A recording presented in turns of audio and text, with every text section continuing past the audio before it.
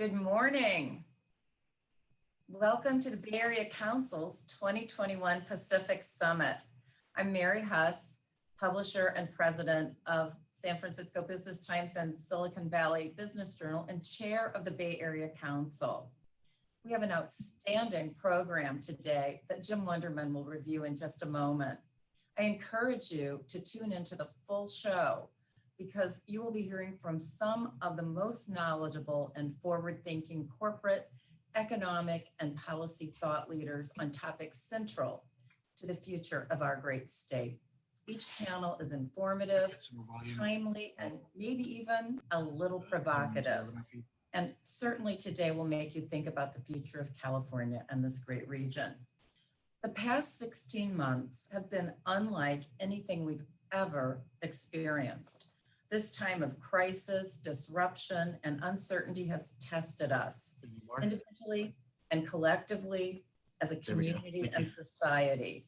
Importantly, it's tapped into our resilience, that innovation gene in our California DNA, and our ability to overcome adversity by working together. Time and again, this state and region has led the way in forging solutions to the most challenging problems so often born out of adversity. We invent our future here in California. It has something to do, I think, with that endless view as we gaze out over the Pacific horizon and those blue skies, imagining what can be. We see possible. As we turn the corner on this pandemic, this is the perfect time to reflect on the future of California, on how we will apply that same resilience, vision, and collective action that got us through the pandemic to address the many challenges that remain and to identify the opportunities that hold the most promise for our future that we must nurture and grow. Please join me in thanking Kaiser Permanente for again serving as presenting sponsor. Kaiser's commitment, leadership, and generous spirit helps us thrive as a community. And many thanks to our major supporting sponsors, including TMG Partners and Accenture, and all the generous sponsors who made this event possible. Thanks to the talented team at the Bay Area Council that worked hard to bring you such an excellent program. I have to give special thanks to Rufus Jeffries, kind of invented this and made it happen. And thanks to Jim Wonderman, President and CEO of Bay Area Council, for his leadership, vision, tenacity, and relentless commitment to the future of the Bay Area and California. Enjoy the show, and please welcome Jim Wonderman.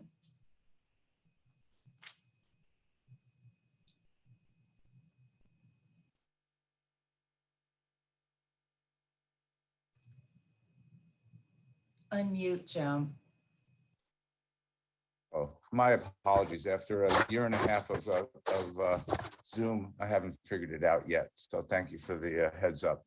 I want to thank you very much for the leadership and your support of the Bay Area Council and our team over the last couple of years. You're nearing the end of your time as chair, and you picked quite a fine time to do it.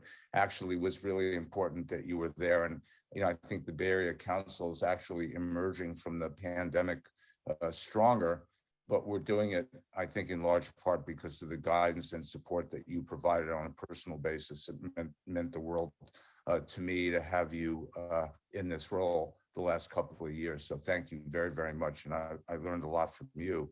And you also have done a great job running those two incredible newspapers. Arguably the two best newspapers in the Bay Area are led by you, Mary. I couldn't agree more with what you said about the future of our region. I think, at heart, all of us are California champions. We want things to go well. We love this state and everything that it stands for. And the nature of our work, there are times that we're frustrated by the challenges that we have. The pace of change sometimes isn't fast enough. But we also know that California remains a place of incredible optimism, of innovation, and creativity. And in many, many ways, it's just an incomparable place that many have sought, and I think all of us love. But Mary did allude to some of the challenges that lay ahead. Will California be able to maintain our global economic and innovation dominance and leadership. It's a big question. Certainly, there are other states and other regions in the country and in the world who want to challenge us. At the same time, can we finally address the profound social and economic inequities that hold us back from our progress and deny so many the right to enjoy equally in the opportunities that the state has to offer? So those are core subjects that we'll hear from great leaders today on innovation and equity. You'll be hearing these common themes, I'm sure, throughout the day. I'm really looking forward to this program. A lot of work went into it, and Mary recognized Rufus Jeffers and Justin Sider. Those two really supported the creation and drove this effort, along with the Bay Area Council team, which is a phenomenal team, in putting together this program. We'll start the day hearing from tech legend Meg Whitman and hear her insights about California's innovation economy and what it will take for California to remain on top. Former Secretary of Defense and Secretary of many other things during his career, Leon Panetta, will talk more generally about growing threats to California's economic competitiveness, something he has spoken out on. And I suspect we'll also hear his thoughts on President Biden, on partisan politics, and on global relations. We will be hearing from CEOs of the state's leading ethnic business associations about the unique challenges California's more than 2 million small and minority-owned businesses are facing in the wake of COVID. And I hope they'll help explain to us how we can help. Clorox CEO Linda Rendell will be talking about the transformation that is occurring in the consumer products giant as she works to create a purpose-driven corporation and what it means for that business and other businesses.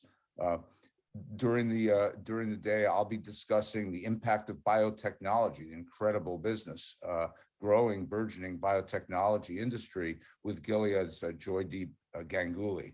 Later, we'll hear from U.S. Senator Alex Padilla. He'll brief us on what's happening inside the Beltway, his priorities for the next 2 years. I suppose he'll be talking about the infrastructure package and what the chances are for us to see it and what it might look like. And we'll get to meet our new Attorney General of California, Rob Bonta. And he'll talk about the intense focus he's bringing to bear on issues of racial justice and racial equity, which he championed as a member of the California State Assembly and brings to his new role. And of course, we're super delighted and honored to welcome Governor Gavin Newsom to talk about his vision for California's future and how he's working to ensure our Golden State comes roaring back. So as Mary said, I hope you'll stick around for the day for the entire program, each piece. I think this is going to be greater than the sum of the parts.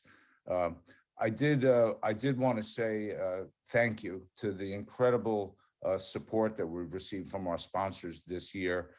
It's been such an amazing year to have you behind us, and it's meant so much to me and the team at the Bay Area Council. We couldn't have done this without you, and I actually think the organization is really well positioned as a result of the support that you provide to go forward.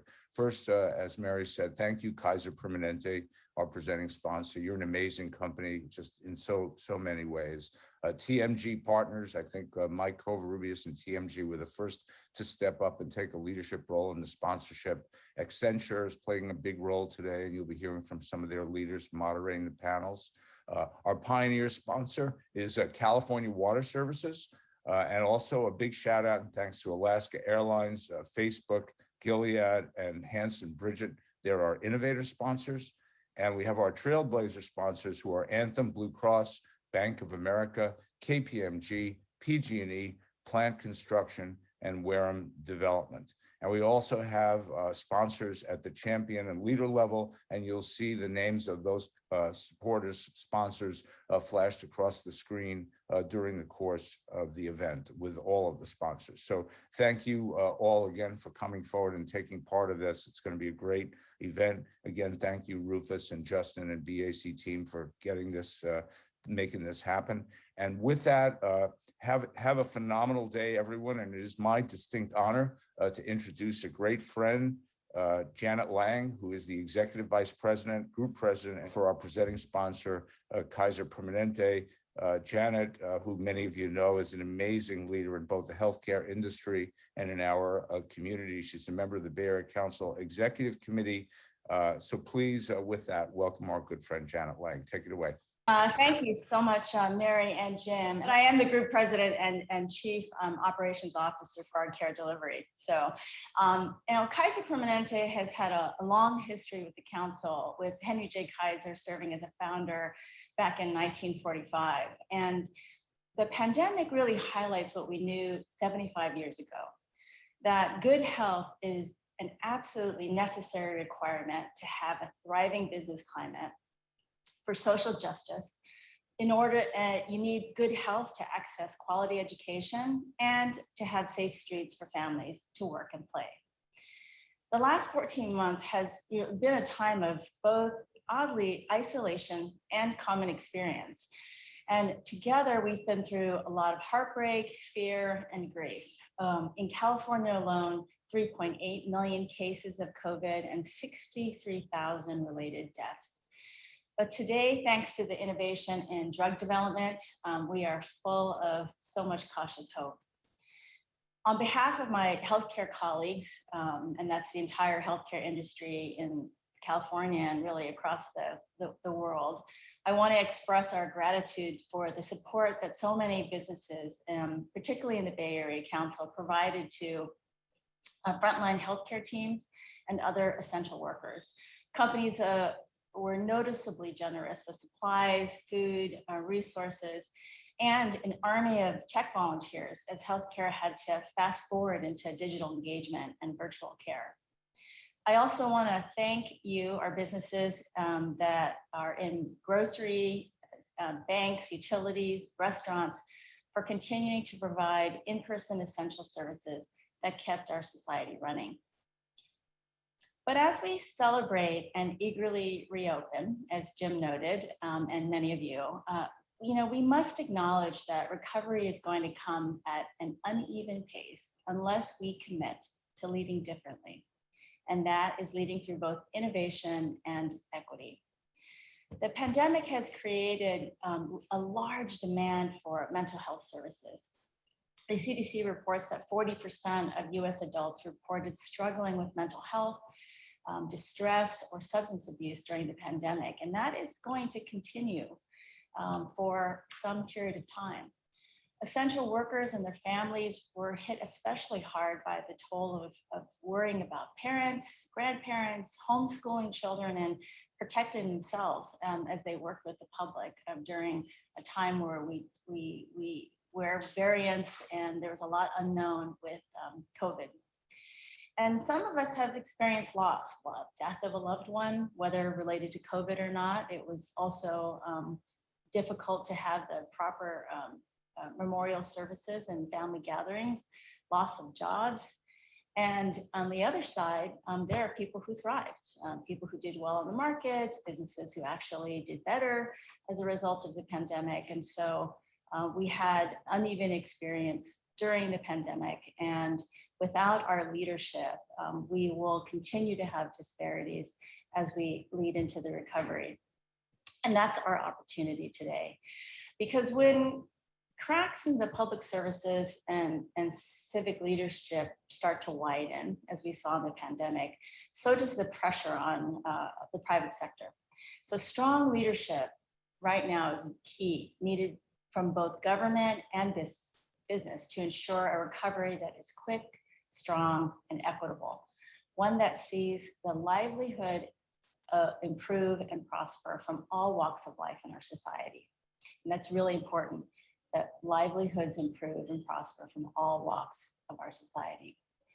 So Kaiser Permanente is honored to be the presenting sponsor of today's series of conversations that address exactly this aspiration.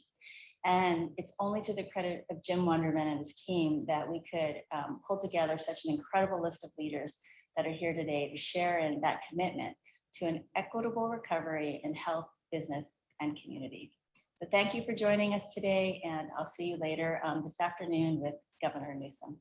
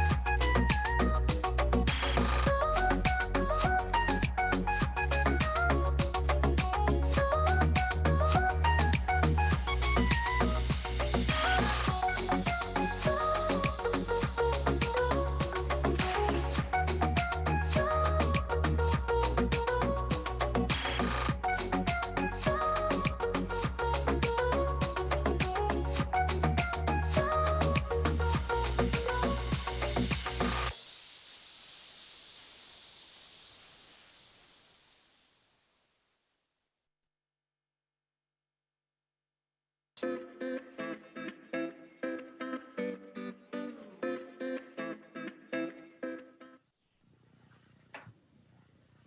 morning, everyone. My name is Chris Rivelli. I'm the CEO of Plant Construction and a member of the Bay Area Council Executive Committee. California's knowledge-based economy is the envy of the world, producing breakthrough technologies that continue to change the world, creating global companies, millions of jobs, and attracting billions of dollars in investment.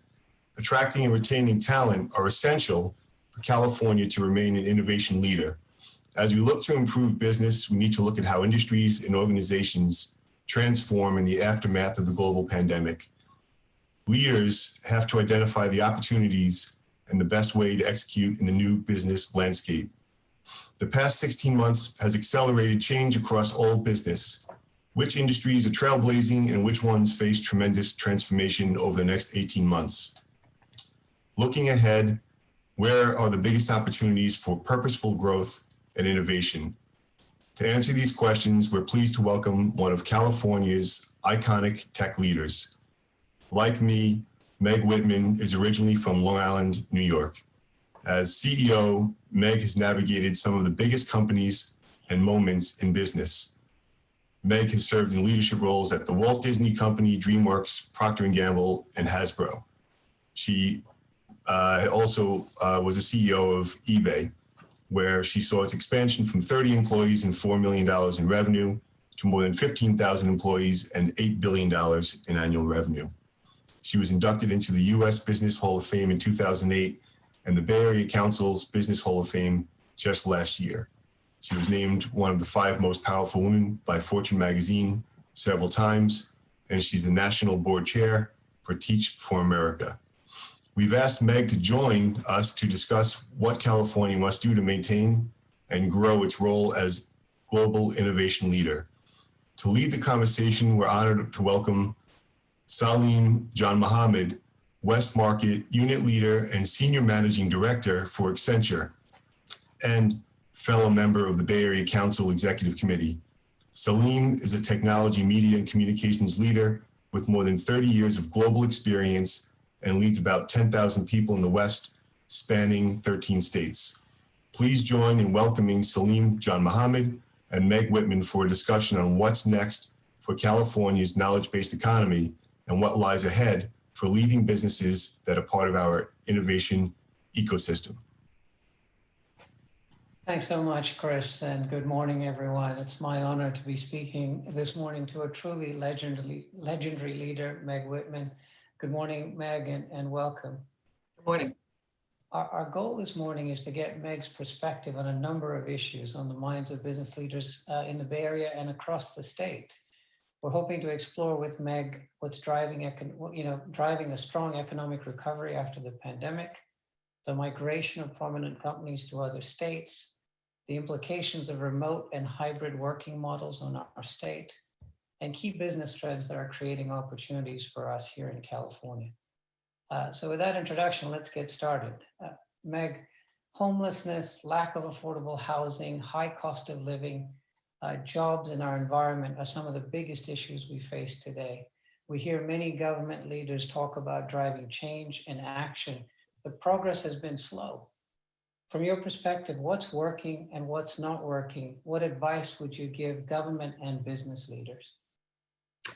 Well, good. Well, first of all, thank you for having me this morning. Delighted to be here. You know, the challenges, in my view, that California faces is not new challenges. This has been going on for well over a decade, but they are now coming to the fore, I think, because of the pandemic. And I think there's a couple of things that California has to be really focused on. One is we are now losing population. In 2020, we will lose population for the first time since 1900, if you can imagine that.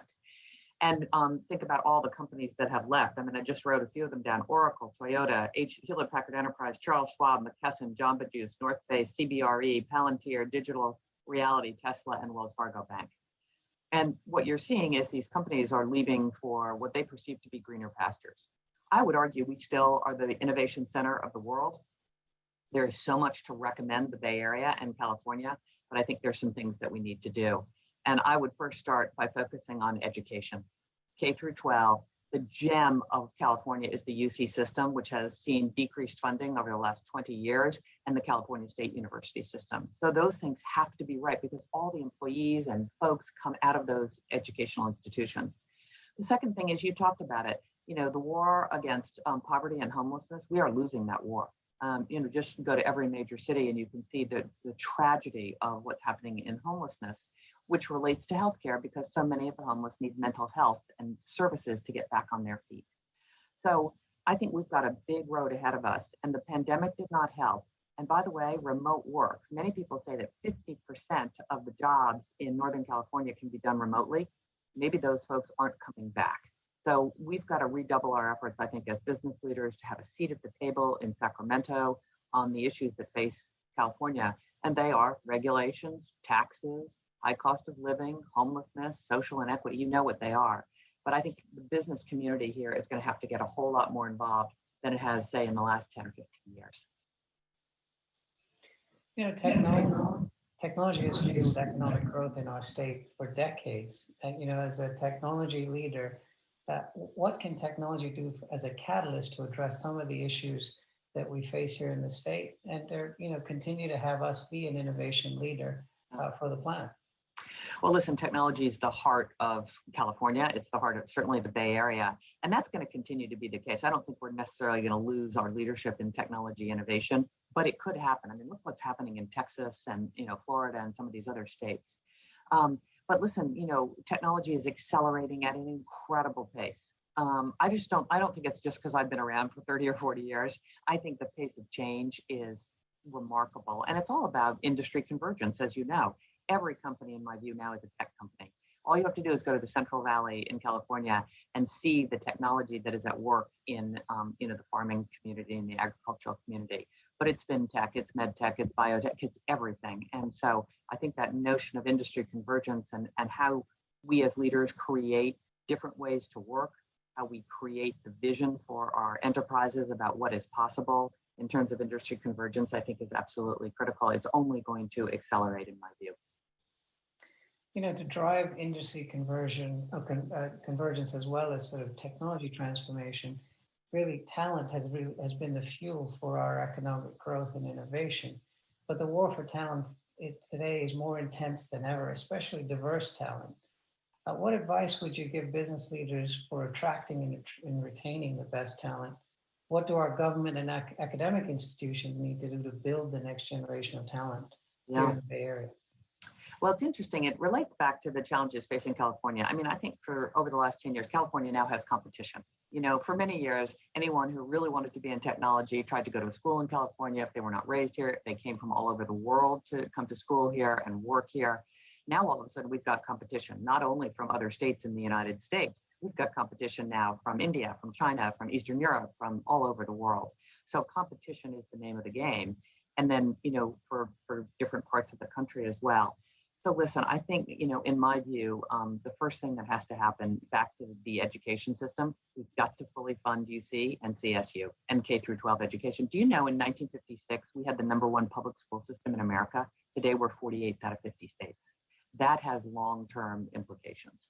The second is, I think, from how do you make this a hospitable place to do business, right? It's back to the jobs. It's interesting, again, back to competition. When I was the CEO of HP, I was visited by heads of foreign state, by every governor from, the major states in the country. And, we've never had to compete for jobs. So my advice to the governor is, and I've told, his staff this, is we got to now go market California. We got to convince the Charles Schwabs to stay here, the Hewlett Packard Enterprises to stay here, the Jamba Juices to stay here because of what can be the future of California. So it's all about competition. And I think the state government has to wake up to that, which they are. I mean, listen, Gavin Newsom, who I guess you're going to hear from at the end of the day, is very aware of what's happening. And you think about the gig economy, that's actually something that could be very helpful to California. So lots of opportunities, I think, to change the dynamics here, but it's going to take, like everything else that's hard to do, leadership. You mentioned this in your opening comments, but many organizations are talking about hybrid working models as the way of the future. What's your view on the workforce of the future? What are the implications of a more virtual workforce on collaboration Yeah. and innovation? And what are the implications for our economy with, the democratization of talent, if you will, with the virtual Yeah. workforce? Yeah. I'd love your perspective. Well, I'm a little torn because, I, started out my career at a very different time and place. But I will make two comments. One is I think remote work is here to stay. Maybe not 5 days a week, maybe 3 days a week. But I do think we will be able to draw talent from all over the country and frankly, all over the world. What I do worry about is the ability to create on Zoom. I think it's great for communication. It's great for updates. There's lots of things that this medium is fantastic for. But I worry about our ability to, create and solve really tough problems, because the way I've always done that for so many years is you get the right people in the room. And then there's those interactions that happen, in the coffee break room, in the bathroom, in wherever. And so I do think there will be a hybrid workforce. I think it'll be, but I will tell you, this next generation, the 20-somethings, for the most part, they actually want to be remote. And, maybe that's going to work out because they've been raised in a different environment than perhaps you and I. But I still am a believer of in-person for, really creative problem solving. But I may be proven wrong on this. Honestly, I'm sort of convicted about it, but only because of the history of how I've done things. So we'll see. Okay. There's been a lot of discussion about regulation of big tech. Certainly, we've got, a lot of large technology companies here that are facing increasing regulatory pressure. What does that, potential breakup of big technology mean for our state? And what's your perspective on whether we should continue to scale these businesses or force them to compete differently? Yeah. Well, listen, I'm sort of a free market theorist, and so my going in assumption is that less regulation is perhaps the right thing to do for most businesses. I think we are in a very interesting perspective or interesting time right now, whether some of these big tech companies maybe are too big in some dimensions and control too much information, and think about the importance now of, back to industry convergence, of AI and machine learning and how that interacts with this convergence. So I think what I would recommend is that these companies now take real responsibility, and they've begun to real responsibility for regulating themselves, and that's the best way to avoid the heavy hand of government.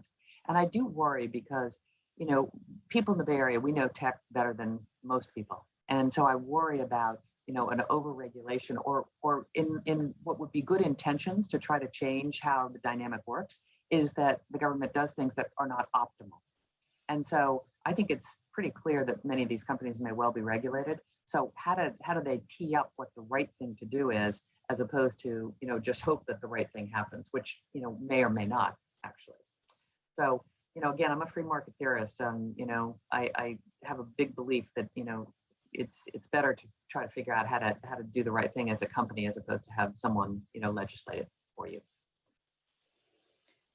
Just as we talk about technology, I mean, as you think about the future of our state and our economy, what do you see as the biggest opportunities? You've talked a little bit about industry convergence, med tech, retail tech, etc.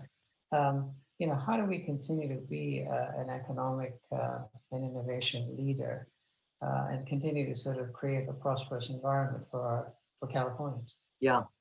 Well, first of all, much of this innovation happens naturally if the environment is right? You can't, sort of legislate innovation. If we've proved anything in Silicon Valley, it happens organically. It's a function of the venture capital community, the university community, and then the big tech companies that then give way to smaller tech companies. I mean, think about it, HP, the granddaddy of Silicon Valley, up until about 10 years ago, virtually every founder of major tech companies in Silicon Valley traced their roots back to HP.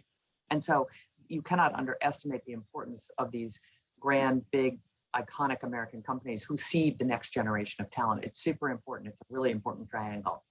But I think, coming back to where we started, making sure we do not lose venture capital money to other states. And by the way, that is starting to happen. There is some real worry that our share of venture capital in California is starting to decrease. And it's probably okay if it decreases some, but I will tell you, being the hotbed of venture capital has been a really important part of our success here. And then, I've said what I think about the university system, a number of times here. And then I would say, listen, we've got to solve some of these social inequities here. The homelessness problem, the housing problem. We're losing low income and middle income workers to other states because they can no longer afford to live here. But we're also losing wealthy people. And as you know, we have an incredible tax structure where about 300,000 individuals in our state account for 50% of the personal income tax. So you lose one very wealthy individual to Texas or Idaho or Florida, it actually has a big impact. So I think we have to think about, what is the structure of the tax system here? What is the structure of how we generate revenues that are absolutely critical for an important and functioning government? But how do we do it without driving out the low income people, the middle income people, and then of course the wealthy people? And that's what we're doing right now. So I think we've got some work to do there. You mentioned industry convergence as an opportunity. Do you see, California sort of leading the way in that convergence? And sort of where do you see that happening most in sort of the, in your conversations with business executives? You said every company is a technology company. Some would argue with that. So I'd love your perspective. Yeah. So listen, I think in many ways, Silicon Valley led industry convergence because, when you're starting something new, you can take the best of one industry, the best of another, and marry it together, which is what we've done here for years. It's, often people say we're disrupting existing businesses. That's true. But the way it's been done is you say, okay, well, what do we know about this industry? And then how can we be more efficient? I mean, effectively, what we've been doing is making, inefficient markets that have existed for many years more efficient by industry convergence.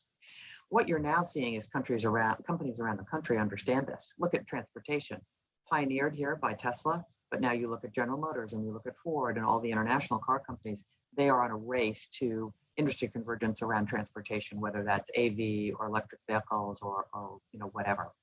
So I think in many ways we can own that startup mentality here and then figure out, how to help in some ways these bigger companies that are trying to manage this transformation.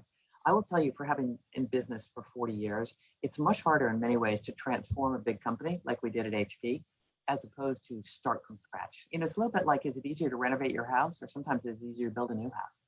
And that's a hackneyed analogy, but it's kind of true.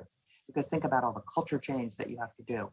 But you're looking at all these big companies, and they are embracing technology in a way that they haven't in the last 10 years. I mean, in your practice, you can go through just about every single industry, and they are leaning much more heavily into technology than they have in the last 10 years because they have to, or they will be, made obsolete by, a startup that is disrupting their industry. And so I think there's lots and lots of opportunity, whether it's more fintech, whether it's transportation. Insurance, I think, is one that is really ripe for all kinds of transformation. Media and entertainment is at the beginning of that big transformation. So, lots of exciting things going on. And if I was a young entrepreneur today, I'd be trying to figure out, which one of these, still inefficient ways of doing business I could go in and make lives better for, every American and every person in the world. Meg, you mentioned AI earlier.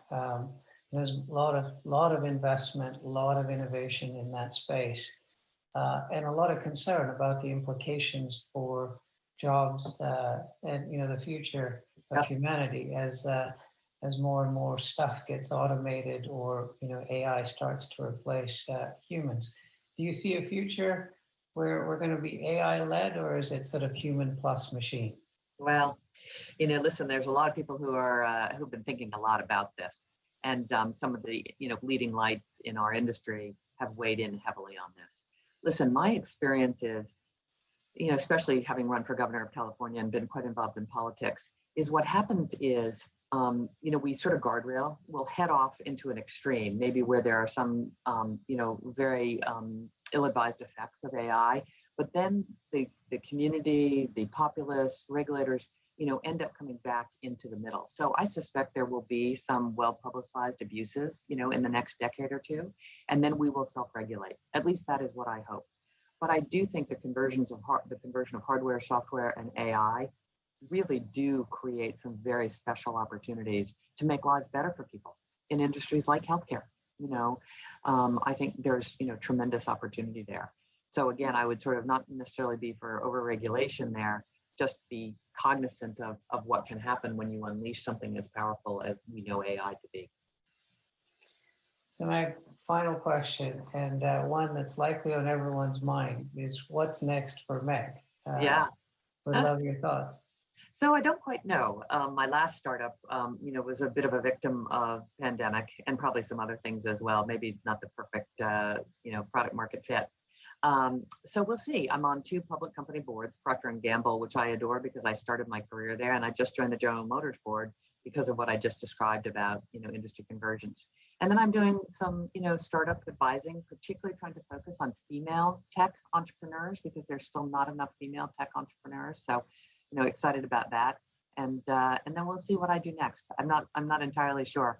I don't mind having a little time to relax and think, which, I think all of us could spend a little bit more time thinking. But when you're in a full-time job, like you are, Salim, it's like you're doing. And so it's been nice to have a little extra time.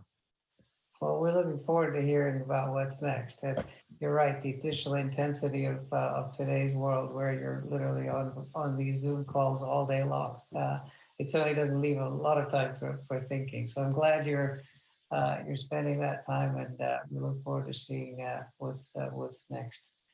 Meg, thank you so much for sharing your thoughts and this morning, and we appreciate your time, but also your insight and your perspective. It's always pragmatic. We've got a number of challenges and opportunities ahead, and I feel like California will rise to the challenge. I think so too. I think we'll figure it out. But I would leave you with one thought: the business community needs to get more involved than they have been. They've got to have a seat at the table in Sacramento. So good. Well, thank you very much, Salim. Well, Jim and the Bay Area Council are absolutely committed to making sure we have a voice in Sacramento. Appreciate the candid conversation. I'll now hand off to Janet Riley, who's going to have a conversation with Senator Alex Padilla. Thank you so much. You're welcome. Thank you.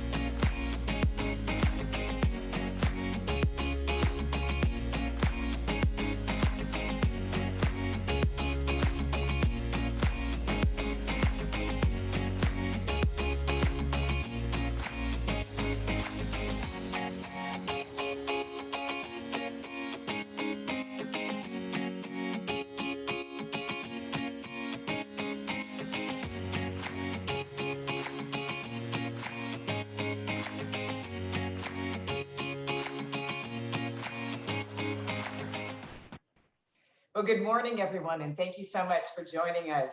I'm Janet Riley, co-founder of Clinic by the Bay and co-owner of the San Francisco Examiner and the Nob Hill Gazette, and a proud University of California Regent. It is my great honor this morning to introduce our next speaker. Senator Alex Padilla's life story is really the story of the American dream. The son of immigrant parents from Mexico who worked tirelessly to give their children every opportunity, and Senator Padilla made the most of it. Although he graduated with an engineering degree from MIT, Senator Padilla would ultimately find his calling in public service, working to address the gross social and racial inequities he witnessed growing up in Los Angeles. He has been a trailblazer and a highly respected leader. He was the first Latino elected to the Los Angeles City Council, the first Latino Secretary of State, and the first Latino to represent California in the United States Senate. He also served 2 terms in the California State Senate. There's so much more to Senator Padilla's inspiring life story, but we have a limited time with him this morning, so let's focus on hearing from him. To lead the conversation with Senator Padilla, it is my honor to introduce Mona Pasquil Rogers from Facebook. Mona is herself a trailblazer who has dedicated much of her life and her career to public service. So please welcome Mona Pasquil Rogers and Senator Alex Padilla. Thank you, Janet. Welcome, everyone. Welcome, Senator. Wow, it is so great to see you here. We're also happy to see you here. It has been a whirlwind 6 months. Tell us a little bit about those last 6 months.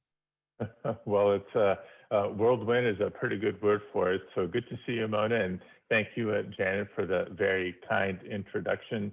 It's been a whirlwind on a number of fronts, but a lot of issues with unprecedented times that we're living in, and through it all, just imagine some of the reflection that I've been able to do as a proud son of immigrants. As Janet mentioned, my parents came to the United States, not just to the United States, to California in the 1960s, like so many others in pursuit of the American dream. I tell the story. They came from different regions of Mexico. They met in Los Angeles. They fell in love, decided to get married, and applied for green cards in that order. And I thank the U.S. government every day for approving those applications, because if they would have been denied, no doubt my life story would be a lot different. So been blessed with a tremendous amount of opportunities throughout my life, from getting a good education, proud product of public schools in Los Angeles, to that mechanical engineering degree from the Massachusetts Institute of Technology before entering public service. Frankly, if you're curious as to why that leap, why that shift, it all comes down to Proposition 187. If you remember the political environment that was California in the year 1994. And that's, I think, still relevant today, not just because it was a motivator for my public service career, but because we have in many ways come full circle in the debate, sadly, around immigration, the role of immigrants in the United States of America and in our economy, and the contributions of immigrants in the United States and our economy. But that's just one of many issues that have encapsulated these first 6 months.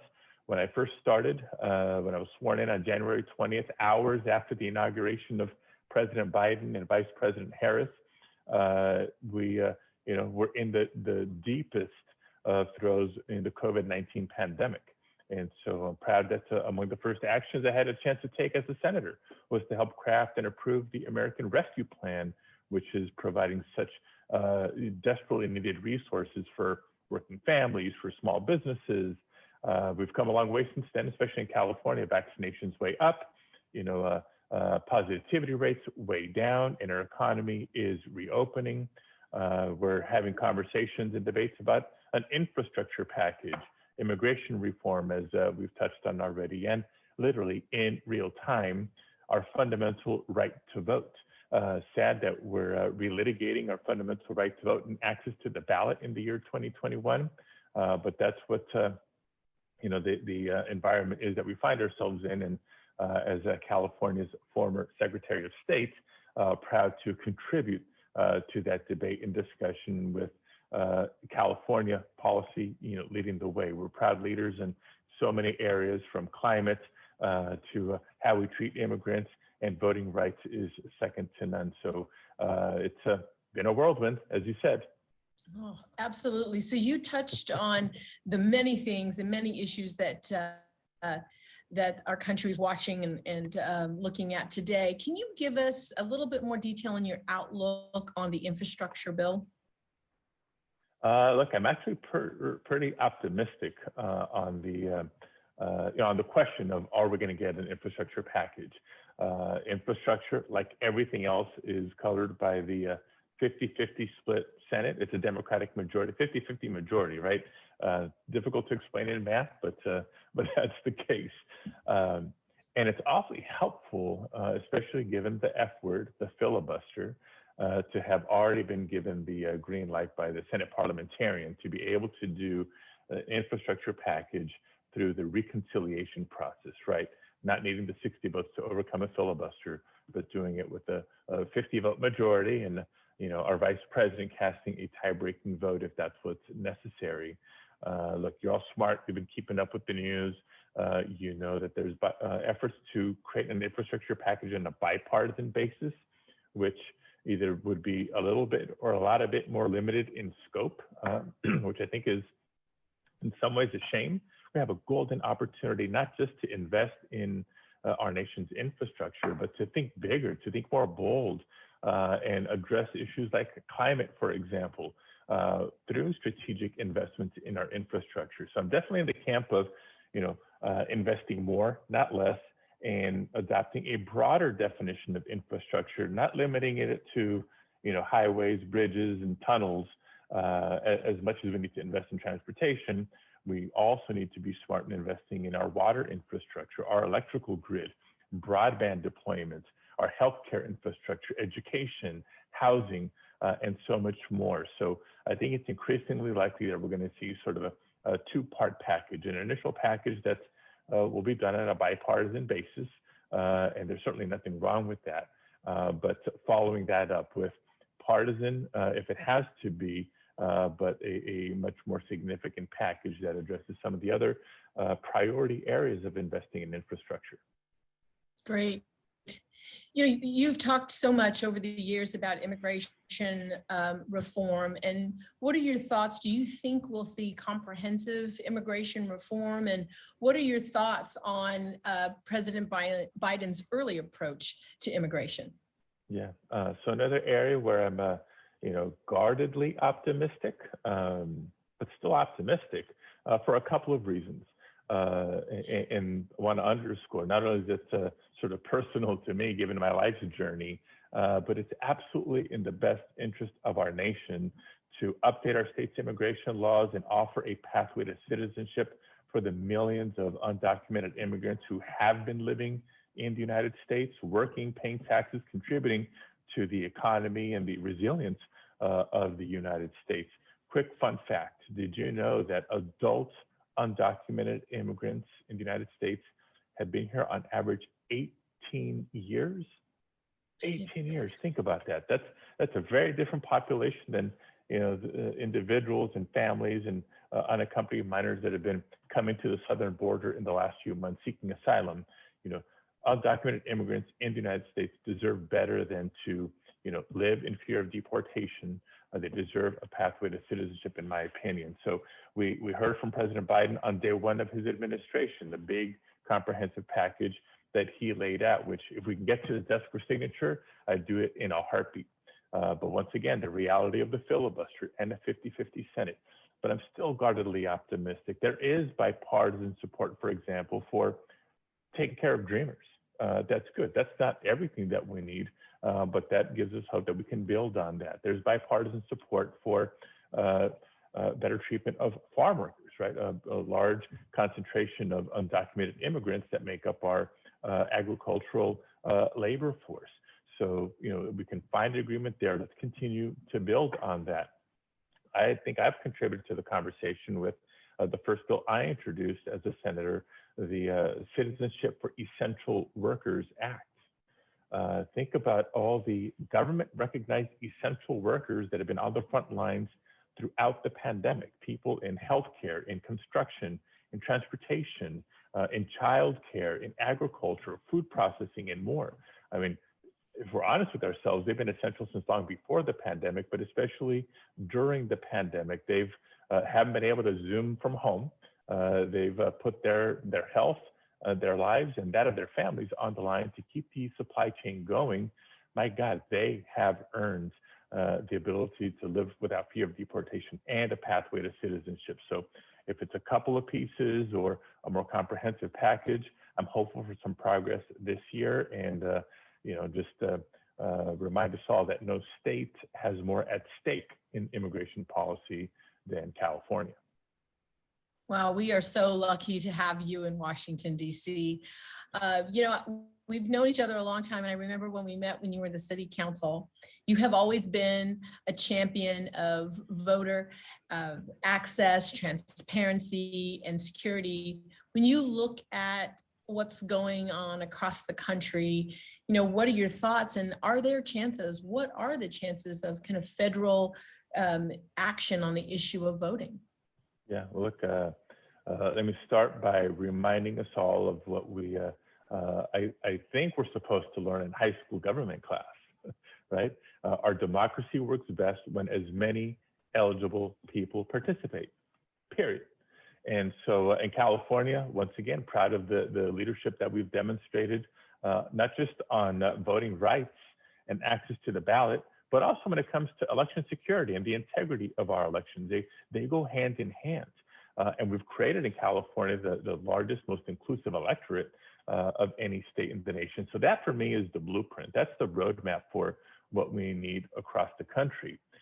It's beyond just that, the threat to our fundamental right to vote that we're seeing in states across the country. See what's happening in Arizona with this bogus audit, in Texas, where it literally took, dozens of Texas legislators walking out of session to break quorum to get in the way of voter suppression laws advancing there. You look at what's happened in Alabama and Georgia, so many other states. It's beyond that. It's dangerous, and it's not an exaggeration.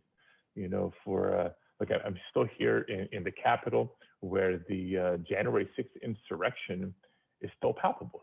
It's still felt. The trauma is still fresh. And I bring that up because what was the premise of the January 6th insurrection? The big lie. Conspiracy theories, outright lies about the integrity of our elections.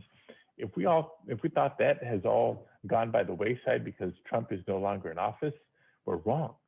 Right? Trump is gone, but Trumpism clearly is not. And you see the hundreds and hundreds of bills that have been introduced in states across the country to make it harder, not easier, for people to vote under the false pretext of voter fraud.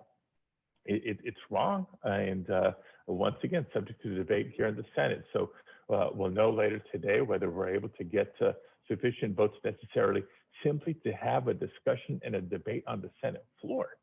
This should not be partisan, but sadly it's become that. Can we get at least 10 Republicans to agree with the 50 Democrats to allow for a debate and discussion on not just defending the right to vote, but strengthening the right to vote in America? It is fundamental and so critical. Great. So we all kind of want to know, did the vice president give you any advice after she swore you in, and anything that you want to share with us about, what that advice was? Yeah, I mean, we've known each other for many years and still stay in touch from time to time. Some political advice, some policy advice, and a whole lot of personal advice, which is maybe the most valuable for longtime public servants. For me, just recently serving in an office that has me 3,000 miles away from home for days on end each and every week. I'm actually sitting in the very space that she used to sit in the Hart Senate office building. So a lot of it is, stick to your values. Don't be shy. That was maybe one of the bigger ones. You may be a freshman and there's this seniority dynamic in the United States Senate, but damn it, we're from California. We're the most populous state in the nation, represent the largest economy of any state in the nation, and are such thought leaders in so many policy areas. We yes, should be respectful. Let's get to know our colleagues, both sides of the aisle, to the extent that we can. But there's no probationary period. As soon as you get here, you're a full-fledged senator with a vote and a voice. And so I haven't been shy about weighing in with colleagues, whether it's on the Senate floor, in committee, in our offices, in the hallways, anywhere and everywhere, trying to put my shoulder into a lot of these key issues. Great advice. Well, speaking of family, it's tough being so far away, but, are your boys impressed that their dad is a U.S. Senator? On that note, happy belated Father's Day to any dads that are watching this event. Are my boys impressed? I mean, I like to think so. My oldest, Roman, is 14, so he kind of gets it, and had a chance to bring him into the Senate up in the gallery on a couple of debates earlier in the year. My youngest, Diego, yeah, he's based on some of the artwork he's been making. I think he's digging having a senator as a dad. But a little inside scoop: I brought the family with me to Washington for several weeks in February, March. The boys were still on Zoom school, so as long as there was Wi-Fi, they could have been anywhere. So we thought we'd try to make the most of a difficult COVID experience. Try to invite them into the office, into the Capitol a couple of times. Not ashamed to say the snowball fights were a lot more popular than going with Dad to the office in the Capitol. So if that's any indicator, I think they're respectful of me being a senator, but maybe in time they'll get the full appreciation for it. Oh, that's amazing. It reminds me of a young girl that I met years ago who hadn't ever been to the state capitol, imagine, let alone the United States Capitol. And she looked around at the walls and she said, I didn't know girls could have an office like this. I mean, she was new to this country. She and her mom were visiting. So, Senator, can you give us some inspiration? To have you there is an honor. It's for on behalf of all Californians. We are so honored. But give us some words of advice to have a great day as we look forward. But in everything that we do, especially businesses in our state, there's someone who's counting on us and someone who's looking at how we handle things like that young girl. So before you leave today, and thank you for your time, give us some advice. Yeah, and if it's, the simple advice, and I'll back it up with sort of a story and a broader message here is, look, we all have opportunities to be leaders. You don't have to be an elected official to be a leader, whether it's at home, whether it's in business, whether it's in the community. We all have a voice. And by being business leaders, you're all recognized as leaders. So when you see something that's going right, speak out, stand up. When you see wrong being committed. I've been sharing this a lot with the rise in hate crimes, for example, not just, but especially targeting our AAPI community. We all have an obligation to stand up and to speak out. It's both an opportunity and responsibility I have each and every day here in the Senate. And here's the backdrop for why I'm feeling stronger and stronger about it, right? You don't get to be in the United States Senate from where I come from by taking anything for granted. You think about my life story and trajectory. My parents, as we mentioned earlier, came from Mexico in the 1960s in pursuit of the American dream. For 40 years, my dad did work as a short order cook. So I've been asked about this by some of my colleagues, like, really, was he some kind of chef? Or no, he scrambled eggs and he flipped pancakes like every day for 40 years. And for the same 40 years, my mom used to clean houses.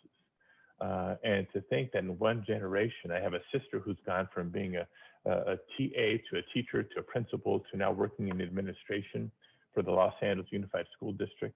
I have a younger brother who's a chief of staff to the Los Angeles City Council president. We're all in public service. That's not a coincidence given the values we were raised with. But I, yes, as a middle child, get to serve in the United States Senate. Like in one generation, that's my family's journey. That's our story. And as proud as I am, I'm also humbled because it's only symbolic of the millions and millions of other family journeys and family stories that are out there. And now I get to bring that firsthand experience, to bring that perspective to the deliberations of the United States Senate. Has it been heard before? Probably. Nearly enough? Absolutely not. And now I get to do that each and every day. So in my way, I'm not going to throw away my shot. I'm going to use my voice, and I invite all of you not just to be satisfied with being successful in business, but to use your voice to make California and our nation a better place.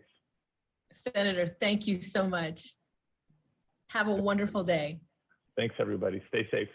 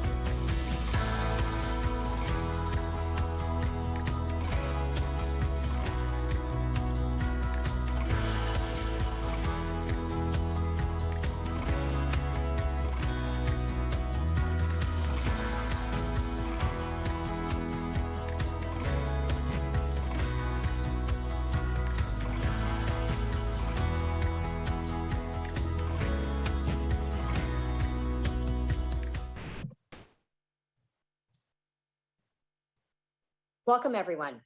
I'm Liz Minnick, Managing Director and San Francisco East Bay Market Executive for Bank of America and a proud member of the Bay Area Council Executive Committee. I want to thank Bay Area Council CEO Jim Wonderman for hosting this incredible summit. And I must say, after doing an introduction last year from my home office bedroom, it's wonderful to be back in my office here today with you all. It's a great honor for me to introduce our next set of speakers.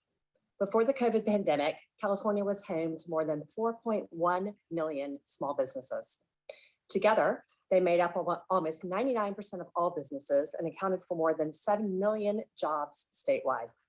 And among California's small businesses, an estimated 1.2 million were minority-owned.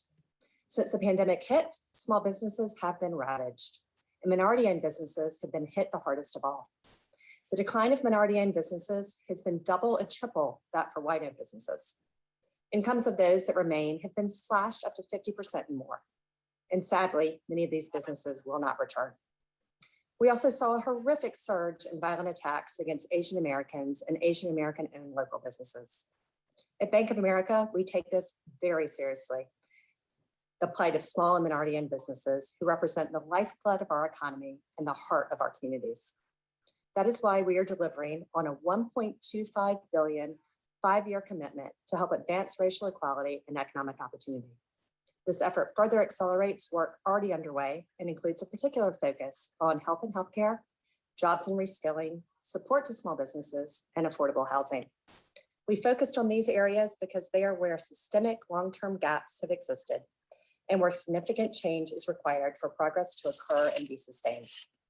In the small business sector, we have allocated $200 million of proprietary equity funding to minority entrepreneurs, businesses, and funds to help supply growth capital, as well as to invest sustainably in programs to create future entrepreneurs. We are looking across our entire portfolio of more than 9 million small businesses to better identify and provide support to businesses owned by people of color, including through lending, networking, education, and mentoring. There is plenty of work to be done. Long before the pandemic, minority-owned businesses faced deep and systemic economic and social obstacles. Today, we're going to hear from 3 great leaders on the historic and recent challenges minority-owned businesses have faced and what we can do about it. Please join me in welcoming Julian Canati, CEO of the California Hispanic Chamber of Commerce, Pat Fong Kushida, CEO of the Cal Asian Chamber of Commerce, and Edwin Lombard, CEO of the California African American Chamber of Commerce. And to lead the conversation, I'm delighted to introduce another great business leader, Diana Burkett Rocco, Vice President of Public Affairs and Sustainability for Alaska Airlines. Thank you again, and please enjoy the conversation. Thanks, Liz. Good morning, everyone. Good morning. Morning. It is really an honor to be with all of you. In addition to my role at Alaska Airlines, I'm also the chair of the board for the Seattle Metro Chamber of Commerce and on the board of the Bay Area Council. And up and down the West Coast, we share some just tremendous opportunities across our communities, but also recognize that our urban areas, our rural areas, our small businesses, our minority-owned businesses have been particularly hard hit over the last year.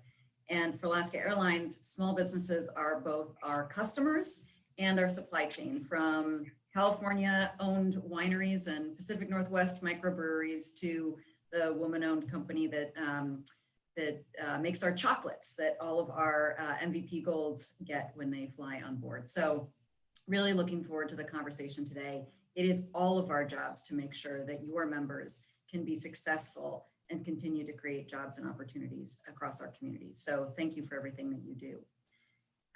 So the statistics that Liz cited are really tremendous. And Pat, you sent me some information also earlier today. It's amazing that nearly half of all businesses in California are minority owned, second only in the US to the state of Hawaii. And I wonder if you can just give us a little bit more information about the impacts that your members are seeing. The statistics Liz cited about the numbers of minority-owned businesses that have closed are incredibly sobering. But what are you seeing? And maybe you could put a story with each of those experiences just to give us a little bit more depth of understanding of just what's transpired across the community over the last 15 months. And then I'll probe deeper as we get into the conversation. So maybe in this order, Edwin, Pat, and then Julian, you guys can dive in. Well, great. And thank you, Diane, for the opportunity today. Yeah, so in the Black community, I've got one particular story I'd like to share. A gentleman named Charlie Mchugh. He had a very thriving barbecue restaurant in the Bay Area in Oakland. He opened up in 1979. He moved to Sacramento in 2019 to expand his base and for a fresh start. And he created an amazing restaurant that became more than just a restaurant. It was a gathering place for the community. And a lot of people would go there not only for the food, but for the atmosphere. Well, then COVID hit. And he was no longer able to open his doors and have people come to eat in his restaurant. And because of that, he had to pivot and change the way he did business. So he had one item that was a major piece of his barbecue restaurant, and that was his sauce. So he got very creative, and he bottled that sauce, and he made it where he can market it to folks that were interested in the barbecue sauce. And he did such a great job. His product was on the shelves in some of the major stores throughout the United States, like Sam's Club and Rayleigh's here in Sacramento. And he was able to do that because of a community-based nonprofit organization that funded him with a grant, a small grant, but it was enough for him to make the change. And that's what kept his business thriving. And now that California is reopening, his restaurant is opening again, his customers are coming back again. So it turned out to be quite a success story, but initially it was a tragedy that was in the making. That's a remarkable story.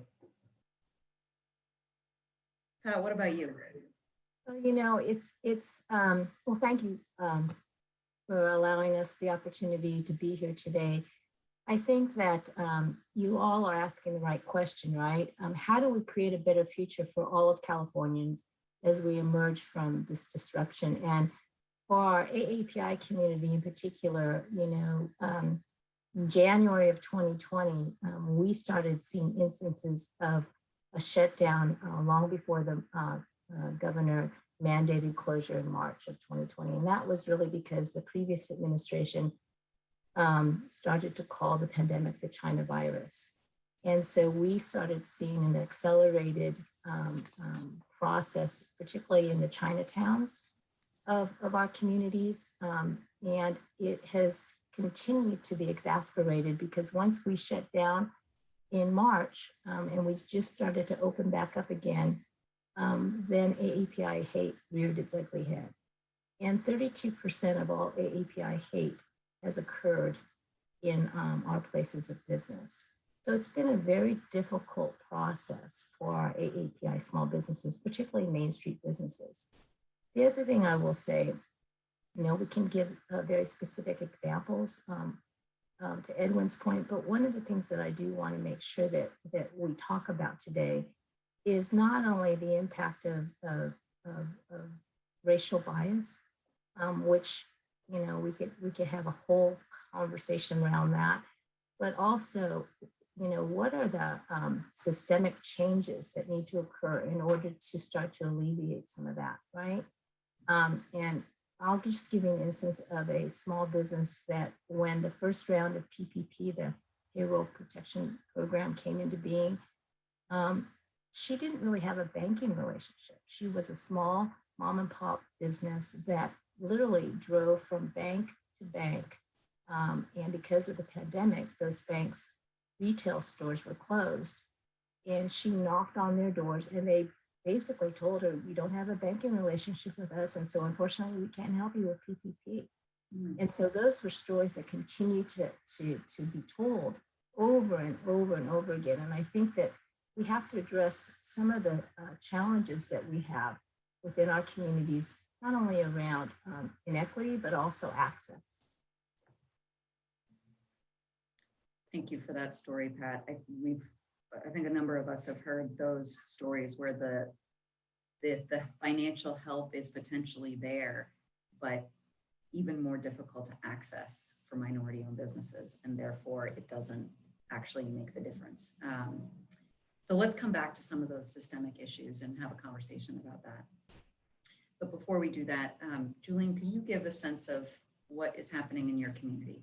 Sure, and thank you, Diana, and thank you to Jim Wonderman and the Bay Area Council for inviting us, and always a pleasure to be on stage with my colleagues, Pat and Edwin. So, you know, a little bit about Latino businesses. You know, right now in California, they're employing over 802,000 employees throughout the state. So about a little bit over 10% of the jobs out there created by Latino businesses.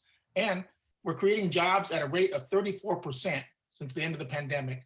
Up to this point now, about 34% compared to 1% of all other businesses here in California. But to put a face to why we're growing and why we continue, I mean, you know, the pandemic was devastating to Latino businesses. We did surveys with Stanford and the university, and they were estimating about 88%, 90% were negatively impacted by the pandemic. But let me give you a little bit of, in kind of a story like Edwin's, which was a great story. But let me tell you about the Mcguire Brothers down in Inland Empire, Riverside, California. They have a number of businesses. You know, they're a small business. They employ between 100, 200 employees down there. They're in restaurants. They have a number of restaurants and other enterprises. But Marco Mcguire, the lead brother with the business, kind of said, you know, he kind of looked at it as, well, this is an opportunity. It's either an opportunity for us to close and blame it on the pandemic, or it's an opportunity for us to take advantage of the pandemic. You know, the old saying, never let a good crisis go to waste, right? And so what they did was, you know, they had to close down the restaurant for a little while. They kept, you know, the employees on through, you know, PPP loans and other ways and other activities they were doing that they were able to do. But what they decided to do was to expand, right? And that's kind of like in the diverse community of thinking, right? I have an opportunity, let me expand, right? So they not only improve their present location, Marco realized, hey, everybody's being affected by this pandemic. Let me get a good deal on this place down the street.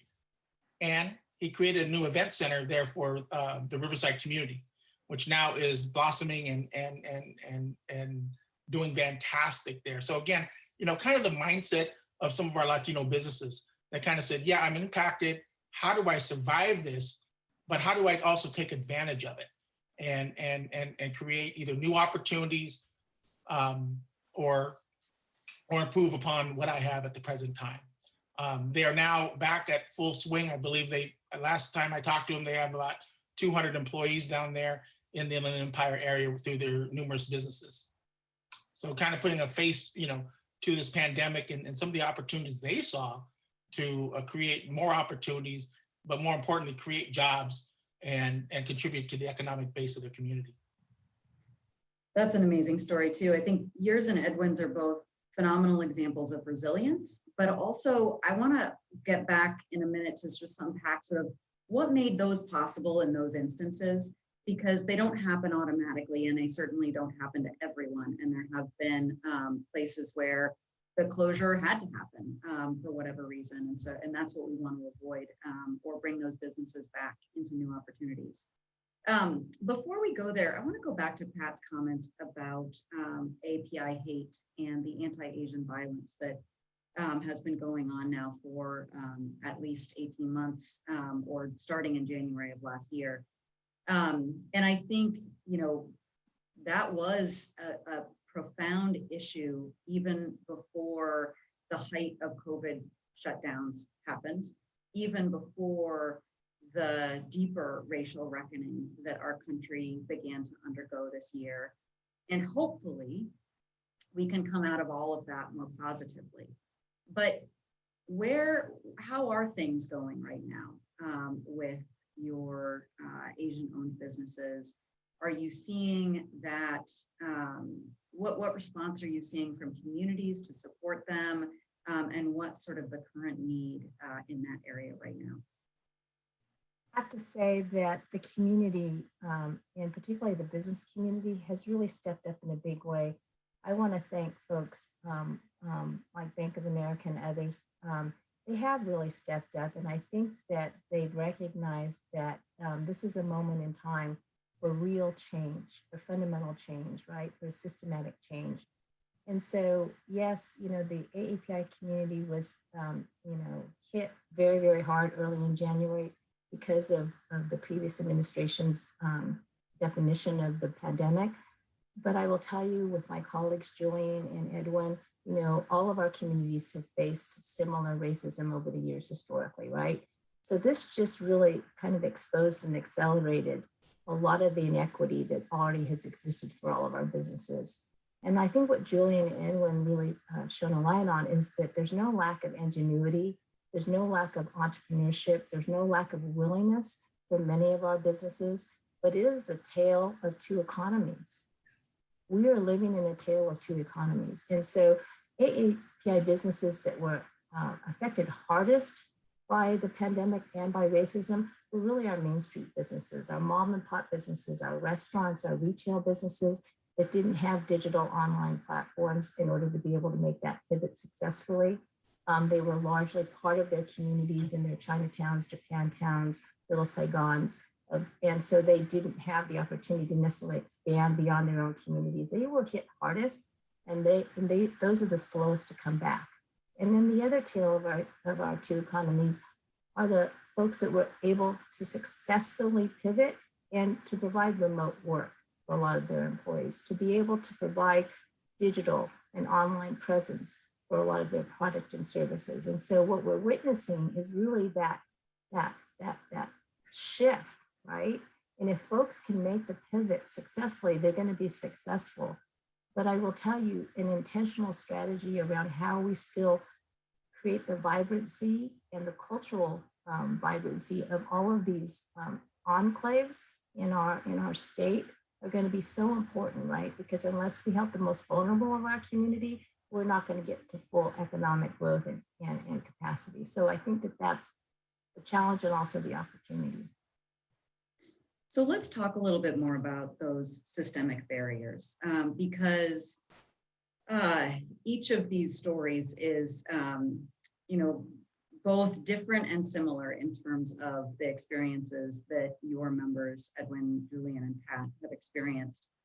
There's some common threads. There's certainly some differences, but the government put forward billions of dollars over the last year to support small businesses and minority-owned businesses. And some of that was able to be accessed, and yet minority-owned businesses still disproportionately suffered. So it gets to that systemic sort of two economies issue that you're raising, Pat. Let's talk about what those systemic barriers are, and then maybe we can talk about what the government can do to address them. So one you mentioned was lack of digital platforms, sort of ready-made digital platforms, which I assume access to technology is probably one issue there. Can you, and you can go in any order, but unpack a little bit. What are those issues? Why was the minority-owned business community still hit so much harder? And then we'll pivot to what can we do going forward to address that and create better equity of opportunity and recovery? Well, I'll go first. In the Black community, I mean, we experience things like police brutality, which has been almost a way of life in our community for decades. And then COVID-19 and its effect on, how we do business and our community at large, voter suppression, health disparities. These things left Black Americans vulnerable to contracting COVID-19 at a higher rate and nearly 2 times greater than our share of the population. Black students, businesses, employees, and homeowners have all been hit hard by the pandemic. 68% of all Black people know someone who's either died from the pandemic or has been affected by the pandemic. And let's be clear, just because you contract COVID doesn't mean you always come back the same way you were after experiencing this. I have a cousin that he's 65 years old in New Orleans, and he contracted COVID, and COVID speared a brain tumor in his head. And now he can barely walk. He can't speak the way he normally did. And he was a very successful real estate broker. And so now he had to change his lifestyle completely, and he's a totally different person. So these things are some of the things that have been compounded because of COVID. Then the Biden administration, they made some very positive changes from the way the past administration had done things, which was great for us. Corporate America pledged large amounts of money, to help stem some of these changes and bring about some systemic change in the Black community. There was a Brookings report done last year in December that estimated it would cost more than $10 trillion to close the racial wealth gap. $10 trillion and bring about the systemic change that is needed in our community. Well, you and I both know that, 1 year worth of funding from corporate America and from the government is not going to change something that has been going on for, over 100 years. And then you look back at our history and, we just celebrated the 100th anniversary of the Tulsa, Oklahoma massacre. Mm-hmm. There's a series of documentaries that have been released recently that tells the truth about what actually happened in Tulsa, Oklahoma. And, you know, the same thing that was being experienced then, we are still experiencing now. It's just on a different level. All the way from housing, you know, to the cost of energy, food deserts, you know, lack of hospitals and access to healthcare. You know, these are all things that are systemic and has been in the Black community all our lives. And if we're going to make change, we have to make those changes. Thank you for that, Edwin. What you raise is such an important reminder that you can't talk about business or jobs without talking about health equity, food, security, housing. You know, there's technology and banking and childcare and all those things that enable people to get to work, but there's also just the basic fundamental needs of life. And those have, in those areas, we've not had a good history of equity in our country. And that's something that I think we're all committed to changing, but it is not going to be 1 year of corporate contributions, as you say. Julian, what about you? Well, Diane, you know, the things that Edwin mentioned, you know, unfortunately, have always been around, right? And individuals like Pat and Edwin and myself have been trying to have been bringing this to the attention of government and corporate America for years now, and years. It's just unfortunate that it took a pandemic for them to realize even more so what was existing and to start taking action. And that's sad that we had to wait for a pandemic to see this, right? You know, our businesses, you know, the needs of them and how we continue to grow and have them expand and create jobs is a thing that you do every day, right?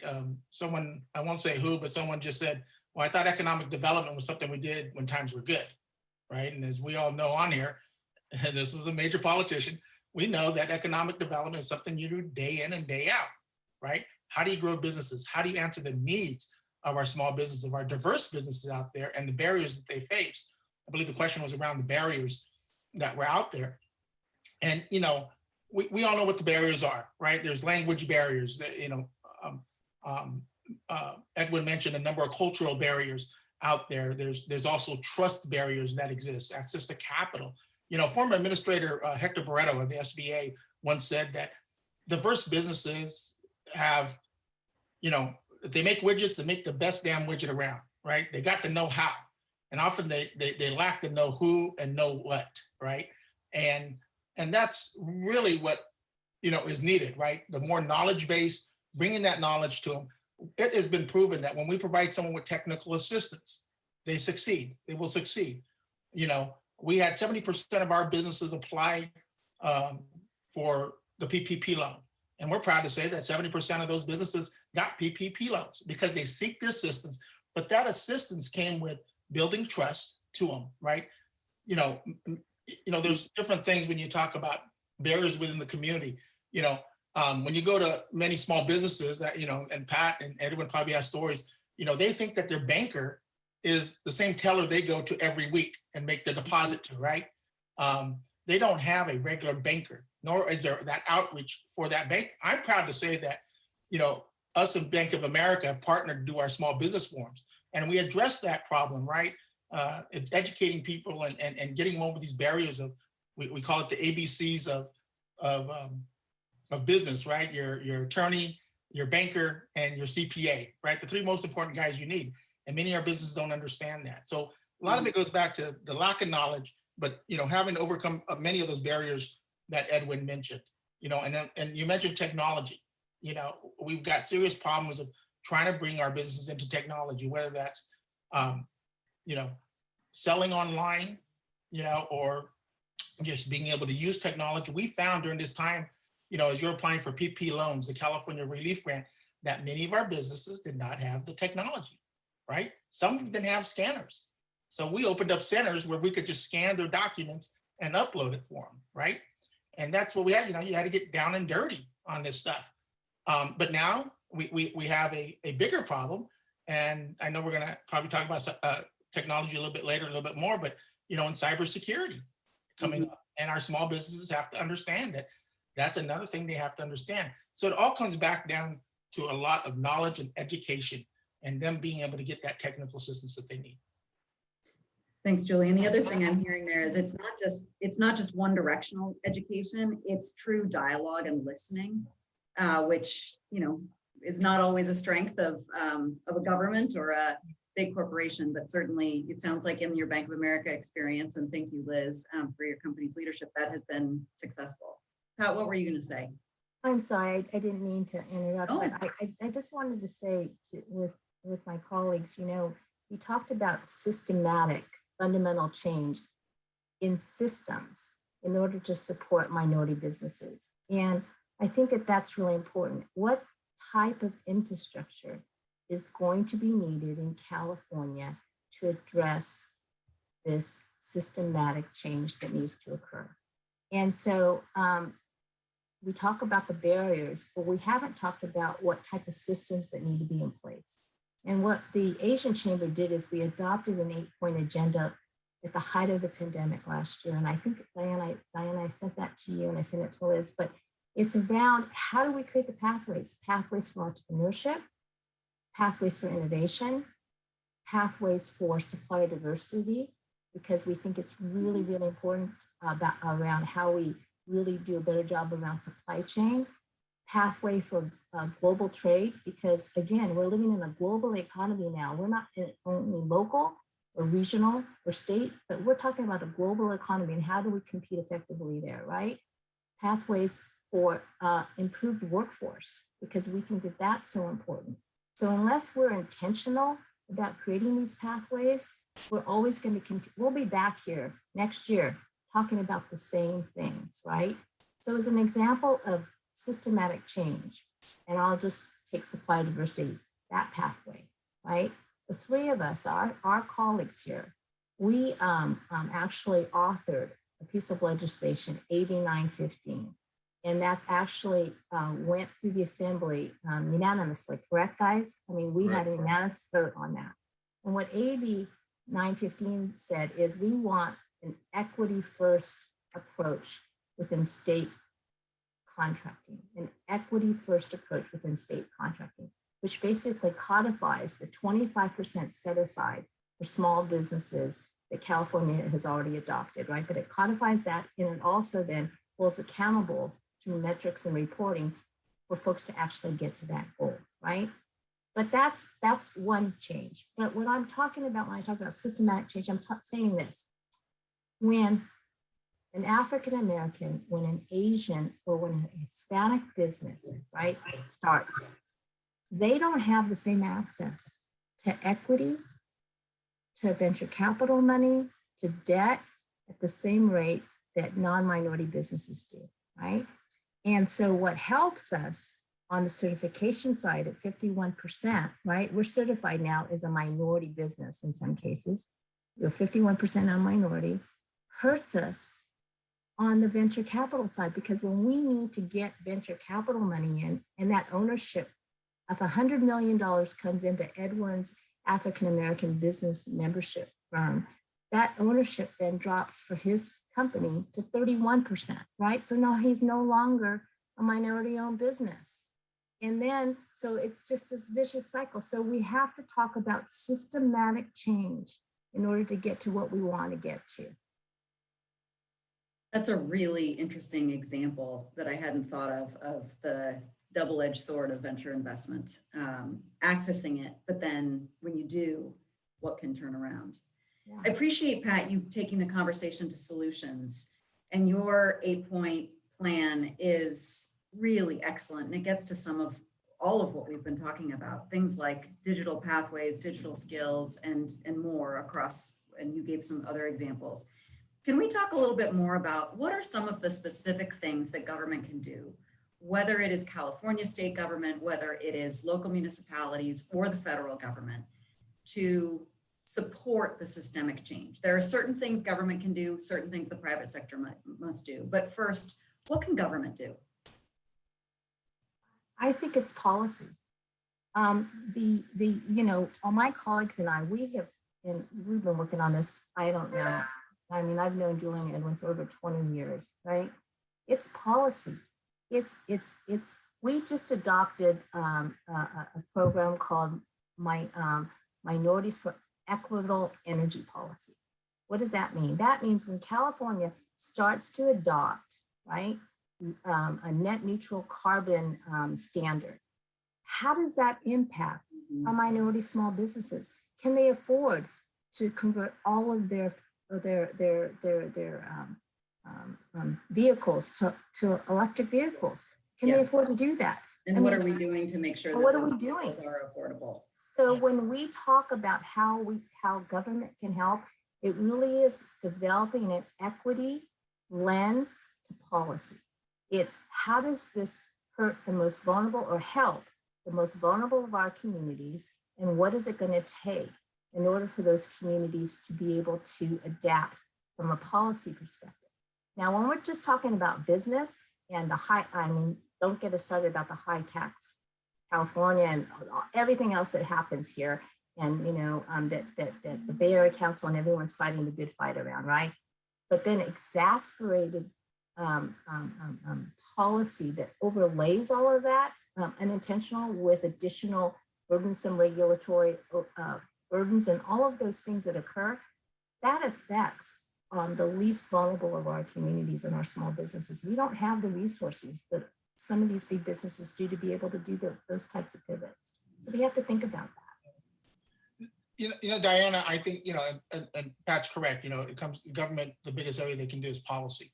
Let's talk about AB 915. We've got it through the assembly this time, but this bill has been introduced by some of our fellow business groups 4 times, and it has failed every time.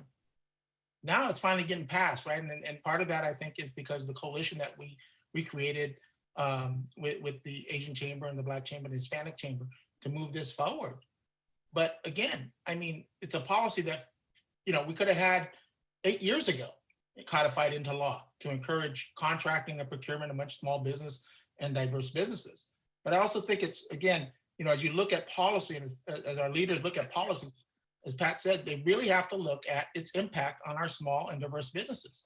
Many of these policies, they sound good on the face, but they have dire consequences or unintended consequences on small business.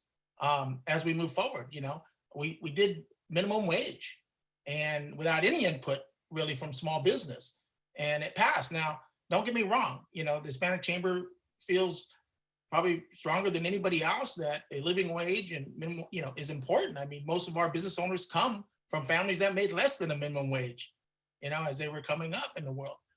But was there any thought of creating any type of tax credits for small businesses who were still employing and moving to employ Californians, but having to meet this new expense? So again, the state chamber has taken on, and right now we're in talks with different legislators about some type of tax credit to help small business cope with the minimum wage requirements. And again, there's talks of other policies that would impact the cost of doing business in California.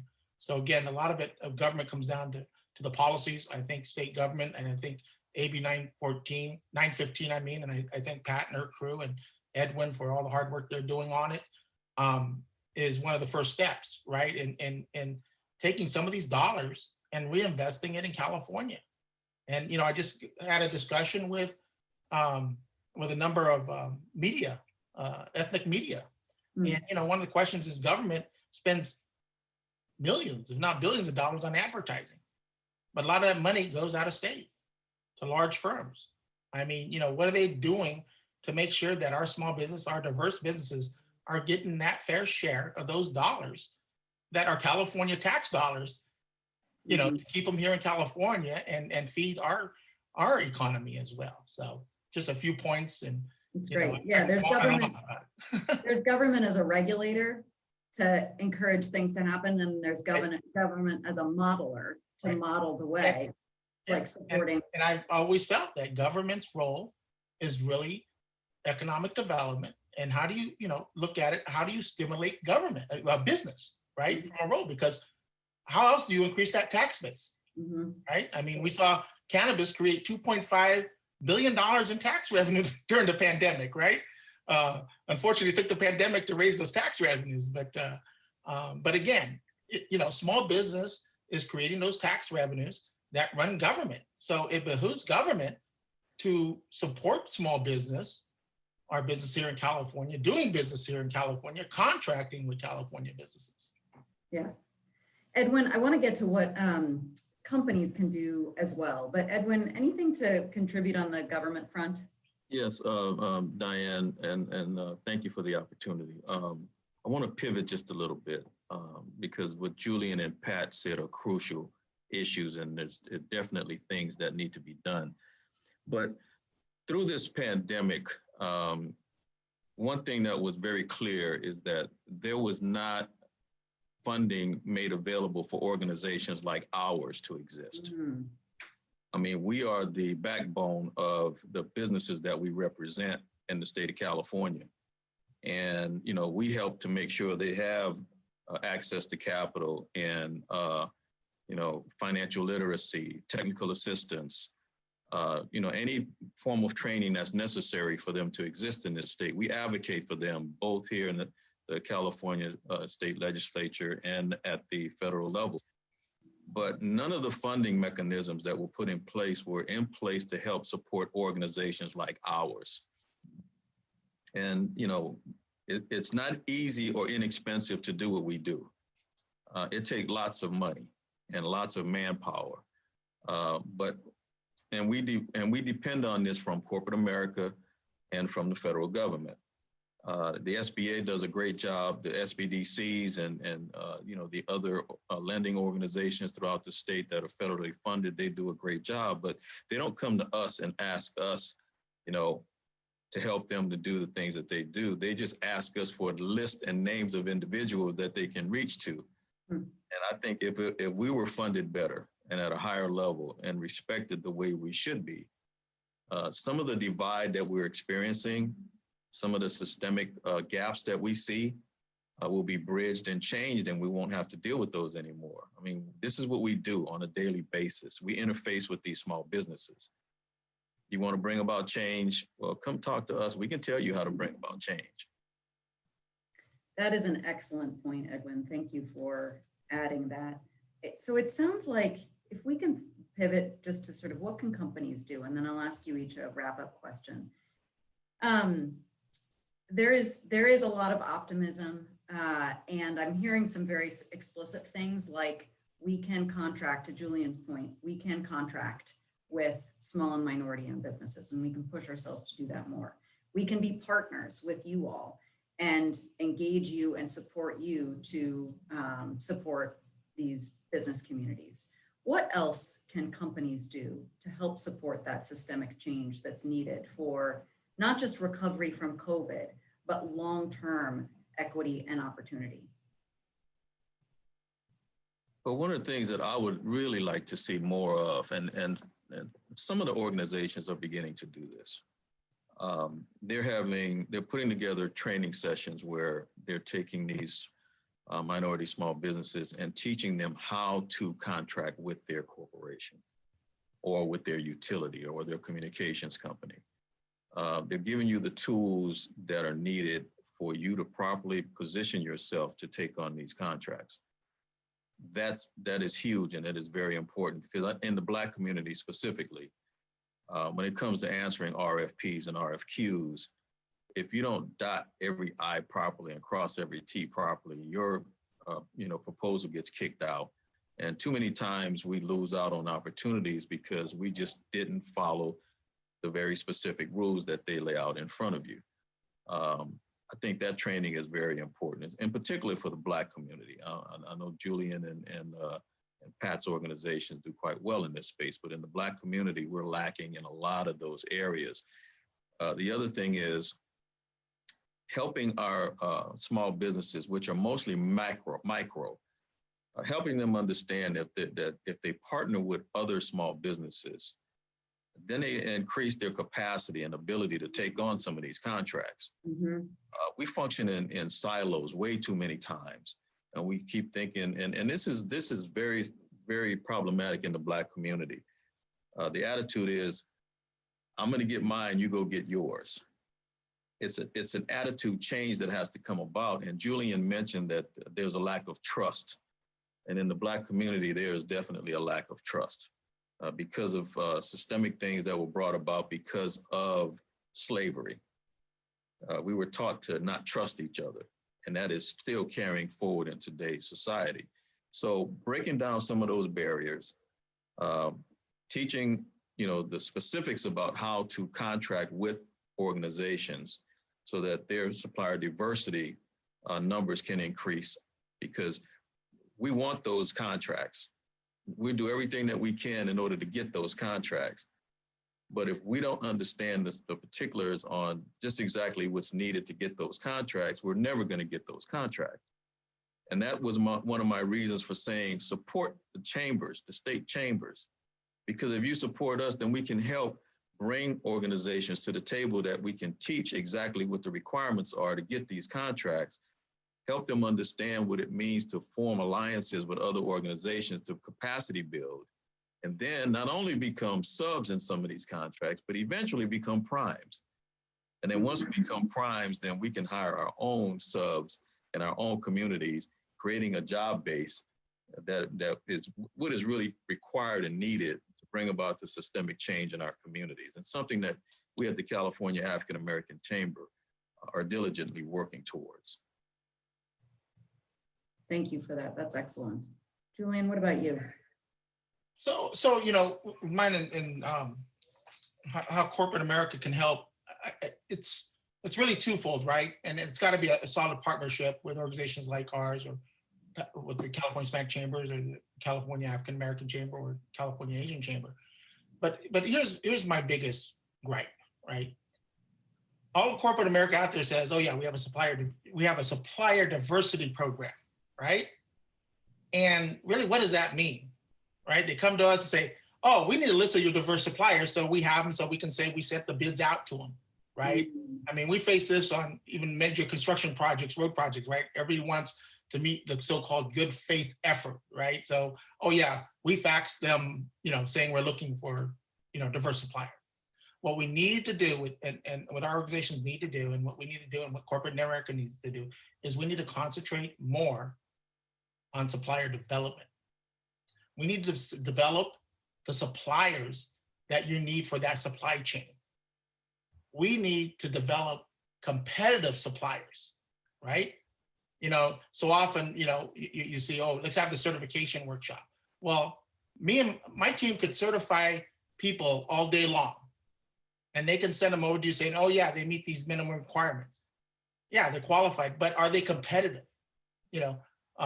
Edwin mentioned the RFP process, dotting I's, crossing T's. As many of you know, businesses need to be competitive. Some of these bids are won by mere hundreds of dollars. And if we're not working and concentrating on supplier development and making them competitive, all we're doing is the same thing, right? All we're doing is creating lists, right? And maybe one or two of them may work out, and great, you get credit because they're certified now. So we got to stop thinking in that silo, and we got to say, okay, how do we really move the needle, right? How do we really get businesses to be able to contract? How do we get them, as Edwin even mentioned it, joint venture? If you have two businesses that are too small individually to do a contract, how do you pull them together? And how do you educate them and train them? Again, it's the lack of knowledge, the technical assistance and the training. So really, I think, if corporate America wants to make a big commitment to diverse businesses, they will start talking in terms of supplier development and making our businesses more competitive to win those contracts that they have. I'm not saying give us the contracts. I'm saying work with us. Let's build the businesses that are competitive to win those contracts. I think that's one of the most important things they can do. Thank you, Julian. That's an excellent nugget. Shifting from just saying supplier diversity to supplier development. Pat, what about you? I know we're short on time. I will tell you, I think the companies that do the best are the companies that actually embrace diversity in their mission statement. And not just embrace it in their mission statement, but live it and breathe it. And so I'm talking from a workforce perspective. I'm talking from a supplier diversity perspective. I'm talking from a consumer perspective, right? Because it just makes good business sense. In California today, we are the majority minority community, and it's going to continue to grow. We're over 55% of California's population and growing. So it makes good business sense to not only understand it from the consumer perspective, but you have to live it and breathe it inside your organization. So I just know that successful organizations, and I will tell you, I'm very proud because there are many of those organizations that serve on my board of directors that really do understand what it's going to take to start to change the paradigm and make those shifts. But it is incremental change. It's not going to happen overnight. And that is the commitment that needs to happen from the top of the organization down to the very bottom, right?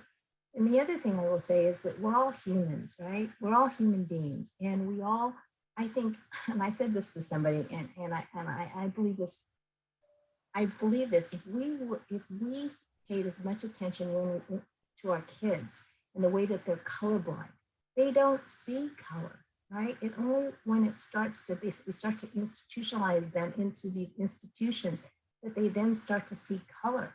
So how do we get to that, right? How do we start to make people colorblind? Because it's our generation that's going to come from behind us that are going to make those fundamental changes. So that's the commitment inside companies, I think, that makes the lasting change that we want to try and see, that commitment.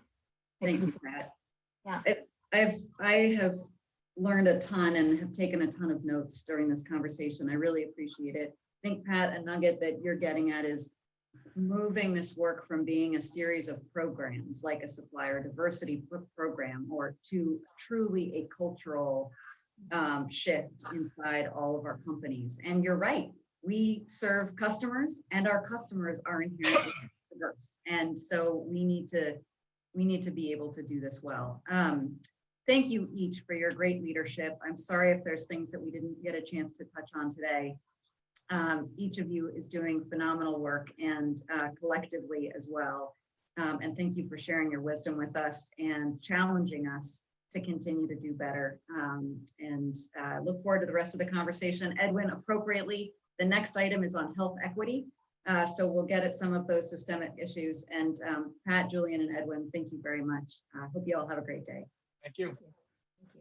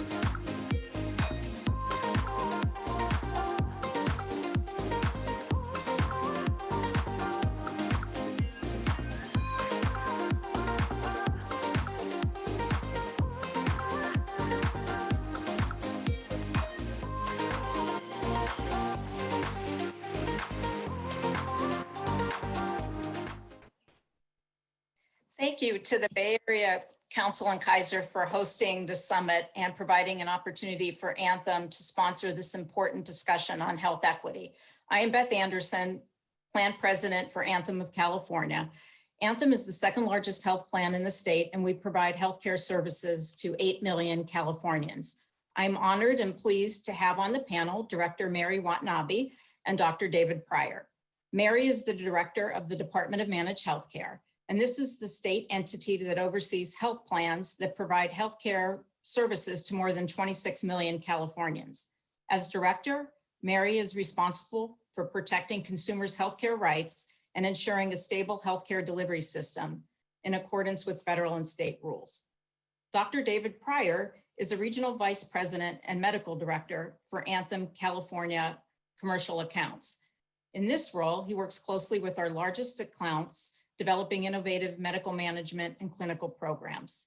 He is a board certified internal medicine physician who has a special expertise in health promotion and wellness. He is also active in work to reduce inequities in health outcomes. As discussed on the last panel, the pandemic, which has had a disproportionate impact on communities of color, has highlighted the longstanding inequities in healthcare in terms of access and distribution of healthcare resources. And this topic aligns with Anthem's goal to take action in pursuit of a more just healthcare system and society. We're focused on using data to drive social and clinical programs like telehealth, improved maternal health outcomes, and mental health access to drive improved health equity. As you will hear today, the state is also focused on promoting equitable health outcomes, but state leaders cannot drive health equity alone, and this effort requires a partnership with the business community, local government, and community partners at all levels. So I'm going to kick off the discussion, and we're going to start with Director Watanabe. From a state perspective, what issues has COVID brought to light? Thank you, Beth. It's an honor to be here with all of you today. I will just echo, I think, your opening remarks about the impact of the pandemic on our communities of color, and really highlighting long-standing inequities in our healthcare system. I think that has been probably the biggest priority, and one of the things that I think we all are thinking about as a result of the pandemic. The other issue that is really top of mind for me is behavioral health. I think there's just an acknowledgement that we had a need for behavioral health and mental health services prior to the pandemic, but the job losses, the loss of friends and family, the loss of social connections has really impacted all of us. And in particular, we're really thinking about the impact to our children who were unable to go to school and the loss of those social connections. So I would just highlight that I think behavioral health is another area of big focus as a result of the pandemic. And then I do think there, as you mentioned, there's some positive things that came out of the pandemic, the focus on telehealth and the opportunities that telehealth provided to provide culturally competent and in language access to healthcare services, but also to just help us all to stretch and think a little bit differently about how we can ensure that all of our Californians have access to care. So I'm excited about some of the opportunities there that will continue beyond the pandemic. But for, I think, the state, those are really the top three, I will say, that keep me up at night and that we are thinking of, and happy to talk more about some of the investments that the administration that the governor's proposing as part of his budget this year as well. Okay, great. I think all those topics keep all of us up at night for sure. So Dr. Pryor, maybe you can share with us what perspectives we've learned as a healthcare company, as well as the perspectives of our employer groups from COVID. Yes, well, thank you, Beth, and good morning to everyone.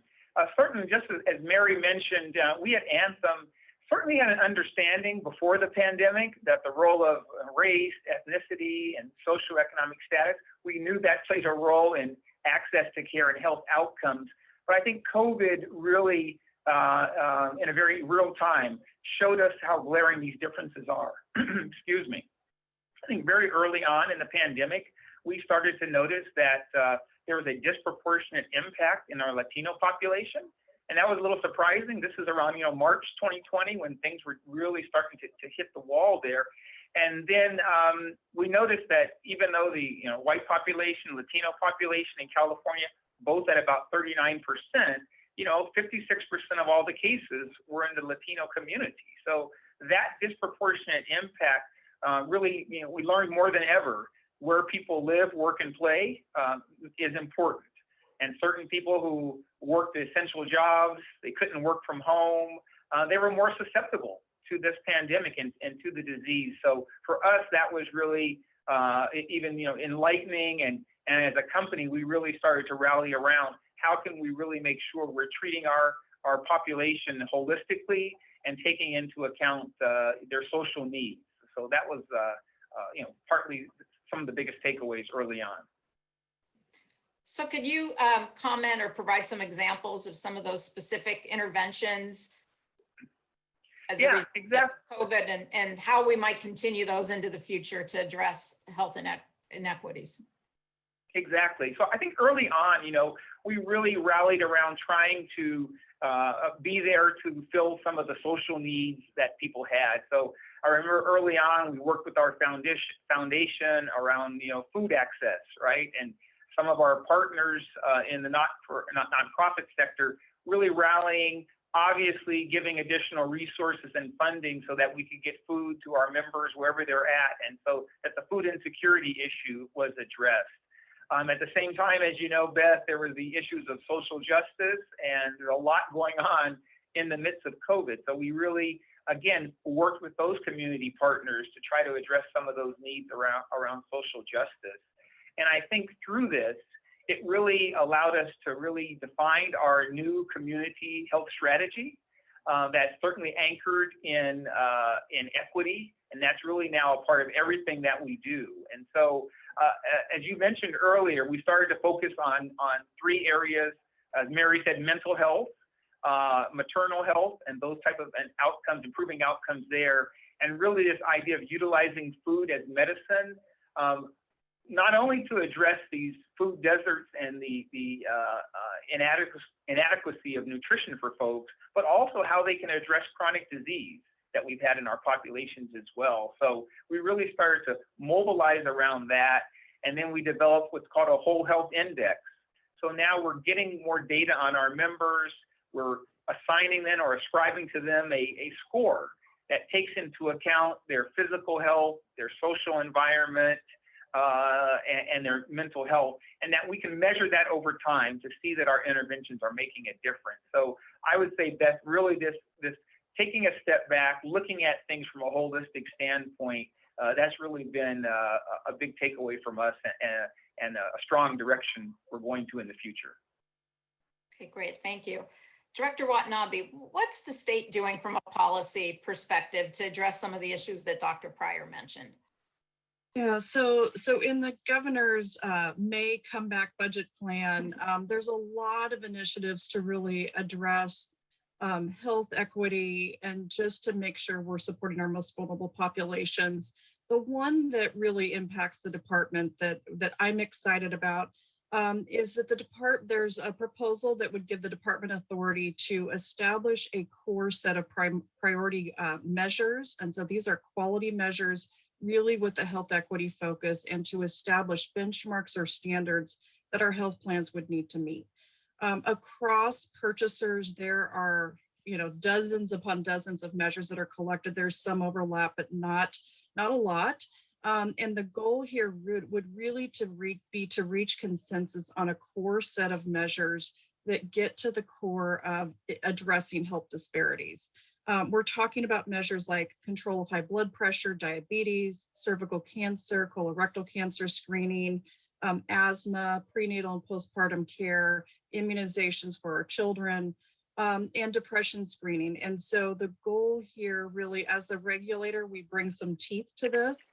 The goal is for us to convene a committee next year that would reach consensus and make a recommendation to me on those measures. We would have the plan start to collect these measures in calendar year 2023 and report them in 2024 with the goal of reporting in 2025.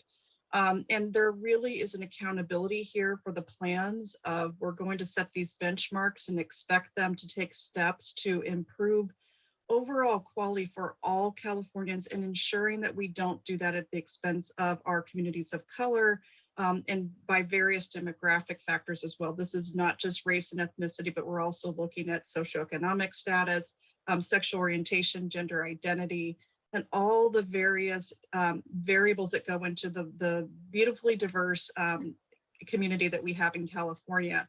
And so as a regulator, we ultimately have the authority to require corrective action plans and have fines and penalties. And so there really is a support from the administration to make sure that we are collectively putting our efforts behind implementing change. I'm excited to hear that Anthem is already kind of doing some work in this space to really understand what interventions we need to do to implement that change. But I'm excited about this opportunity for us to really collectively, as the health plans and the state come together to work on health equity. There are other activities within the state around controlling costs.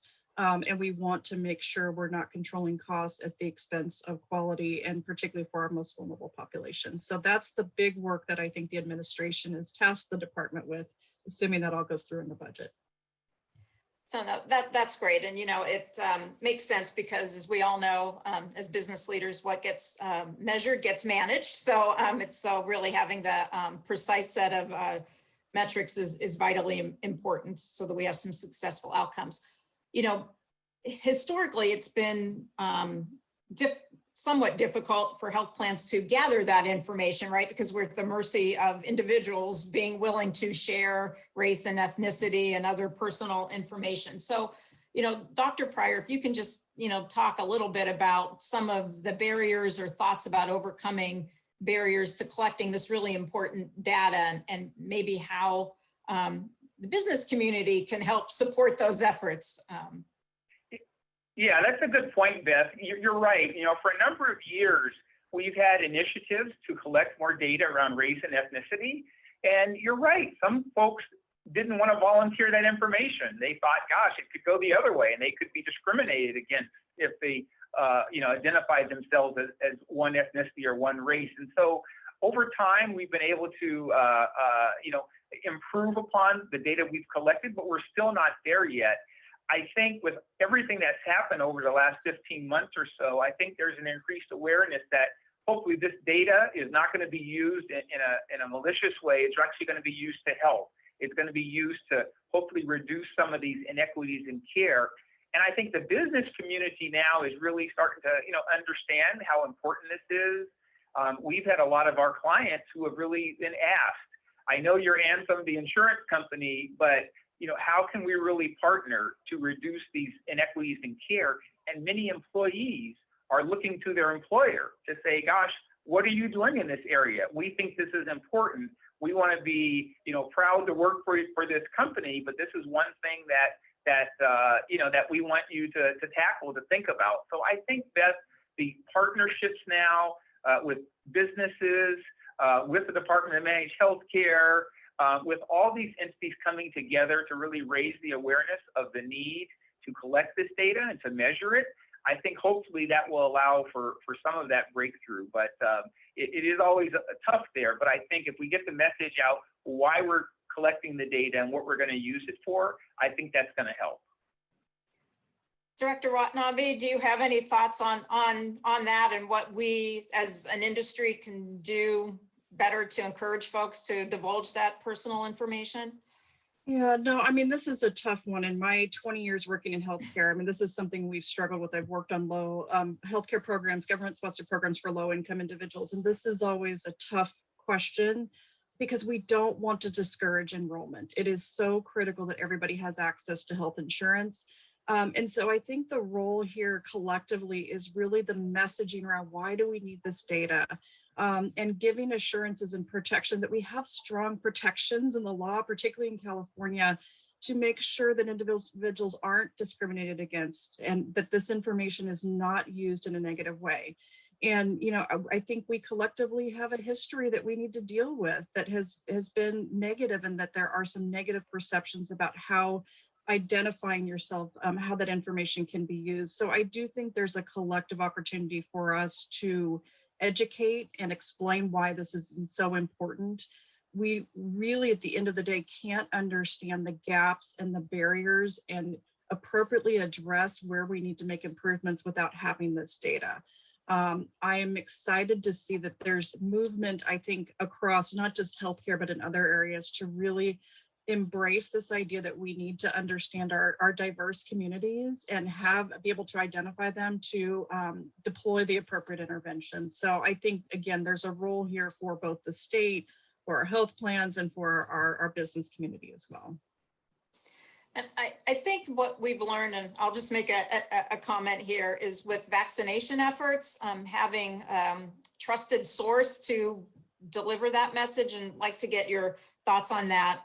You know, as we all know, sometimes healthcare companies are not viewed necessarily as a trusted source. So, you know, thoughts on how we can go about getting the message out, to your point about why this is so important.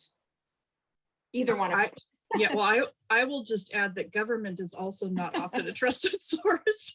I've worked on a lot of outreach and enrollment assistance programs, and I cannot overstate the importance of our community-based organizations, both in providing culturally and linguistically appropriate services, but really they're the trusted messengers, the community organizations that you go to in your time of need, that are the individuals that maybe you come into contact with in your place of worship, in the grocery store, at your children's school.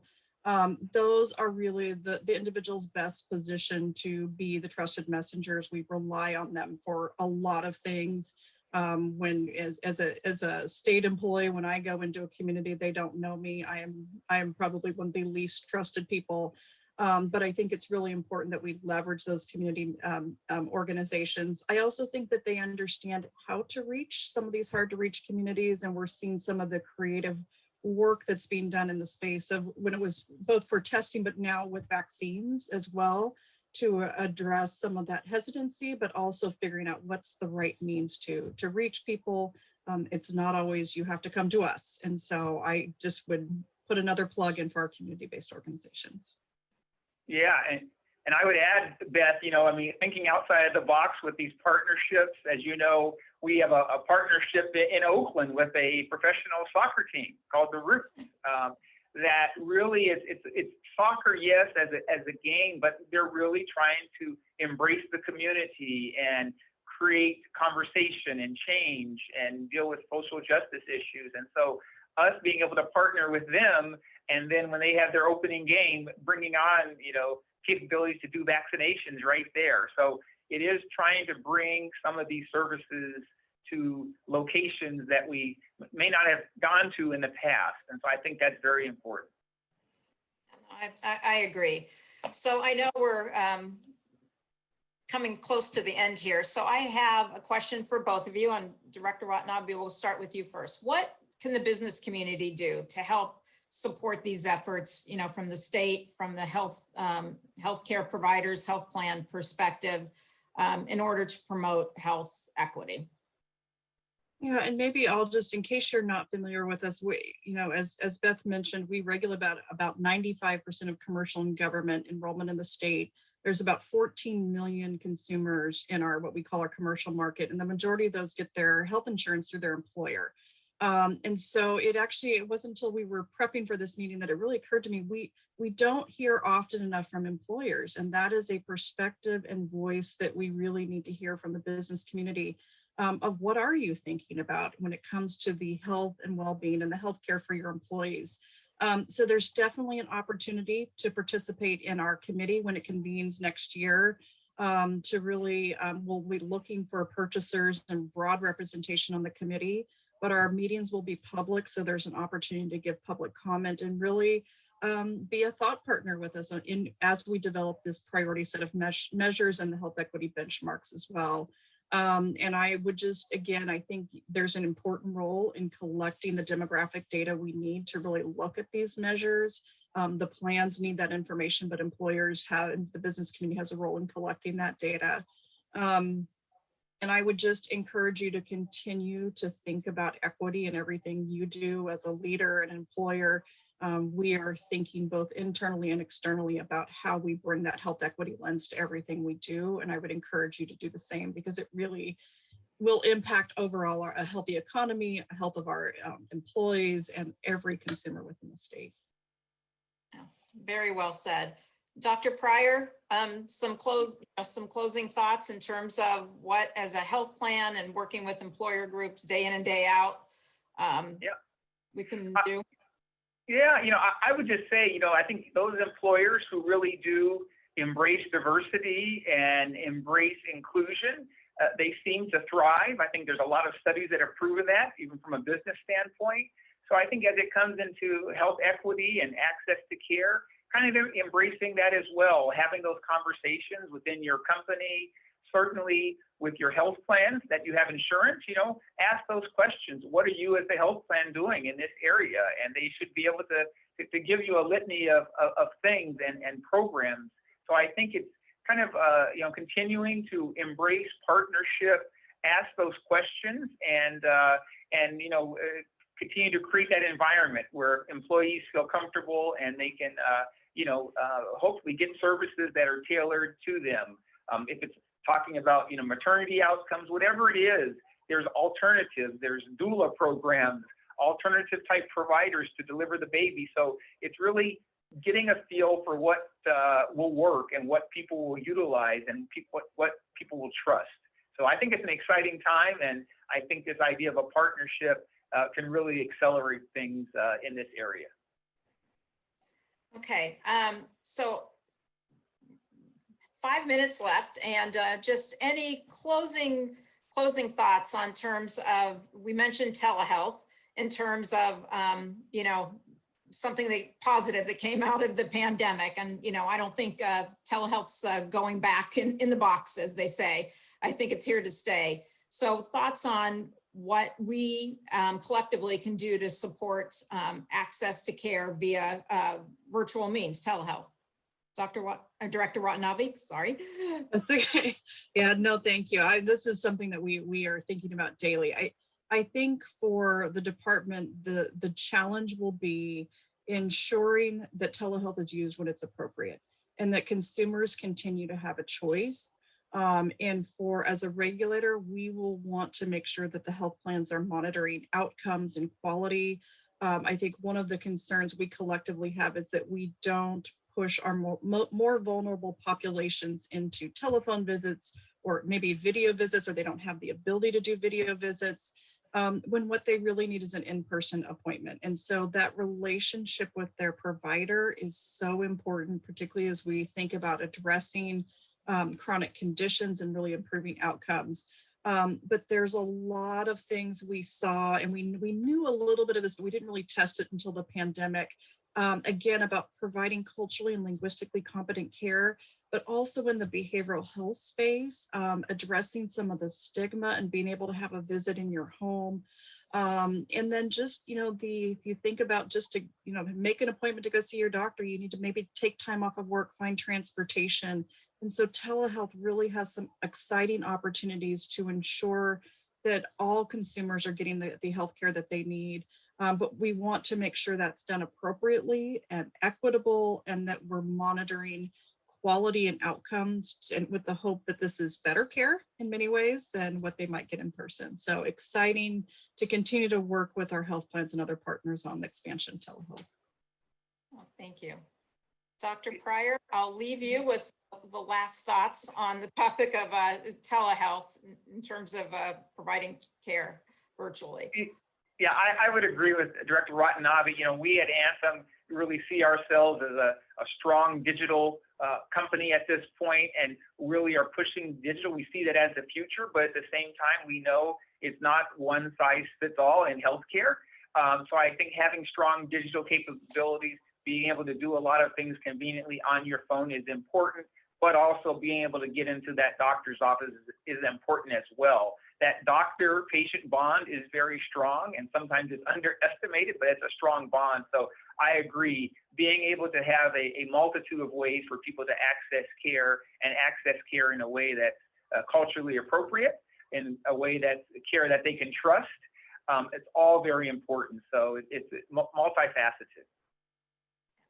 Well, I really want to thank both of you for this really insightful discussion and being here today. I think we can all agree that the pandemic, with all the tragedy and loss that it brought, it also highlighted some things that have been too long ignored in terms of health equity and alternative ways to provide care to ensure that everyone has greater access. So try to look at things with the glass half full. And I think that's what it's brought to light. So just encourage the business leaders out there, to work with health plans, local community partners, and obviously the state to make sure that we can create a more just and equitable healthcare system here in California. So thank you again. And with that, I'm going to hand off the next discussion is hand off to Jeff Sears, who will have a conversation with former Secretary of Defense, Leon Panetta. So really appreciate the opportunity. Thank you.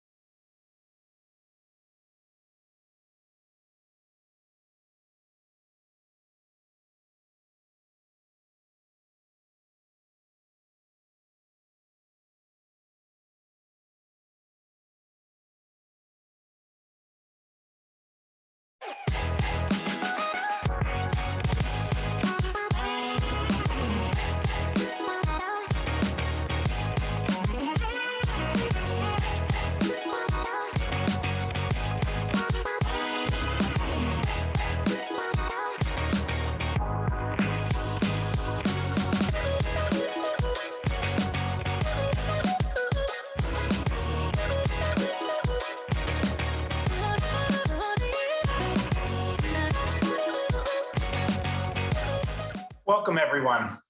I'm Jeff Sears, partner at Wareham Development. Wareham has been active in the life science development business in the Bay Area for over 40 years, and we're a very strong supporter of the work of the Bay Area Council. It is my honor to introduce our next speaker, Leon Panetta.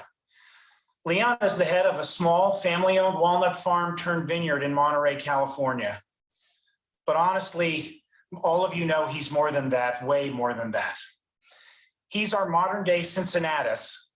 And for those of you rusty on your Roman history, Cincinnatus was the military general and statesman famous for his selfless devotion to the Republic in times of crisis.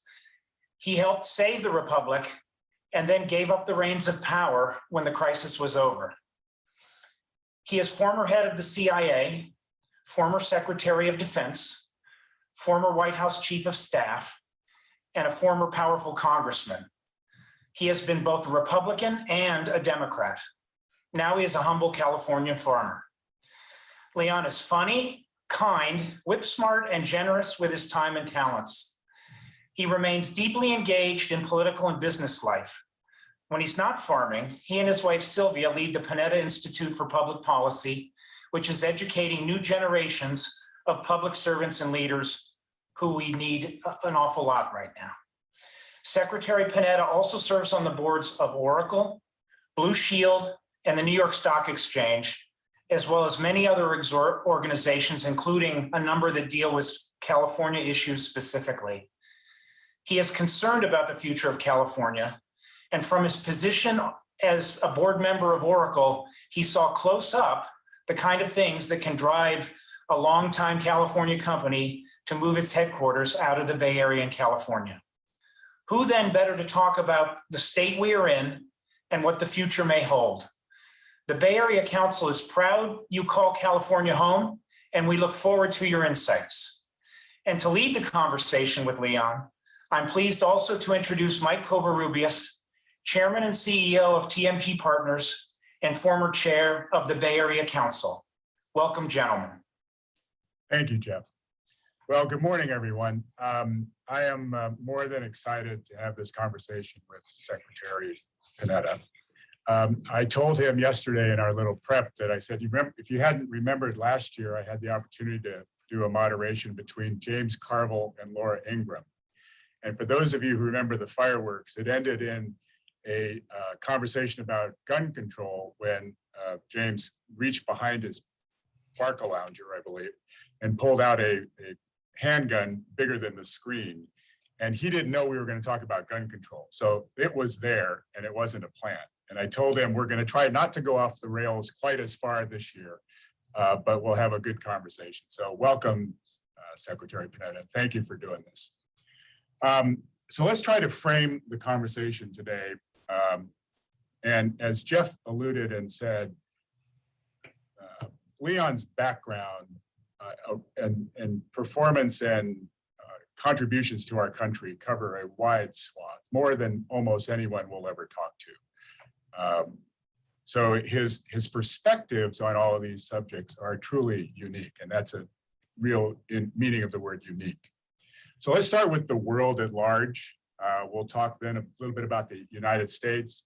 We'll come back down to California. And then, to be honest, we're going to end up with my favorite part, which will be a conversation about the institute that he has formed and see where we can take that. So let's start with the world and the basics. We've just transitioned from a presidency that was a United States first motto, somewhat isolationist, somewhat, us against them, to now trying to revert back to a globalist perspective, albeit in a world where we have some of the same characters to deal with, from Russia to China, et cetera. So what do you see today in that transition and opportunities? And what do you think are the concerns that are still the same and that we need to be aware of?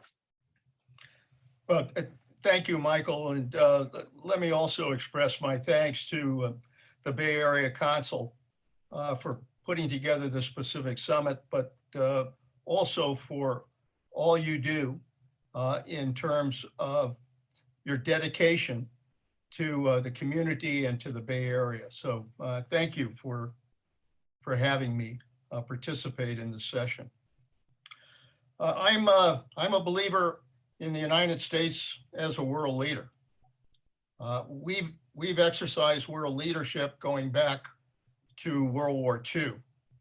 And that leadership has been largely based, obviously, on our values as a country, but also on our alliances. We have strengthened our alliances in order to deal with the challenges that we have faced in the world.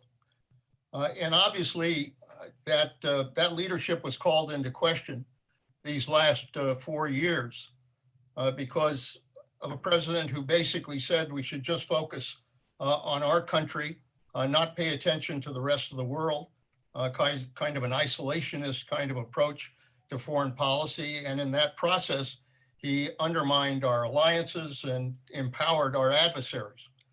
And so I'm glad that President Biden has made clear that we're going to restore the role of the United States as a world leader and that we're back. And I think the meetings he had this last week kind of indicate that he's on that path. He went ahead and reaffirmed our alliances with Great Britain, with the G7, with NATO, with the European Union. And he made clear to Putin, I think, where some of the red lines are. I think the test, obviously, is going to depend on how he actually deals with some of these terrible challenges that are out there. We're dealing with a lot of flashpoints in the world of 2021. Obviously, China represents a real challenge to the United States. They've made clear they want to assume the role of a world leader. Russia in a second chapter, really, of the Cold War with Putin. We saw that play out last week. We have the situation with Iran, which remains a threat to regional security in the Middle East. North Korea, which remains a real threat to our security. Added to that are a number of failed states in the Middle East, undermining the stability of the Middle East itself. And also terrorism still remains a threat to the United States, as well as cyber warfare, which is now what I call the battlefield of the future. I think it's going to be incredibly important for this country to be able to build the kind of alliances we're going to need throughout the world in order to confront all of those different challenges, any one of which could obviously erupt into a potential conflict for the future. So it is a dangerous world, and it requires strong United States leadership. That's our warm and fuzzy starting point. So when you were Secretary of Defense, I'm assuming, and I refer back to a comment that Colin Powell made to this group a couple of years ago when we were describing how horrific it seemed and everything was falling apart and all the dangers. And his response was, hey, we're the United States. We get through these things. He said, when I was growing up, we had riots, we had marches, we had killings, we had world issues, but we get through these things. So, but from the perspective of a one person, every country gets this, the Secretary of Defense. What does it feel like today versus when you were Secretary of Defense? What is it the same? Everything's an issue, or does it feel different today because of the factors you mentioned? You know, in some ways it feels the same, but I have to tell you, in other ways, it really feels different because there are so many challenges that I just described. And it really requires the United States to have a defense that is agile, that is flexible, and that really is on the cutting edge of technology. I mean, the reality is that in order to protect our national security these days, we really have to be on the cutting edge of technology when it comes to artificial intelligence, robotics, space, all of the other areas that are developing like crazy, particularly in China, as well as other countries. So I think the issue is going to be whether or not our defense system obviously remains the most powerful on the face of the earth. I think that's important, to be able to have a strong national defense, to support our diplomacy and to support our role as a world leader. But for that defense system to be strong, it is going to have to adapt to the challenges of the 21st century. And we haven't quite got there yet. I think we need to develop the imagination, the innovation, the creativity in order to build a national security system that fits the 21st century. And we're not there yet. So here is the cover for The Economist this week, or today, the broadband bandits. And it talks exactly about what you're talking about, the cyber threat from not only crooks, but spies. Do you think that our connection in the United States with our technology industry is what it should be? I sense sometimes that the cyber attacks are handled by the government agencies, but not necessarily including our skilled technology experts, and that there could be a better partnership? Or do you think it's kind of going the way you just expect it to go? No, I'm worried about our approach to the cyber threat, and I've been worried about it for a long time, going back to when I was in the administration, dealing with cyber threats at that time. I think that we have not really had the ability to put together a strong national strategy to confront cyber terrorism. And everybody, it's a very hit and miss process right now. Everybody is siloed into their own area. It's true at the federal level. I mean, intelligence has some good defenses, and defense has some good defenses, but other departments, as we saw in the SolarWinds attack, are very vulnerable. And I think the same thing is true for the private sector. I mean, I think there are some in the private sector trying to do a pretty good job of providing security, but that isn't true across the board. And the biggest problem is that there is no partnership here in trying to deal with these threats. Everybody's trying to do their own thing. And the consequence is that we are not coming together, providing the kind of defense we need. Now, look, there are several important things that have to be done. First of all, we do need that national strategy. Two, we need a partnership between the public and private sector. We've got to be able to share information on these very sophisticated viruses that are being developed in order to be able to defend against those viruses. We need to develop both a strong defense and a strong offense.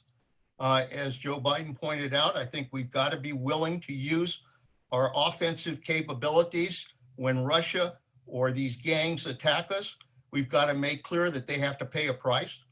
And the third thing is we have got to stay on the cutting edge of this technology. We've got to recruit smart people. We've got to develop the kind of technology that puts us in the lead, so we aren't always finding that we're just trying to catch up in dealing with these kinds of attacks. So there's a lot to be done in order to properly defend this country. The concerns about some of the folks you've mentioned, China and Russia, China more particularly, if you look at the way they go about their daily business, it's a whole lot different than ours. They're a true, coming from the top, and there's no questions asked. That allows you to do some things positively, and it certainly has some negative impacts on your population. But if we're competing with that as a methodology for their advancing, and we've seen them grow their weapons and their military capacity, not to mention their cyber ability, how do you be an isolationist or a globalist and deal with them in today's world? It almost seems like an oxymoron.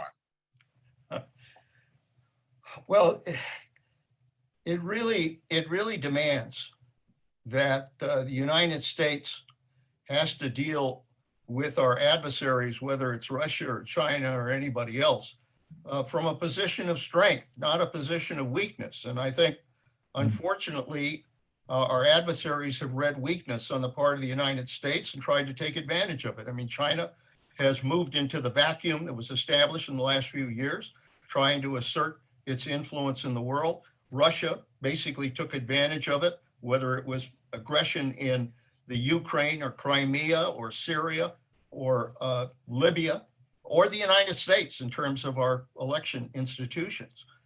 So when it comes to China, I think it is very important for the president to make clear where the red lines are with regards to China. He indicated what those lines are with regards to Putin. I think he's got to do the same thing with regards to China. We have real concerns about their aggression in the South China Sea, their militarization of the islands in the South China Sea, their approach to Taiwan, what happened in Hong Kong, how they deal with the Uyghurs. I mean, there are a number of areas, in addition to trade, obviously, that raise serious concerns with the United States. We need to make clear where those lines are. And at the same time, we need to make clear that we're prepared to have a dialogue with the Chinese when it comes to trade, when it comes to the ability to have open seas, when it comes to the ability to understand the kind of technology and cyber threats that we're dealing with and confronting each other. I mean, there are areas where we can have that dialogue, but we have to do it from a position of strength, and the Chinese need to know it. Otherwise, they're not going to come to the table. I think that's an excellent point. So if you take all of that world chaos that you described, or the issues at best, and you take the next drop down, it's the United States. We have to have, I won't say a singular voice, but we have to have a democracy that works. We have to have an image that works. How are you feeling from the time you left to today, lots of ups and downs, about our democracy? I'm worried as hell, frankly, about our democracy. We've seen how fragile our democracy is. And certainly January 6th made that very clear when a mob attacked the United States Capitol and actually stopped our democracy from functioning. I never in my lifetime expected that I would see anything like that. And when you combine that polarization in the country, when you combine that with the dysfunction in Washington politically, I mean, I've said in my over 50 years of public life, I've seen Washington at its best and I've seen Washington at its worst. I mean, the reality is I've seen Washington work. I've seen it. I've seen Republicans and Democrats willing to work together. Of course, they had their political differences, but when it came to big issues, they worked together to try to solve the problems facing our country, because that's what governing is all about. That's why people are elected, for God's sakes. It's not to just survive in office. It is to lead and to find the solutions necessary for our country. In recent years, I've never seen Washington as dysfunctional as it is in terms of partisanship, division, the inability of both parties to work together. Politics is much more important than the interests of the country. And you can see it. You saw it with this vote on the failure to establish a commission to look at January 6th. Why? Because of the politics of not wanting to offend Trump. And what that says to the country and to the world is that the United States and our ability to deal with the problems facing our country is dysfunctional. And that, frankly, when you talk about national security, I think that's one of the greatest threats to national security, is the inability of our country and the leadership in our country to work together to deal with the challenges facing us domestically, but also facing us in the world. We need to get back to strong bipartisan leadership, both in Washington and, for that matter, in Sacramento. Well, we'll come back to this theme a couple of more times because it permeates our conversation at the Bay Area Council. It permeates the conversation today, not only to the world, of course, the United States and California and the region. So let's talk about sometimes things have to get so bad that that's the only time they get better. And you may have just described Washington in that vein, but let's talk about racial equity and the opportunities that are now being presented. Obviously, the event with George Floyd was the bottom of the issue. It couldn't get any worse than that sense of pride in being an American. It went to the bottom. And now many corporations, many individuals, many groups, you've seen a couple of them today, have focused on how to create equity, how to create social justice in a broad swath. And obviously starting from that bottom is not easy, but how do you see that as what I would call possibly a piece of optimism that says we can address something that's gotten so bad, and maybe Washington follows, but what's your thoughts on the race and equity situation? We're starting to see the light at the end of the day, maybe. Look, I as concerned as I am about what I see happening in Washington, I have to tell you that I'm a believer in American leadership. This country has come through a number of crises throughout our history, whether it was Civil War or world wars or recessions or depressions or natural disasters.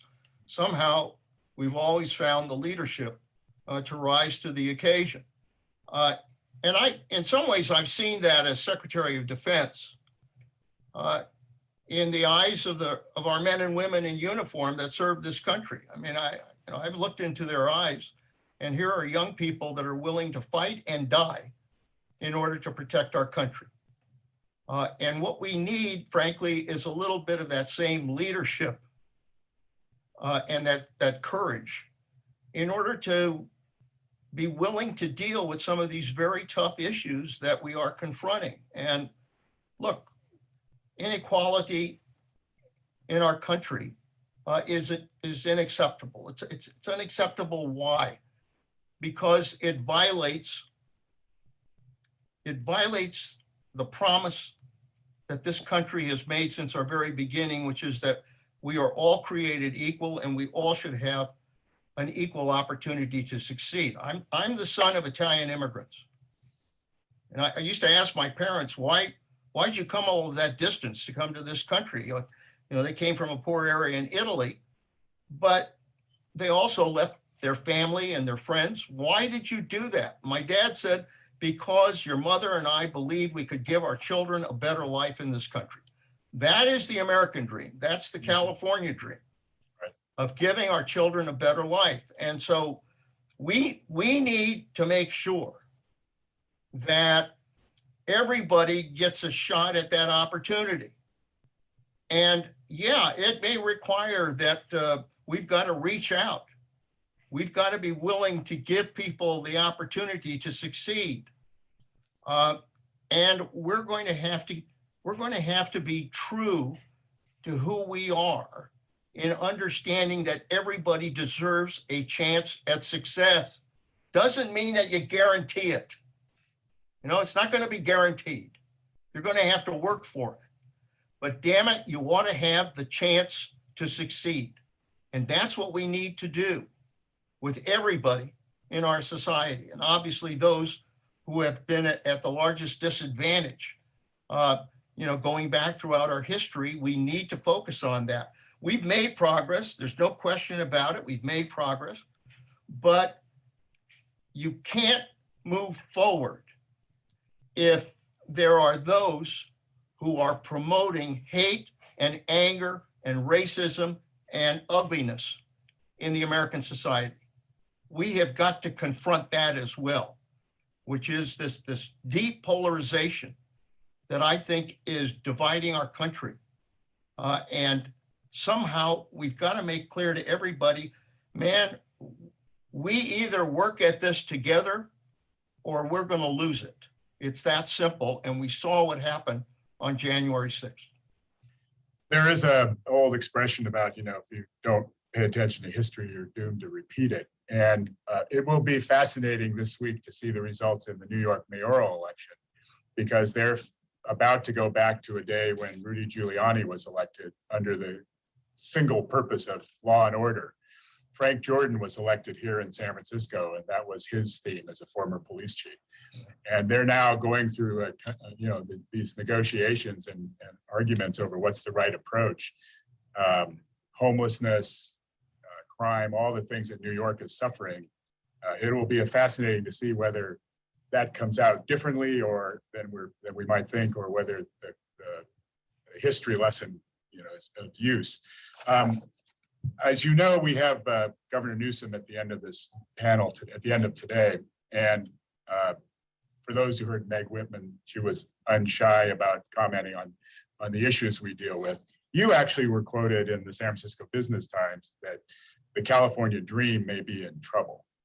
Could you tell us what you were thinking when you said that, and what you've thought about since? Well, you know, look, it's not a mystery that California has been through the year from hell. Yep. You know, we've all endured a tremendous amount of crisis from COVID, from a recession, from growing inequality in our society, from climate impacts of wildfires, and now a huge drought, and from that polarization and partisanship that I talked about. And there's no question that California is, at least as I see it now, on the path towards recovery. And I think, you know, part of that, I think the governor is responsible for, in trying to promote vaccinations in over 70% of our population. That's been critical. If we're going to ever develop any kind of herd immunity, we've got to do that, and also protect ourselves against these variants. And we've had a tremendous amount of fiscal relief in terms of federal money as well as state money that has helped businesses and helped employees through unemployment comp and stimulus checks, et cetera. And there's no question, I think there's a forecast that UCLA has that we're looking at strong growth for, over this year and hopefully the next 2 years. But I think that it is important to understand that if we're really going to have California as a strong competitive economy for the 21st century, then we're going to have to deal, just as I mentioned, those flashpoints abroad, we're going to have to deal with the flashpoints here in this state. And there are some serious issues related to climate and housing and inequality, immigration, education, tax policy. We're going to have to deal with that. And we're going to have to, frankly, deal with some of the dysfunction that I talked about in Washington that's also true in Sacramento. This state was at its best when we had two strong political parties that were made up of, yes, liberals, as well as moderates, as well as conservatives. But the most important thing is that we had leadership that was willing to work together. We had the Ken Maddies and the Waldies and the Morettis, and we had, the person I worked for in Washington, Tom Kuechel, came out of that heritage on the Republican Party. You've got to be able to work together to be able to confront these issues. If it's all about politics, we'll never succeed.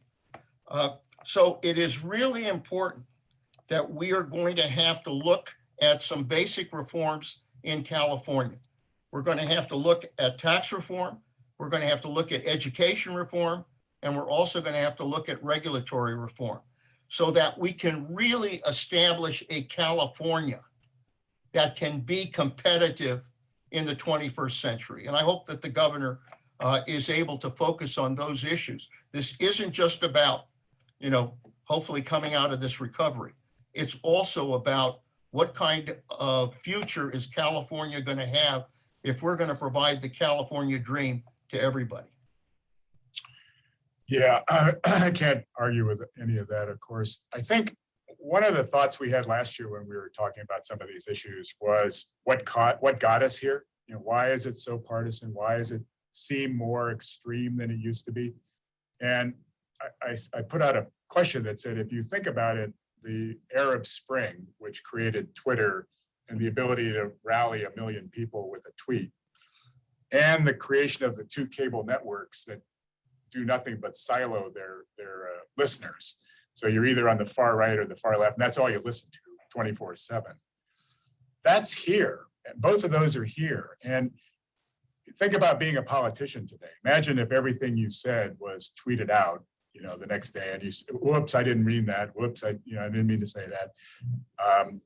It's got to be so much harder to be a politician today in that environment where everything you say is recorded, everything you say is echoed around the planet. And yet you're correct. The way to do deals, if you're in real estate or business or in politics, is to get in a room, close the door, and get something accomplished. That doesn't seem to be feasible. Do you think we can get back to that? Or do you think the die is cast that that's where we are and that's how stuff's communicated? Well, I sure as hell hope not, because I think that is at the heart and soul of our ability to govern ourselves. And our democracy is not going to succeed unless we get back to that. One of the things I teach the students here at the Panetta Institute is that in a democracy, we govern either by leadership or by crisis. If leadership is there and willing to take the risks associated with leadership, and mark my word, you are not a leader unless you're willing to take risks. If all you're going to do as a leader is try to do the safe things that won't get you in any trouble, political trouble, then you're not going to be a leader. It's true in the business sector. I mean, if you want to be a successful business, you're going to have to take risks. And if you do, your business will succeed. And if you don't, I mean, if we don't have that kind of leadership, then make no mistake about it, we'll govern by crisis, which means that crisis will dominate what's happening in terms of our state as well as our country.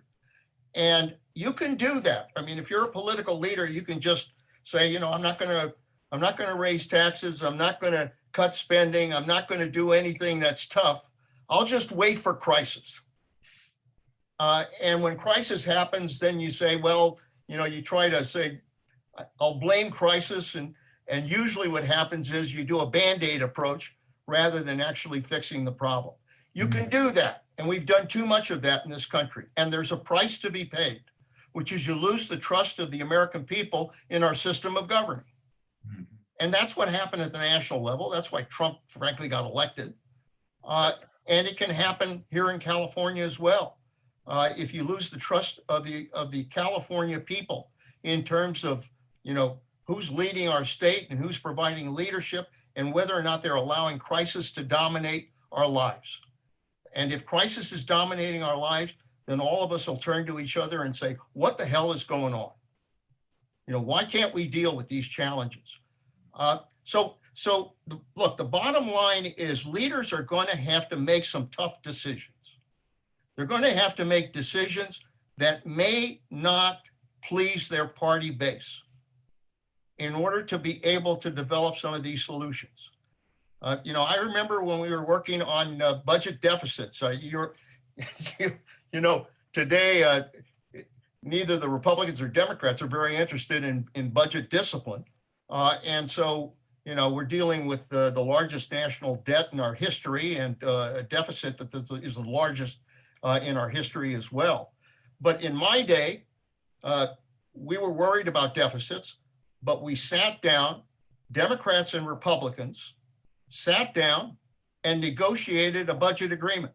This is during the Bush administration. We spent 2 weeks out at Andrews Air Force Base negotiating a package of tax increases and a package of entitlement cuts, $500 billion. And was it easy? No, it was tough. But by virtue of putting that agreement together and passing it, and Bill Clinton did the same thing in his budget, another $500 billion in deficit reduction, we balanced the federal budget and developed a surplus. Were there people who lost their seats because of those votes? Yes. Yeah, you bet. There's some people, if they're going to vote for tax increases, they may lose their seat. If they're going to vote for gun control, you may lose your seat. But damn it, that is what leadership is all about. It's putting the country ahead of politics. And that's what needs to be restored, both at the state level and the federal level, in order for our democracy to have half a chance of succeeding. That's a hard note to improve upon. I think you said it interestingly in a couple of your comments, one about when the state was working well or the federal government was working well, there was a balance. And as we know today, California has got a super majority of the Democratic Party, which is good news in that they can do in theory what they want, but the bad news is they have no one to blame.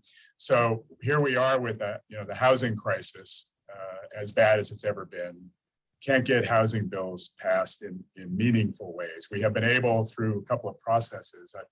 I had the opportunity to co-chair this thing called CASA, which was an opportunity to say, look, let's put everybody in the room who blames everybody else.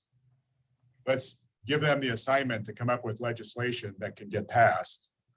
And let's see if we can come up with something in a public forum through the MTC. And we did it. We came up with a 10-element compact. People gave that didn't want to give. People had to get out of their silos. And it seems to me that your Public Policy Institute, which is we're going to get to in a minute, has the opportunity to maybe forge something like that. Now, maybe if you could give us just a general overview about it. It is what I would call the long-term solution, which is get younger people engaged, get them to where they are, understand what you just gave as a guideline, a North Star. But on the other hand, we have today's issues, but we got what we got. So let's talk about the Institute and how you came up with it and what your goals are and what we can do to help. Well, when Sylvia and I came back from Washington, when I had been chief of staff to the president, came back to this area. And I helped establish a campus of the CSU system here in Monterey, where I'm located right now. at what was formerly Fort Ord, the military reservation, which got closed when I was congressman, which wasn't easy for this community. It was 25% of our economy was dependent on the military at that time. But we came together to establish a campus of the CSU system, and that's CSU Monterey Bay now, which is actually has almost close to 8,000 students. When I came back and started working with students, both at Santa Clara, my old alma mater, as well as CSU, I was really concerned that students were not interested in public service. Look, my parents were immigrants. They said I owed something back to the country. 2 years in the Army taught me about what duty to country is all about. And there was a young president who said, ask not what your country can do for you, but what you can do for your country. So those are the things that motivated me to get involved in public service. And I didn't see that in young people. And my wife and I were worried about that. So we established our Institute for Public Policy, aimed at trying to inspire people to lives of public service. So how do we do that? We try to develop curriculum that would try to inspire them to get involved. Look, when I went, my first job in Washington was a legislative assistant to Tom Kuechel. But what it did is it opened up my eyes to what public service is all about and what the issues were in Washington. So we do a congressional internship program, but we bring students here. We train them for two weeks on issues in Washington. They go back and serve in the California delegation, both Republicans and Democrats, for 3.5 months. We pay for everything so that, cost is not a problem, and every young person has a chance to be able to do that. We just completed a leadership course for student body officers, because I figure if you're a student body officer, there must be a little public service in your head. So we try to teach them what are the challenges of leadership that everybody has to confront, whether you're in business, whether you're in the military, whether you're in politics, whether you're in your community, to try to pass that on.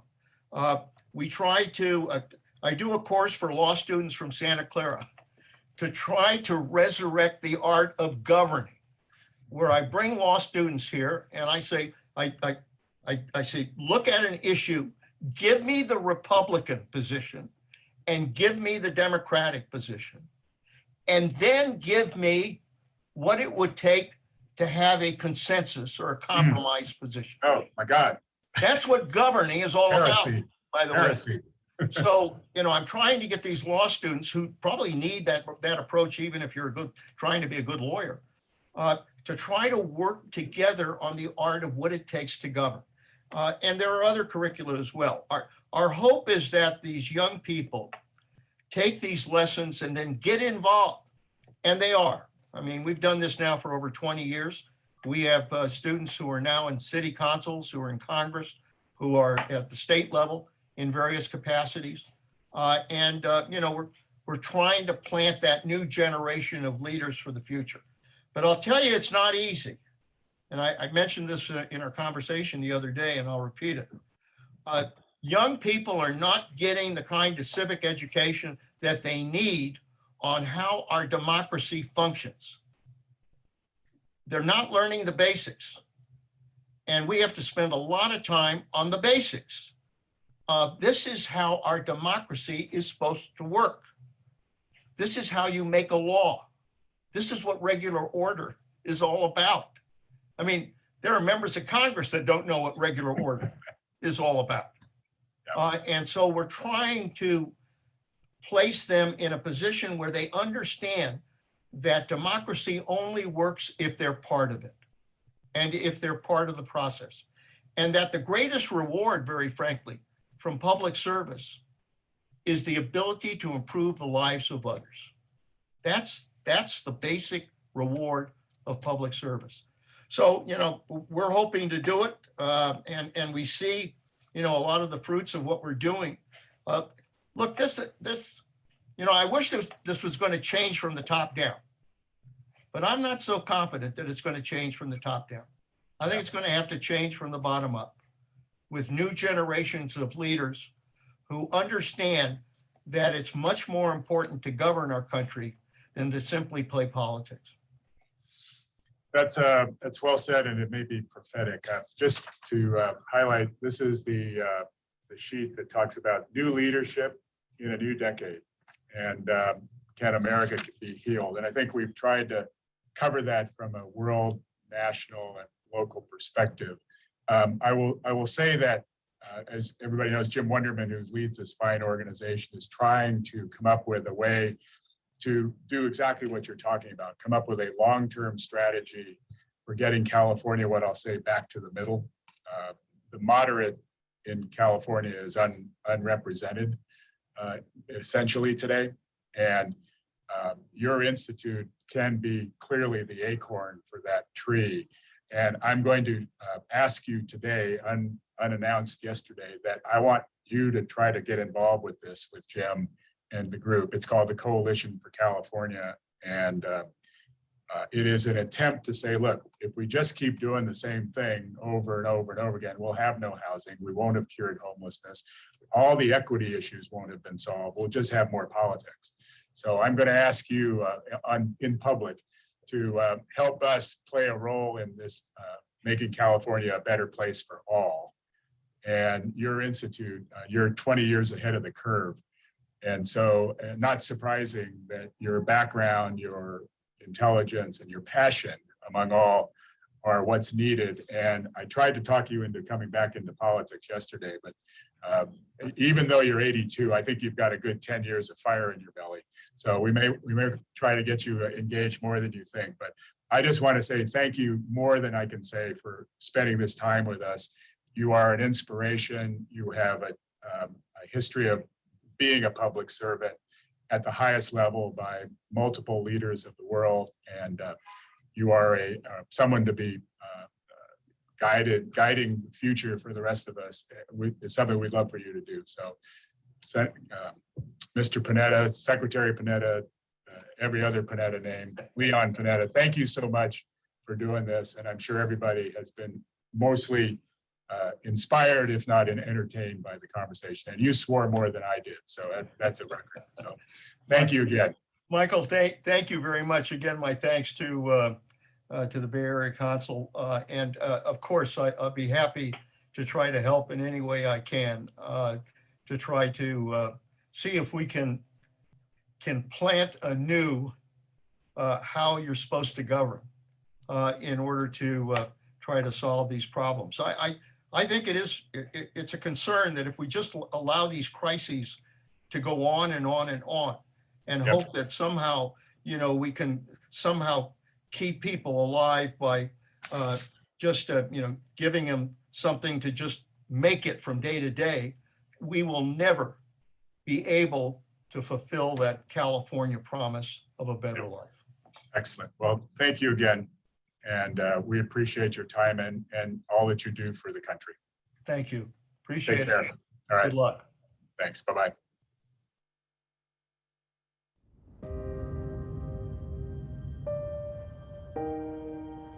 The COVID-19 pandemic created an unequal burden on communities of color.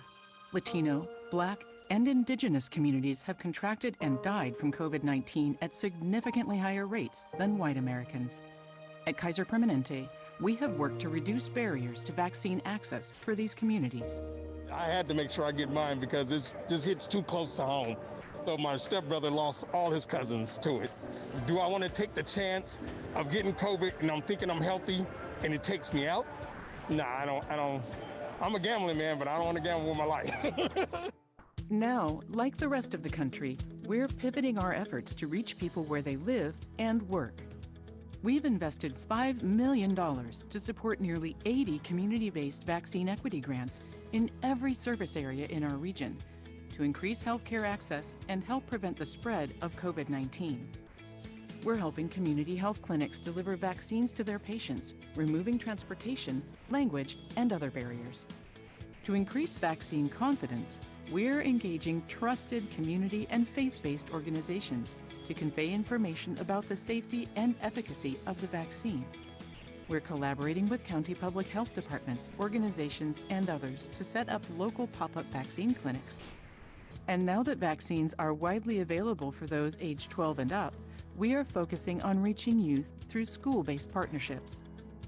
Our Faith in Facts partnership with East Bay and Central Valley churches provides vaccine safety information to faith communities. I had some of that vaccination hesitancy that some of you may have, or some of you in your family may have, but I promise you, the best thing you can do is to make sure you are educated, make sure you are aware, and then find your reason.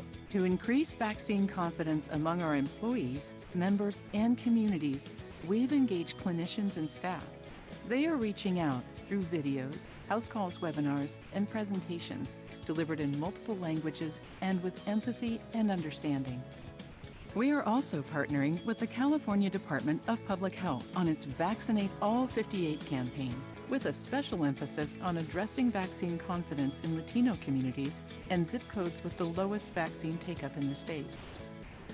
Together, through a collective, targeted effort, we are charting an equitable, thoughtful path forward.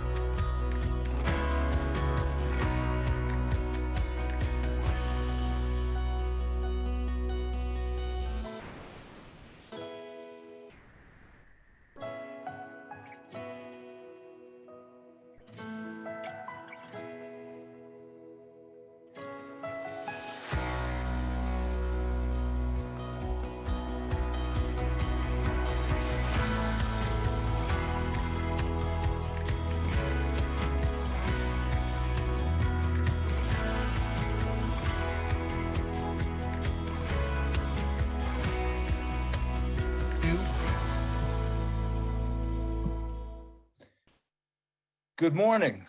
Yes, it's still morning, and it's been, I think, a really action-packed morning, and I hope you've enjoyed the program half as much as I have. I think this has been a tremendous exposure to a number of the key issues we're dealing with here in the Bay Area and the state of California and the country.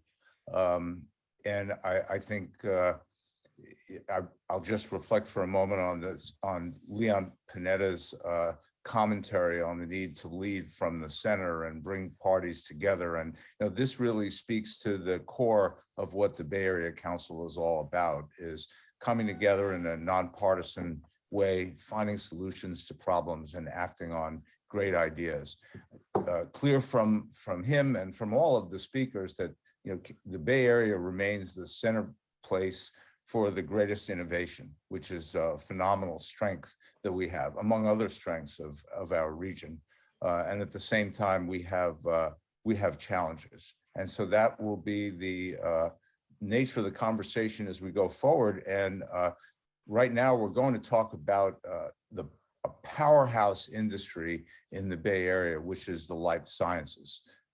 No question, this is the birthplace of life science. And before the COVID pandemic, according to the Industry Association Biocom's 2020 datebook, the life sciences industry provided 481,000 jobs while supporting over 1.4 million jobs and generating 372 billion in total economic activity. It's clear that our region, where life sciences were born, remains the top place, the top cluster for that in our state. And anyone who's tracking what's happening in the real estate industry can see that there's a tremendous amount of focus going into preparing for the next phase of what's happening in an industry that's growing and has really become a centerpiece of our regional economy. To learn more about what's happening in this dynamic industry, the impacts of COVID, what's ahead, we are very, very pleased to welcome Joydeep Ganguly. He is the Senior Vice President of Corporate Operations for one of the industry's premier companies, Gilead Sciences. Gilead has been on the front lines of our nation's response to the COVID pandemic. Their antiviral remdesivir has been a critically important tool in reducing mortality among those with COVID, and that's just their latest accomplishment. So welcome, Joydeep, and let's dive right into it. How has the COVID pandemic changed the life sciences industry now, and how do you see that going into the future? Great to be here, Chairman. Thanks for the question. So at a broad level, what the pandemic did do was it sort of put the life sciences industry front and center. Companies like Moderna and Pfizer and Gilead became household names, and it sort of put a little bit of appreciation and a spotlight on the importance of fundamental research, innovation, and I think the importance of being a scientist and the role science can have in the entire human healthcare thesis. From a pandemic perspective, this also stressed the life sciences industry in ways that we weren't prepared for. As an example, one of the topics on people's mind right now is return to work and remote work and hybrid work.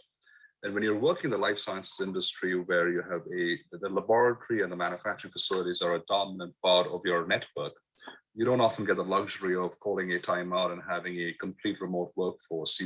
Our research officers keep talking about you can't develop drugs over Zoom yet. And until that construct remains, it also forced us to do things like accelerate in areas like digital transformation and find ways to continue to be productive while at the same time recognizing that co-location and having our researchers adjacent to one another was a huge source of competitive advantage. So a roundabout way of me sort of saying the life sciences industry, not just thrived, but actually I think in this period, it forced us to rethink some of our business models to continue to be more productive. But at the same time, in many regards, the life sciences industry stayed the same because we still have a deep passion for the science and deep passion for human healthcare. And as such, a lot of our constructs in workspace, real estate, and infrastructure stayed the same. And we also doubled down on that to ensure that our scientists and our research engine were productive. Clearly, something happened with COVID that was different than anything we've seen in our lifetime, which was a global commitment to coming up with a vaccine as well as treatments for the disease. And it's remarkable, the success of that, and we're bearing the fruit of it now. Is that going to be the way things are in the future? Is that the new normal?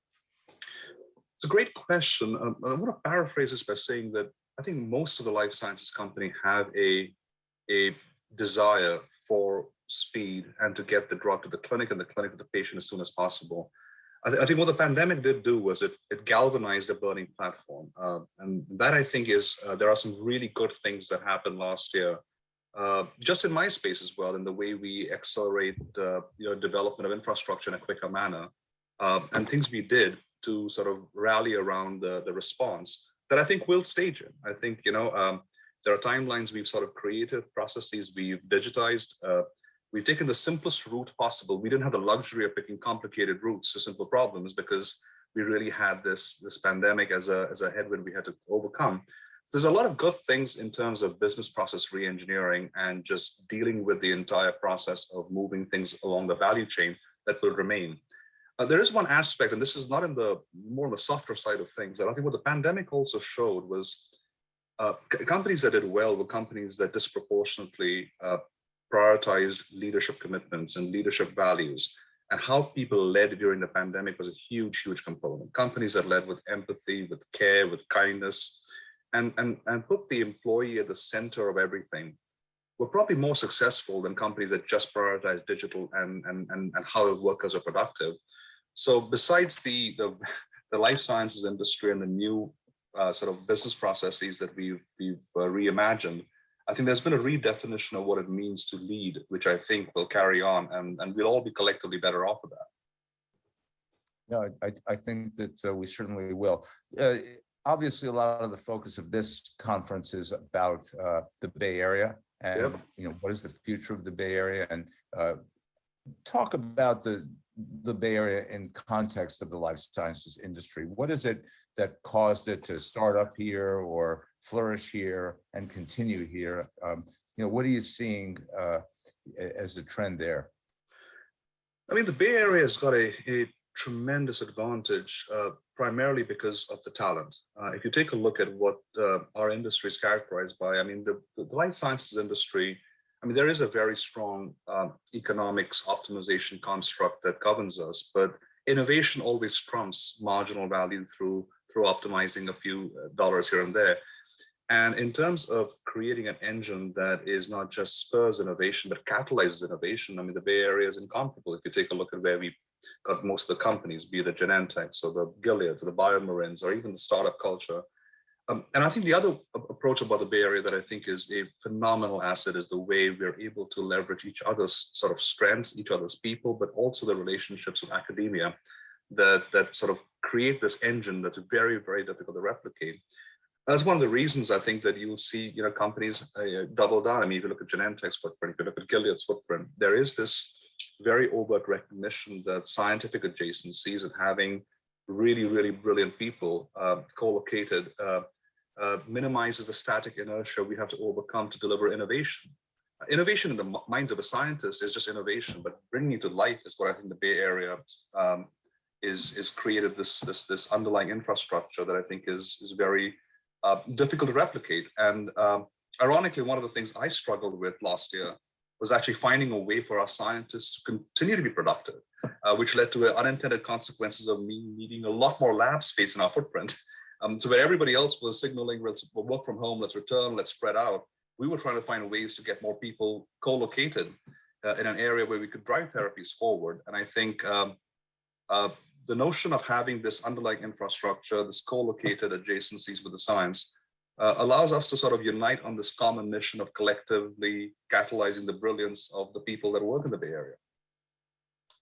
I think that's in line with what Meg Whitman said earlier when asked the question about how she saw the future of remote work versus collaborative workspace. And I guess the jury's probably not completely out on that, but based on the conversation you and I've had, it feels like the commitment to the Bay Area on the part of Gilead is very firm.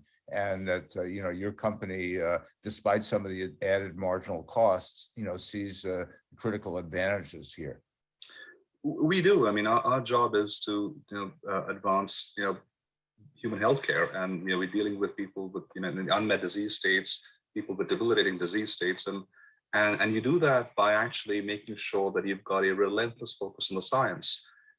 Co-location, we have adjusted our master planning principles to embed more flexibility in that, but our secret sauce very much relies on the fact that we have a very, very core group of people, a nucleus of our innovation engine co-located.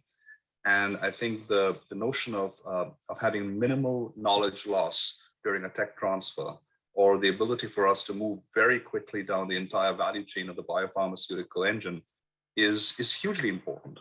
And I think that sort of was reflected in some of the investments we made last year, both in terms of our capital costs, both in terms of our employee well-being, but also in terms of our expanded laboratory footprint. All of those were sort of very tangible surrogates for our deep commitment towards the Bay Area and towards science. And we believe that's a worthy mission to go after. These days there's a lot of questions around recruitment and retention of talent, and how employees feel about their place of work and how they're seeing the future. What are you seeing in your company in terms of the desire of people to want to be part of this, kind of stay part of the family versus venture toward something else and experience something different? Yeah, that's a great question. And this is a nice sort of segue for me to identify a challenge that, I personally am very vested in, and I think I know you are as well, Jim, is retaining the talent, not just in the Bay Area, but within the confines of a company right now. Retention is a big deal. And you've got to find ways to attract, retain, and develop people so that they want to work in companies in this space. So it's an ongoing challenge, and what we found is it's not just about the benefits or the compensation. A lot of it is around purpose and meaning within their work that is important. It's the way one can grow a career. It's the way they have autonomy in the way they operate. But I think there are two points here I want to make. I think that it's the retention aspect is, I think, going to be something that is a challenge that binds the various companies together, and it's something that we have to be very, very deliberate about. Is how do people work here? And that's why I love some of the priorities the council and you have, Jim, around things that are important, be it climate change, be it homelessness, be it transportation, underlying infrastructure within the Bay Area that make people really want to work and play here. The second aspect, I think, amongst the workforce right now is, besides the pandemic, the other thing that was happening last year was it's shown a light on the racial injustice and inequity within the world right now. And I think how we responded was very telling. And there is going to be a deeper focus for companies and organizations that have a very, very concerted and thoughtful approach towards how they advance equity, inclusion, and diversity. And this is another area where I think the Bay Area can stand tall in terms of it's not just its position, its unequivocal position, but in the value that we see a diverse workforce have in the future of our workforce. So on those levels, I think both it's a roundabout way of sort of saying that the workforce of the future is going to be the biggest determining factor in terms of the growth of any area. The companies will gravitate to where they can get access to diverse, brilliant talent at any point in time. Yeah, and we're doubling down on our work in our DEI committee, which I would commend you to take part in that. I think this has become a centerpiece for companies, for organizations like ours. I think, as a number of the speakers pointed out, it's our time to make a meaningful material difference on a long-term basis and not let the opportunity pass. It's one of the reasons we had the earlier panel with the leaders of the ethnic business associations of the state. So you brought, in terms of the talent, you brought it up as a challenge, which we know it is. Help me to understand some of the other challenges that you face as an industry in the Bay Area particularly, and how the Bay Area Council can kind of weigh in on things that are meaningful to your organization as you decide where to put resources and make investments. Mm-hmm. So I'm going to give a contrarian response and say it's not economics alone. It's not, I think a lot of it is, you mentioned that one of the best things about the pandemic was the speed at which the life sciences industry mobilized. And I think, Jim, when it comes to decisions that I often have to make in terms of either be it footprint or things I have to recommend, a lot of it is around where my company or our companies can have agility and optionality. So I think the speed with which the business processes that surround industry can be simplified, can be operationalized, are vital to us. And today, I mean, in the 5 years I've been in Gilead, I've seen it go from a company focused primarily on virology to one focused on oncology, different modalities, different platforms. One day you're a small molecule, the other day you're a cell therapy, you're a biologics company. And I think having, and it's a challenge and an opportunity in the sense of having an ecosystem that supports the notion that innovation is not going to be stalled or stymied because of cumbersome business processes. That's the number one priority. A lot of it, you know, I know I'm slightly contrarian. I'm not going to talk about real estate prices or other things, and those are important factors. But if you're able to retain agility and optionality in our infrastructure that allows the life science industry to pursue science agnostic to a constraint, that's the dream situation. And I think that's where you know, the Bay Area Council can play a vital role in driving that industry mission forward. Yeah, the need for speed, I mentioned at the outset, that while we have the economic considerations, we're not known for maybe going as quickly at solving problems we could. And, you know, sometimes the patience wears thin. You know, when the council back around 2003 performed a major study on the bioscience industry that was actually requested by Governor Gray Davis at the time, which led to the formation of a number of, you know, I think it was creation of Bay Bio and another, a number of policy initiatives that were taken to really encourage the industry to sort of move to its next natural place. And I think it might make a lot of sense for us to consider revisiting that and seeing if we could really take a deep dive at what's happening in bioscience and what the future is. And you know, this pandemic has been a game changer, and we don't know all of the outcomes from it. Do you think that would be something that that the council should pursue? I definitely think so. And I think even the life sciences companies in the council should collectively support this. I would definitely support that as a next step in trying to better sort of come to solutions.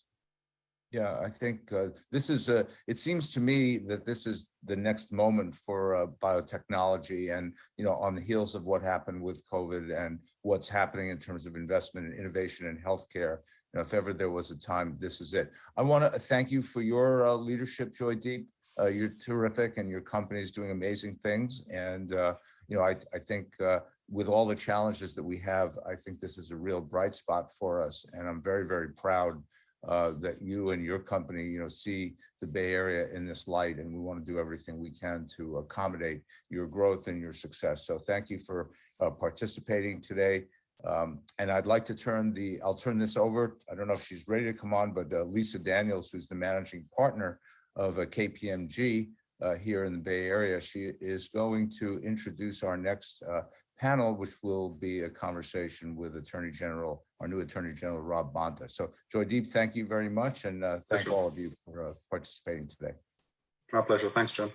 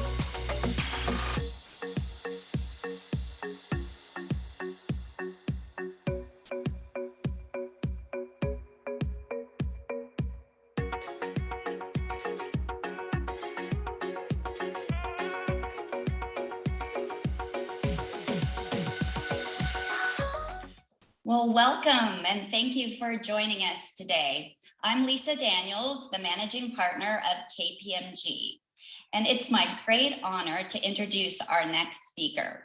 Attorney General Rob Bonta is truly a role model for the American dream.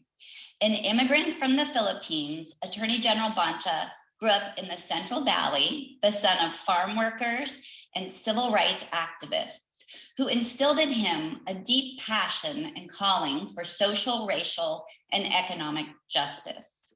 His early experience inspired him to pursue a career in public service as a deputy city attorney in San Francisco, a member of the Alameda City Council, and later as the first Filipino American elected to the California Assembly. In the Assembly, Attorney General Bonta continued to advance the causes of justice and equality, authoring a range of legislation on immigration, housing, and healthcare. With his appointment to Attorney General by Governor Newsom in March, making him the first Filipino American to hold the post, he continues the work his parents inspired him to follow all those years ago. This afternoon, we look forward to hearing about his priorities, his views on the relationship between the Attorney General's office and the business community.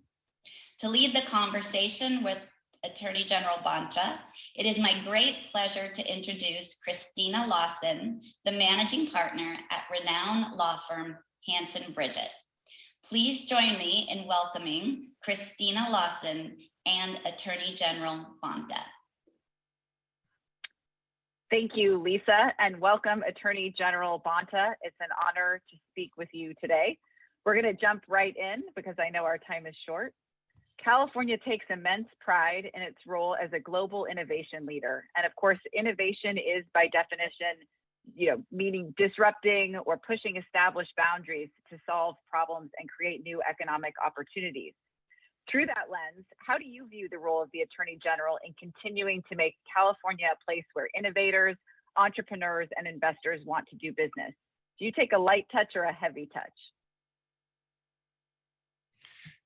Let me first of all say thank you for the opportunity to be with you. Thanks to the Bay Area Council, Jim Wonderman, and Lisa and Christina for your friendship and partnership. I'm thankful for the opportunity to be here with you today. And I know that we've gone through a tough year, and as we emerge and see the bright lights ahead and California's economy comes roaring back, I hope that everyone is healthy, safe, and well. And thank you for the question. The thing that makes California great is that one of the many things is that we are a state of doers and dreamers, of innovators, of builders, and we need to continue to support and nurture that spirit. And it's led us to be the 5th largest economy in the world. It's led us to be the nation leader in so many sectors, from agriculture to tech to film and beyond. And it's that spirit that needs to continue to be fostered. And of course, when you have innovation and you're doing things in a new way, you are disrupting, by definition. And so, we need to be supportive of the innovation and of our business community. We want our businesses that have helped create great jobs and helped drive our economy forward to stay in California. That's where they belong. And it's important to name that. And also we at the same time, we also need to make sure that the laws that have been put in place by the legislature are deserving of appropriate enforcement, not in a way that's gotcha or anything else. It's important to have compliance when it comes to issues like privacy or antitrust or anti-competitive activity. And if those issues can get addressed in the boardroom, then that's better than taking them to the courtroom. And so my view is for a thriving business community throughout California, for businesses that have started in California to stay in California, for people with dreams of creating new businesses to build that dream here and cultivate it and foster it right here in California, where so many dreams have become a reality. And as we do so, to make sure that our businesses and all people of California are living in a ecosystem where our consumers and families and Californians thrive as our businesses do as well. So I don't know if that means light touch or heavy touch. If there's a clear and egregious violation of the law, then we would step in to make sure that there's compliance with the law. And again, if we can solve that short of the courtroom, that's better. If we need to go to the courtroom, we will. But I think the idea is to get everyone in compliance with the laws and the rules while we thrive. And our workforce is obviously, it's so important to make sure that we take care of working people. Our human capital is what makes California great, including our workers, and taking care of them in safe and fair working conditions, and with healthcare, with retirement security, with good wages to support their families. We can all succeed together, our businesses and our people, all at the same time. Thank you. To change the topic a little bit, of course, racial and social justice issues have been profoundly important to you and have been really a North Star in your career trajectory. How do you view racial and social justice as they relate to California's housing affordability and also the homelessness crisis? And do you see a role for your office in addressing these crises, and what might that look like? I do, and let me just step back and say, as some of you may know, I was a California State Assembly member for almost a decade, and then recently had the honor and privilege of a lifetime being appointed California Attorney General. And in the California State Legislature, I was proud to work on a broad array of issues, certainly including housing, addressing housing affordability, homelessness, tenant protection, housing production, and the 3 Ps, preservation, protection, and production. And the Attorney General's office is involved in every issue that the legislature is involved in. My job is to enforce and implement the laws of the state of California. And I think it's so important to always see our state, our world, our challenges, our problems through that equity lens, and to recognize that there are people who are more vulnerable than others, who are more disadvantaged. And I see the role of the Attorney General as being the people's attorney, standing up for everyday people, especially the vulnerable, the voiceless, the hurt, the harmed, the abused, the cast aside, the forgotten, the mistreated, and make sure that they're being treated fairly, that the scales of justice are balanced, and making sure that we're protecting the little guy from any abuse of power or reach of authority by the big guy. And so always making sure that we see our state and our world through that social justice and that equity lens, making sure that we see the most vulnerable when it comes to housing. I believe that no one should ever be evicted into homelessness, period. Full stop. That we need to protect those who are teetering on the edge, and who could fall over, those who've been hanging on by a thread and can't hold on any longer. We always need to see them and value them and provide the support that's necessary. And we also need to recognize our history in the state and this nation of racially discriminatory practices when it comes to housing, whether it be redlining or whether it be restrictive covenants.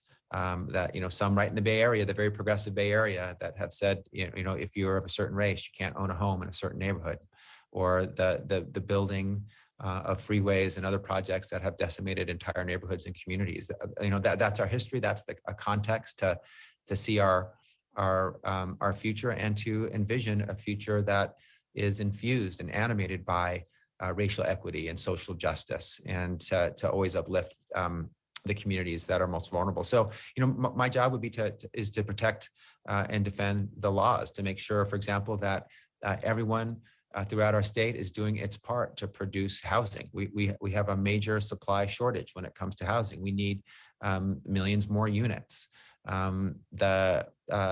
People need to comply with their regional allocation numbers, and identify places to build, and put aside this the NIMBY mentality where it exists, and contribute to a common future where we have enough housing in the state of California, and where we all have shared responsibility. No city and no jurisdiction needs to do everything, but everybody needs to do something. And we also need to protect our tenants and make sure that the tenant protection laws that are there are enforced, that they're not flouted, or violated. Those are some of the ways that the Attorney General would get involved in enforcing and implementing the laws that we have in the state of California that lead us towards the building of more housing, that lead us to the protection of tenants where appropriate, and that also end some of the vestiges of our of the discriminatory past when it comes to housing, and have a housing for all approach where it's more just and more fair and free of any discrimination. Thank you. Along those same lines, some of your predecessors did take an active role, as Attorney General in addressing these crises. Do you expect your office to take an active or even proactive role on these issues? Yes, I do. Active and proactive. We have. We represent the state as our client and the different agencies, including the governor. We've definitely seen activity in going to court to make sure that local jurisdictions are doing their part when it comes to providing sufficient housing supply as part of their shared responsibility and their fair share. We will also be active to the extent that tenants are being hurt and not treated fairly. So, I think housing and homelessness, we have so many, unfortunately, so many crises right now, from an international pandemic that we're emerging from, an economic recession that we're emerging from. We're in a racial justice reckoning, a climate crisis, but certainly a housing and homelessness, housing affordability and homelessness crisis. So we will be involved in addressing all of the above, including housing affordability and homelessness. Thank you. And you, of course, mentioned the COVID-19 pandemic, which has been just caused a historically unprecedented series of events over the past year or so. Could you talk to us a little bit about how you're approaching equity in healthcare? Because, of course, the past 15 months have exposed profound inequities across California with respect to healthcare access, care, and services. Absolutely.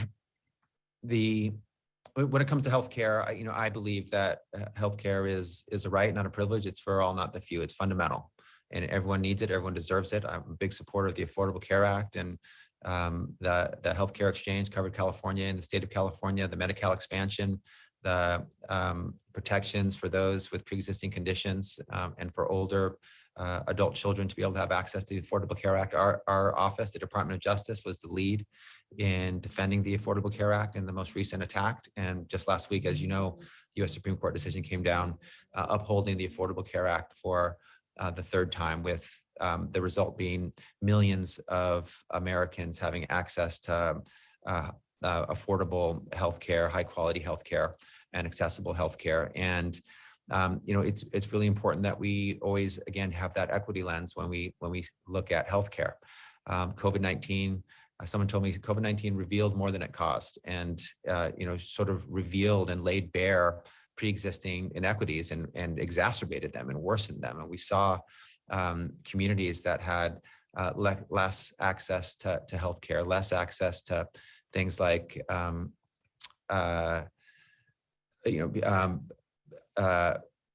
safety equipment, who didn't have the ability to isolate, and were in multi-generational households where they were making it with one person or more being a frontline essential worker, which really put folks at risk. And those are communities that we need to see and support first. Those are the communities that get hurt first and worse in a pandemic like COVID-19.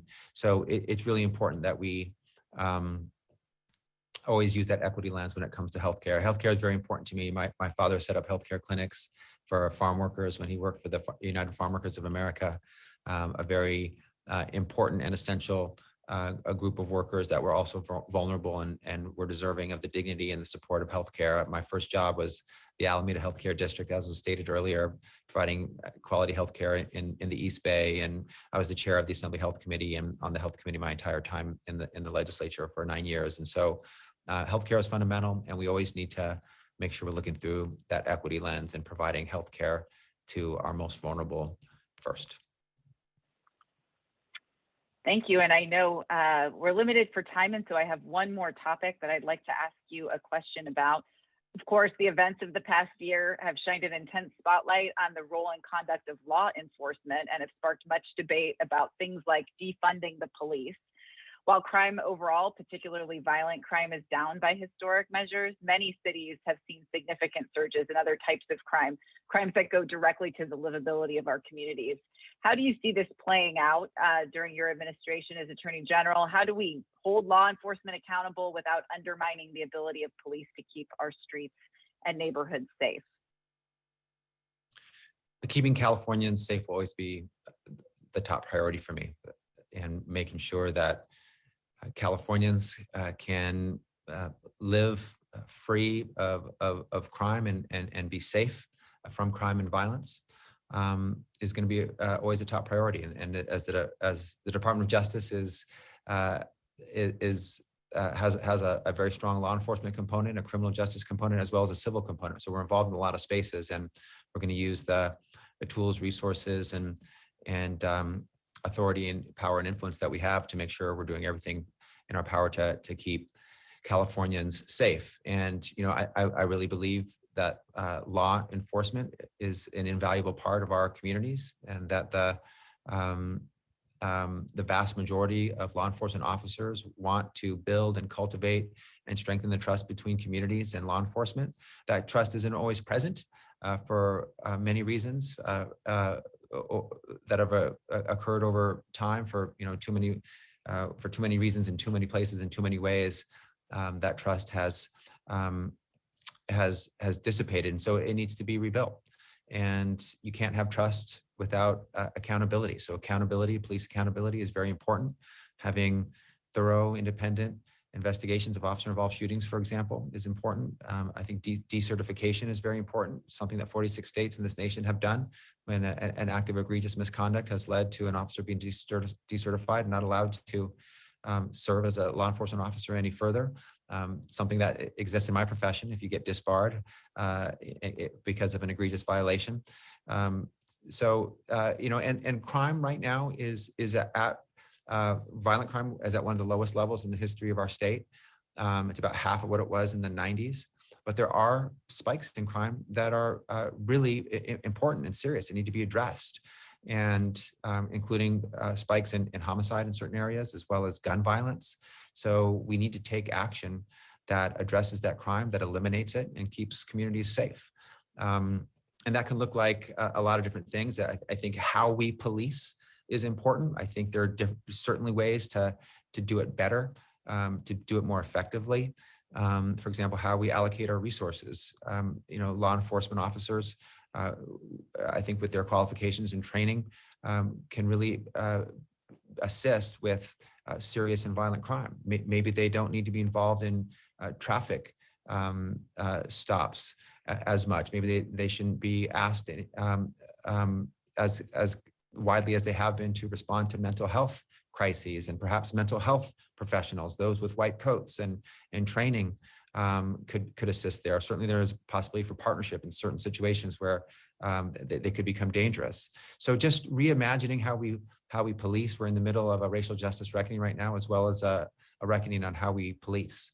And I think thinking about how to use our police and force and law enforcement officers in the way that is most valuable to keeping our community safe, and responding to other issues like homelessness and poverty and mental illness in other ways that address those issues best. We always want the highest, best use of our limited resources, and thinking about how we do that most effectively, I think can be really important. So we're in the middle of some really important conversations where everyone deserves to be at the table to address our challenges, to think about how we can do this in different ways, in better ways, in fairer ways. And for some communities who want to be safe in their communities and neighborhoods, they want that, but they also want to be free from being the victim of unjust application of force or violence from a law enforcement officer. And for many communities, they don't think they can have both. But I know we can have both. We need to work at it. We should be safe in our communities and free from unjust application of force or violence from law enforcement officers. That is imminently doable, something that we need to work towards and work at with everyone at the table as we determine and imagine how best to do our policing and respond to the many challenges we have in our communities, including safety always being top among them.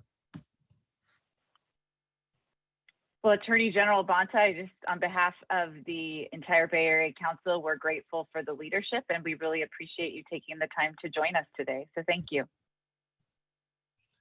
Thank you, Christina. Thank you, Bay Area Council. I appreciate you. If you ever need anything, please reach out.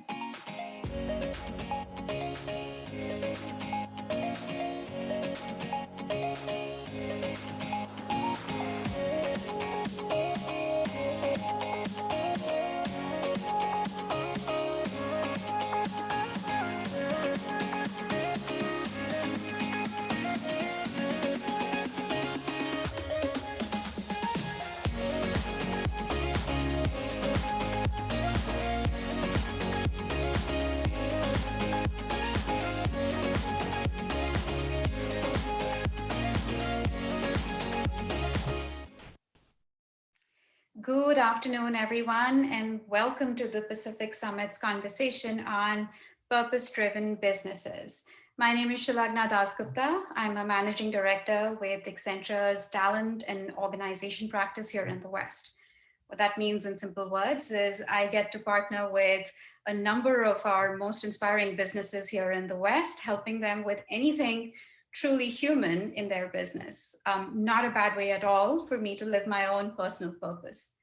I'm really excited to share the screen today with Linda Rendell, the CEO of Clorox. Linda, welcome to the conversation. Very excited to have this conversation with you.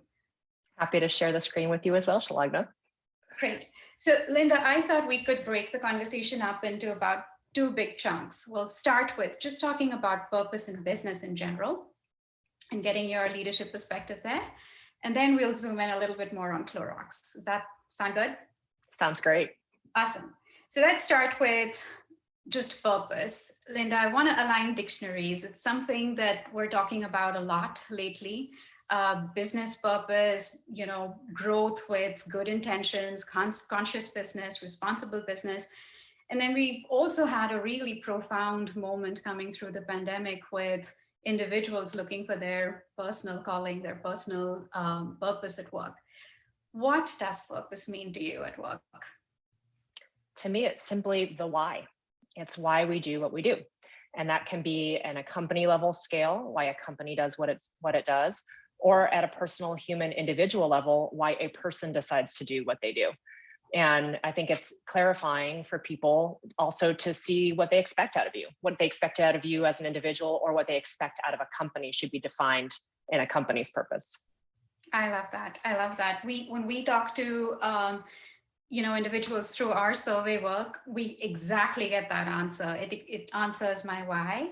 And I think the little bit of extension we get from there is it helps me with my creative expression. It's the emotional connection I have to my work. So I love what you said in very simple words. So let me actually move to the next one. And this is about the role of a CEO in driving purpose in an organization.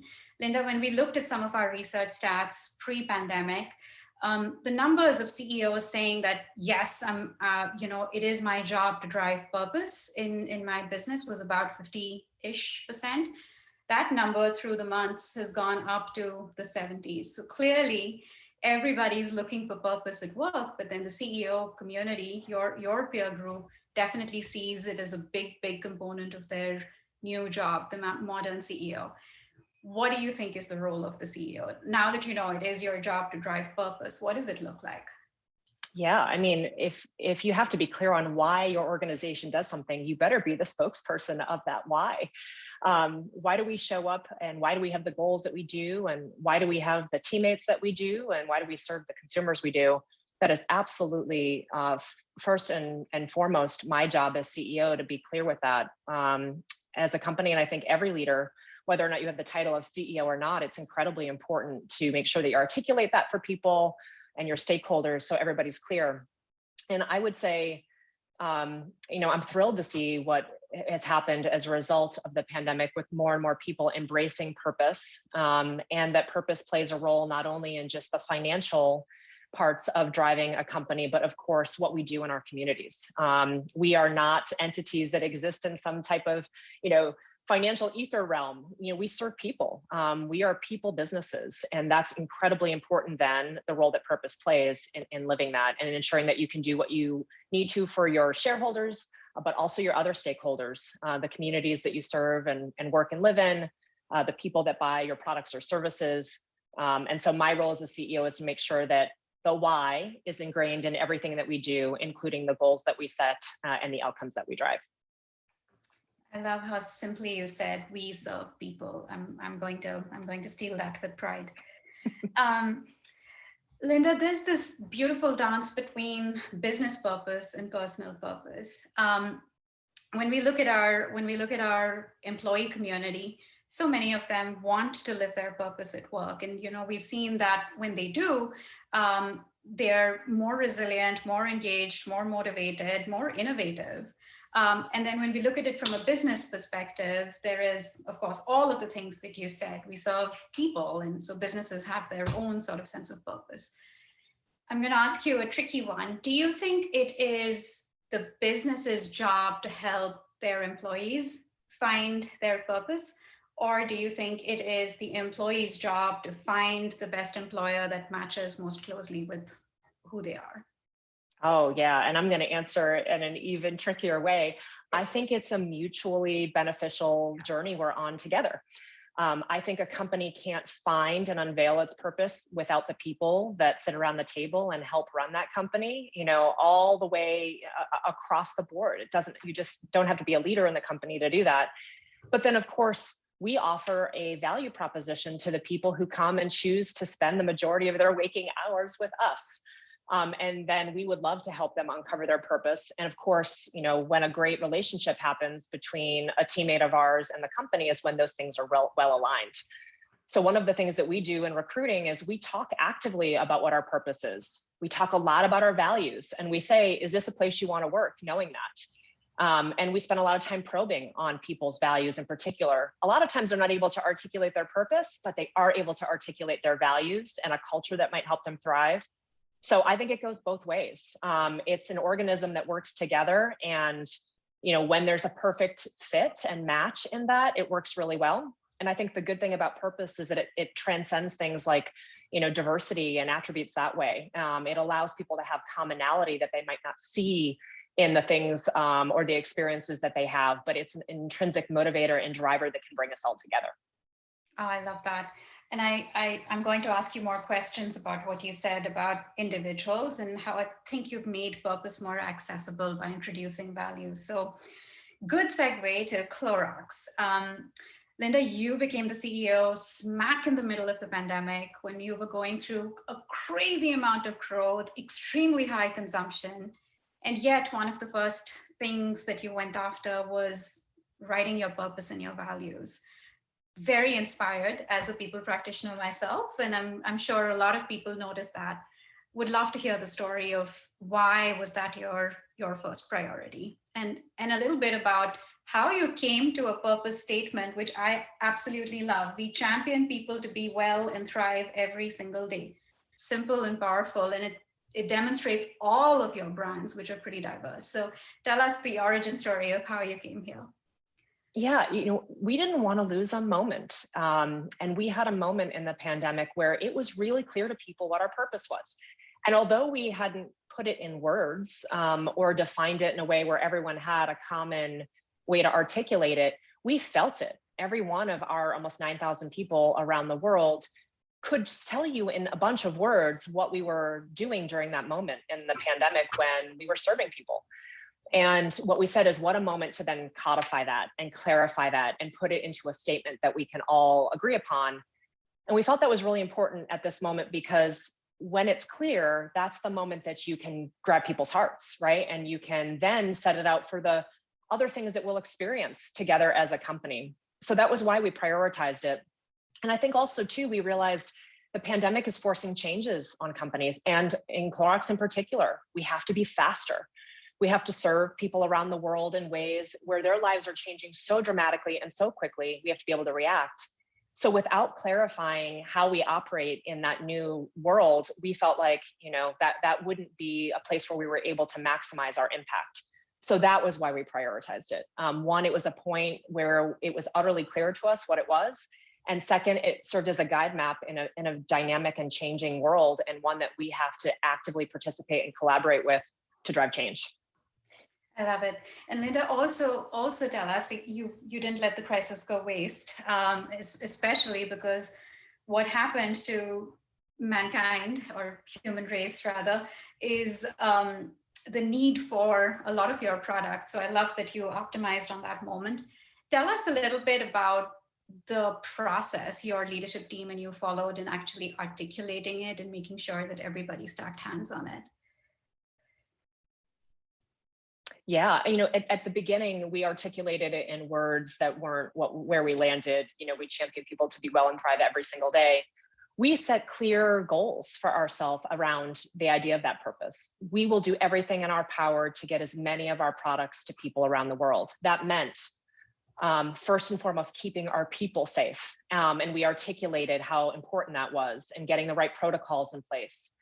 And then once we did that, ensuring that we left no stone unturned to get people products they needed in our sourcing group, and all the people's responsibilities became, the why they were doing it became very clear. And then we got very clear on what we needed them to do to achieve that.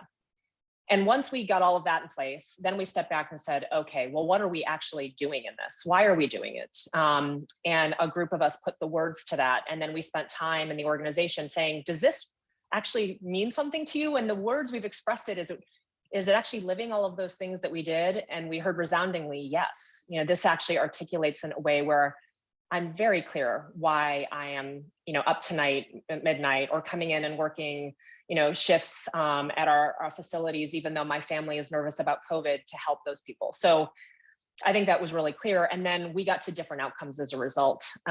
We at times experienced 500% increases in demand in parts of our business, just things that we've never experienced before or even close. And it took that why, that, when people were really tired during the height of this, from their family situations, from dealing with the crisis, and then of course from work, to really say, this is why I'm doing this and why I'm willing to dig deep. I know I needed that many times during this. Like you said, starting as a CEO during this time was interesting, but I could rely on turning back to that purpose and saying, I'm doing this and it's all worth it, because it's not about me. And it's not about, anything that is selfish or not meaningful. It's really about helping people do something in their lives right now at a time that, like you said, humanity was stretched to the max. No, for sure. And I think, related, I want to share a quick story with you. When people start to see that, of course, within the boundaries of your organization, but even outside, I remember being at the local grocery store looking for one of your brands to clean, and right in the middle of the pandemic, and just asking the person at the counter, like, are you doing okay? And it's the middle of the pandemic, it must be really hard. And she looked me in the eye and picked up the thing of Clorox, and she's like, well, who would be giving this to you if I wasn't here? So I think a lot of the energy that you created with your purpose statement, not just across your organization, it definitely did spread across the whole ecosystem. So kudos. And I enjoyed experiencing that little moment. Well, and that checkout person was clear on their purpose. Isn't that amazing too, right? It is. That's wonderful. Absolutely. Yeah. Absolutely.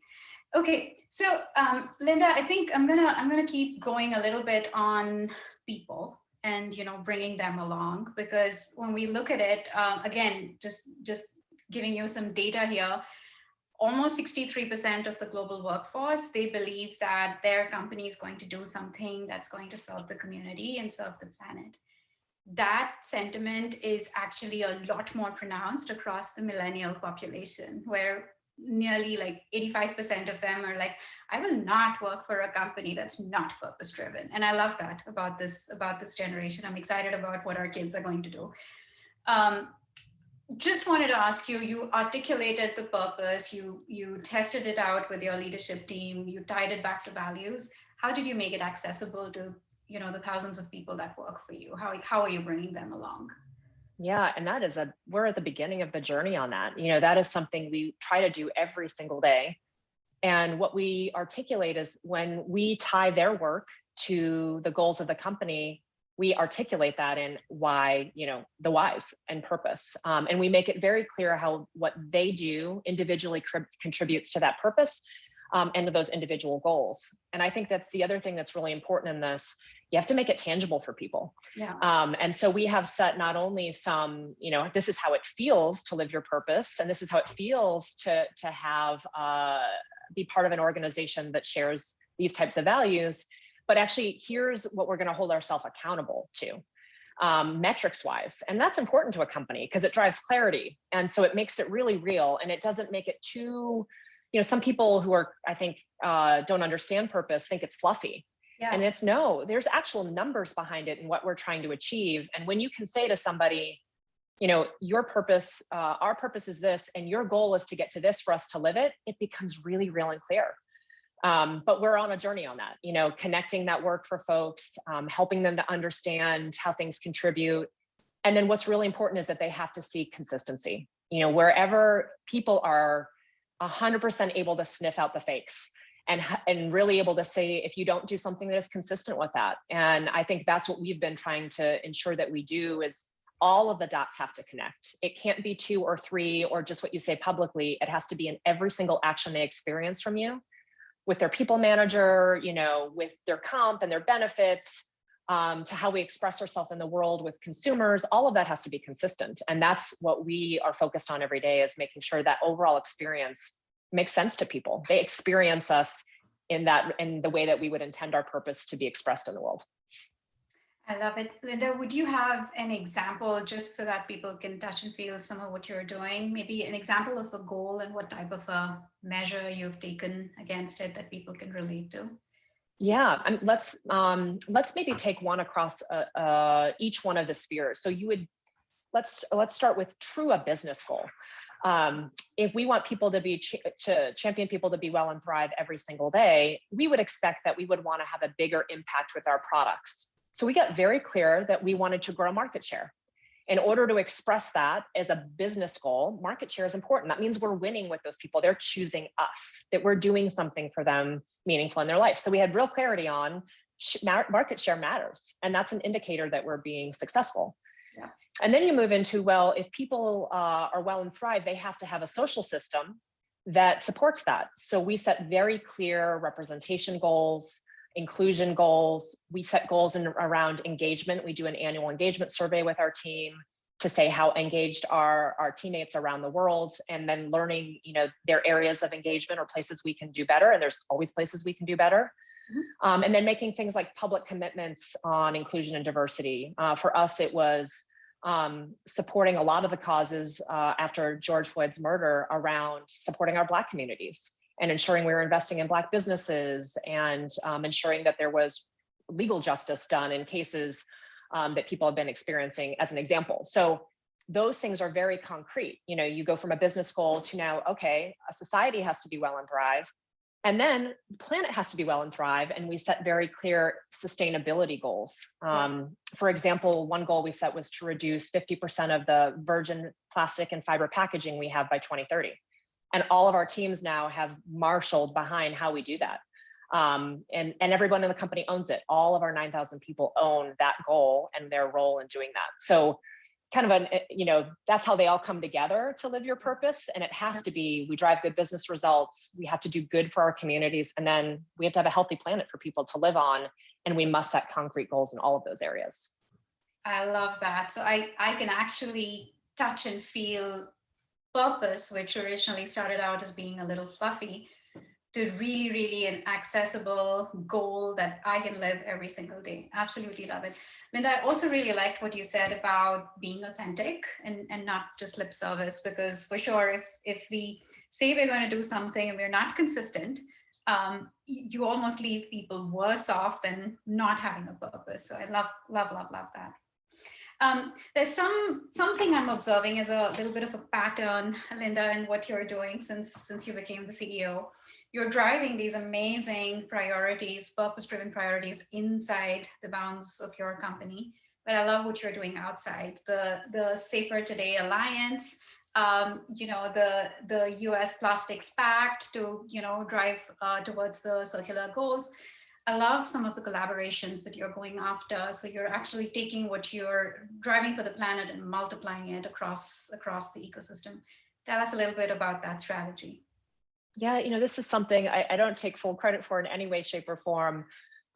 We have a long history of leaders, CEOs in our company, our last one being Ben O'Dore, who believed in the impact of having a partnership. We can't do it alone as a company. And these goals are not just about creating competitive advantage. Again, they're about creating a healthy world and healthy communities. And so those partnerships allow us to use the power of other organizations to do things we might not do well, just to scale, and then hopefully make real change. The Safer Today Alliance is really about keeping people well as we return back to life. And if we can create a set of partners who are really viewing the world in that way, it's about creating safety for people. And that's exactly what we've done. And then when they know if they are going to take a flight, that they're safe and well. If they enter into a particular hotel or entertainment venue, they're safe. When they return to watching sports, they can do that in a safe way. And we can do that alone. We can promise people things with products, but we can only control so much. So that power of collaboration and partnerships is important. And then things like the US Plastics Pact, incredibly important. We are not going to get done what we need to for the planet if we don't all work together.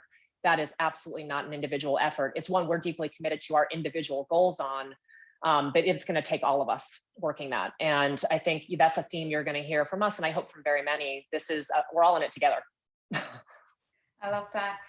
Linda, on the first one, of course, the Plastics Pact is a whole other thing, but on the Safer Today Alliance, how easy or not easy was it to collaborate? I mean, are you seeing a sense of openness to come together towards some of these goals across the rest of the CEO community? Yeah, I think more than ever, that's true. I think people at this moment, when faced with their own humanity and to see what happened in our world, realized, this is a time where helping others is incredibly inspiring to them and something that they want to do. So I would say we've had huge openness to that. And whether or not it's right for a particular business to do that specific iteration of it, I would say not one person has not wanted to return the phone call and have a conversation. And then some say, I share your vision and I want to do it together. And then something like that is born. But we look for organizations that share common values, whose purposes are generally aligned. And then that always, to the point of what I made earlier around an employee and a workplace, it's the same thing. That's really when you can get together and create something like the Safer Today Alliance that allows us to communicate our joint messages and what we're trying to get done together.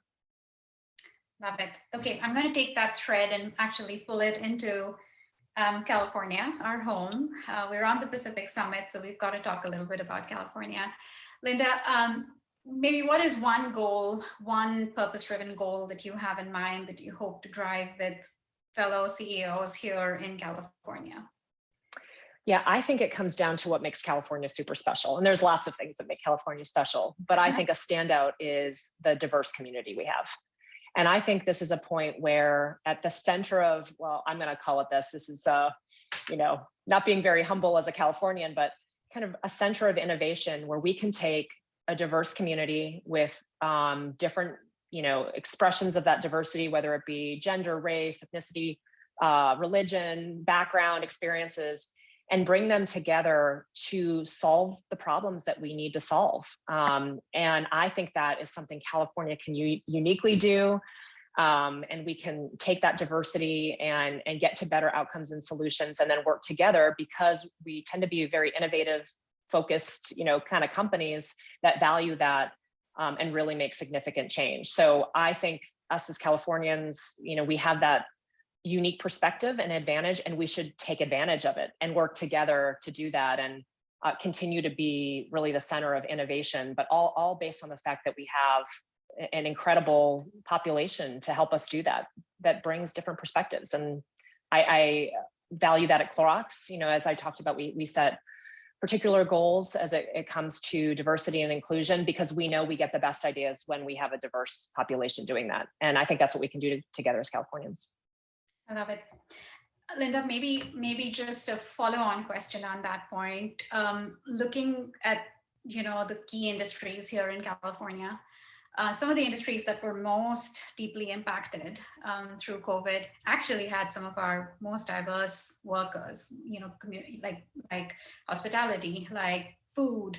And so there were a number of people that lost their jobs. And I think that the number of women that decided that the toss up between taking care of the family and being able to pay their bills, lots of women left the workforce. And if you double click on that, it's actually a lot of women of color who decided to, stay home, or had to stay home because of what happened to their business. Any thoughts on what can we do to bring all of that workforce back in California and even beyond? I mean, why just California? But any thoughts and your leadership perspective on bringing that diversity back in? Yeah, I think it's a total tragedy, and we were already so far behind in representation. And so to take a step back is just devastating. But I think it has to return to, one, creating opportunities for people. And that can be opportunities that we all create as companies. So making sure we have the right recruiting practices in place, that we're getting diverse candidate slates. And then importantly, what people are demanding is different now. And I think companies have to open their eyes to that and recognize that hybrid work is here to stay. That it's always been difficult for families, and particularly for moms, to balance everything they have going on. And there's no reason now with technology and others to not be able to be more accommodating to what people have in front of them and create other additional opportunities. And then I think particularly then when we get them in the workforce too, we have to have development plans, and they have to have sponsors, and we have to help them on that journey as they re-enter so they can be successful. And I just think that's incredibly important to us. We're working on that now. We've been able to increase our recruiting with minorities and women minorities, and we need to continue to do that. And then we need to create a great space for them where they can absolutely thrive at work. But I would just say, gosh, we have a lot of work to do. And unfortunately, that big step back means we're going to have to put even more effort in over the next couple of years to close that gap again. And then, if everybody support businesses, support small businesses, restaurants, as we get back into our offices, we've been talking about that, getting back and supporting these folks who've given their life to run these great businesses, and showing them all the support that we can. Individuals can make a difference in this too. 100% agree. And I'm going to stay with that thread around diversity because it's super close to heart. Linda, we're so excited to have a woman CEO for a consumer goods brand that's a household brand. Super exciting to have you join that very elite group. What can we do more of, specifically in California, which is a tech innovation hub, don't have a lot of women CEOs? What can we do differently to create more stories like yours? Every time a story like yours happens, a lot of little dreams get a little bit more bold and a little bit stronger. So what could we be doing more of to have more women CEOs? Yeah, we have to, I think we have to change the narrative of what a CEO is. I didn't see myself as a CEO earlier in my career because I looked at what that was or what I thought it was required to be, and I didn't see myself. And I thankfully had a lot of mentors along the way and bosses along the way who helped me see that actually I could make a good CEO, even though I didn't see a lot of people who look like me. So I think it's important for us to actually define what a CEO is and what a leader is and how anybody can do that, and why experiences and skills rather than maybe how you think or approach a problem or something are as important. So I feel lucky about that. And I personally spend time with my team and, even my kids, talking to them about that, how can you define, make sure that you understand really what is required, not what you see. Because I think that's the first part. People have to be able to see themselves in those positions. Second, we need to give people development and training plans, and we need to have inclusive practices at work. It is very easy to prioritize kind of older school, people who aren't afraid to speak out. And there can be cultural differences in that. And just because you're quiet, I'm an introvert. It's part of the reason I see myself as a CEO, super big introvert, would rather be reading than doing anything else. But I realized, and I had people who helped me understand that being a terrific listener was actually much more important than what I said. But we need to create those types of environments where different styles can thrive and different backgrounds can thrive.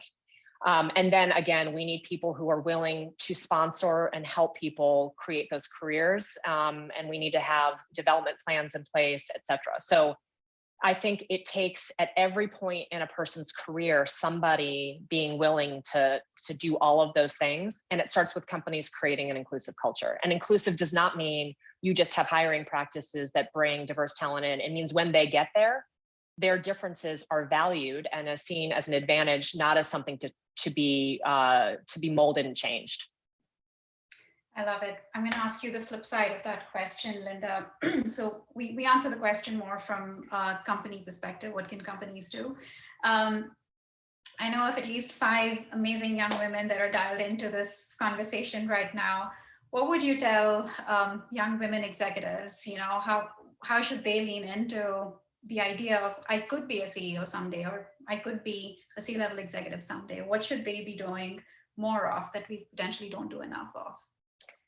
I think there's a number of things I've learned along the way, and I'm still practicing, let's be clear. I think first and foremost, know who you are and know it with utter clarity and accept it for what it is. And then figure out what you do really well that can add value. And again, in my own journey, I learned that being a good listener was actually really important. And that being an introvert could be an advantage in that way. That I tend to listen with an ear towards emotional feeling, not just logical, has helped me a lot of times. Understand when, even in a business decision, somebody is saying something their heart doesn't feel, and I can probe into it. So I tend to have a good gut because of my emotional side. And I've just gotten really clear with who I am and how I can maximize that. So I would encourage everybody, know who you are and be the very best version of yourself. Don't try to be someone that you are not, because you will utterly fail at that. I guarantee you will. The second is have courage to take on the big assignment and push yourself to take risks, even though that's not comfortable. And not all personality styles want to do that. I think that is a common thread. I was willing to do things in my career that didn't seem logical to me, and I'm so glad I did that. Whether taking a different job that I didn't really understand why it was necessary, et cetera, that always worked out for me. And then I think very clearly state your values and find a company that wants you to express those values in that way. And that allowed me to do things like courage to speak up when things weren't going well, even though it wasn't, popular opinion. I wasn't afraid to do that because, again, I knew who I was and I knew what my values were. And then, I think also for women is recognize that you're never 100% ready for anything. Yeah. And I think that's a common trait across a lot of women and a lot of, men too.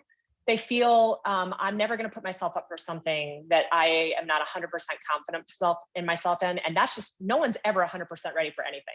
We're always on a journey. We're always learning. And so give yourself permission to take the risk, lean into yourself, bet on yourself, and then find a group of people who can, be your mirror and help you get through that. I have advisors, they're not the people you would expect. They're not CEOs, there are family friends I've known forever, or there's a former assistant I have who can tell me exactly what she sees and what I'm doing.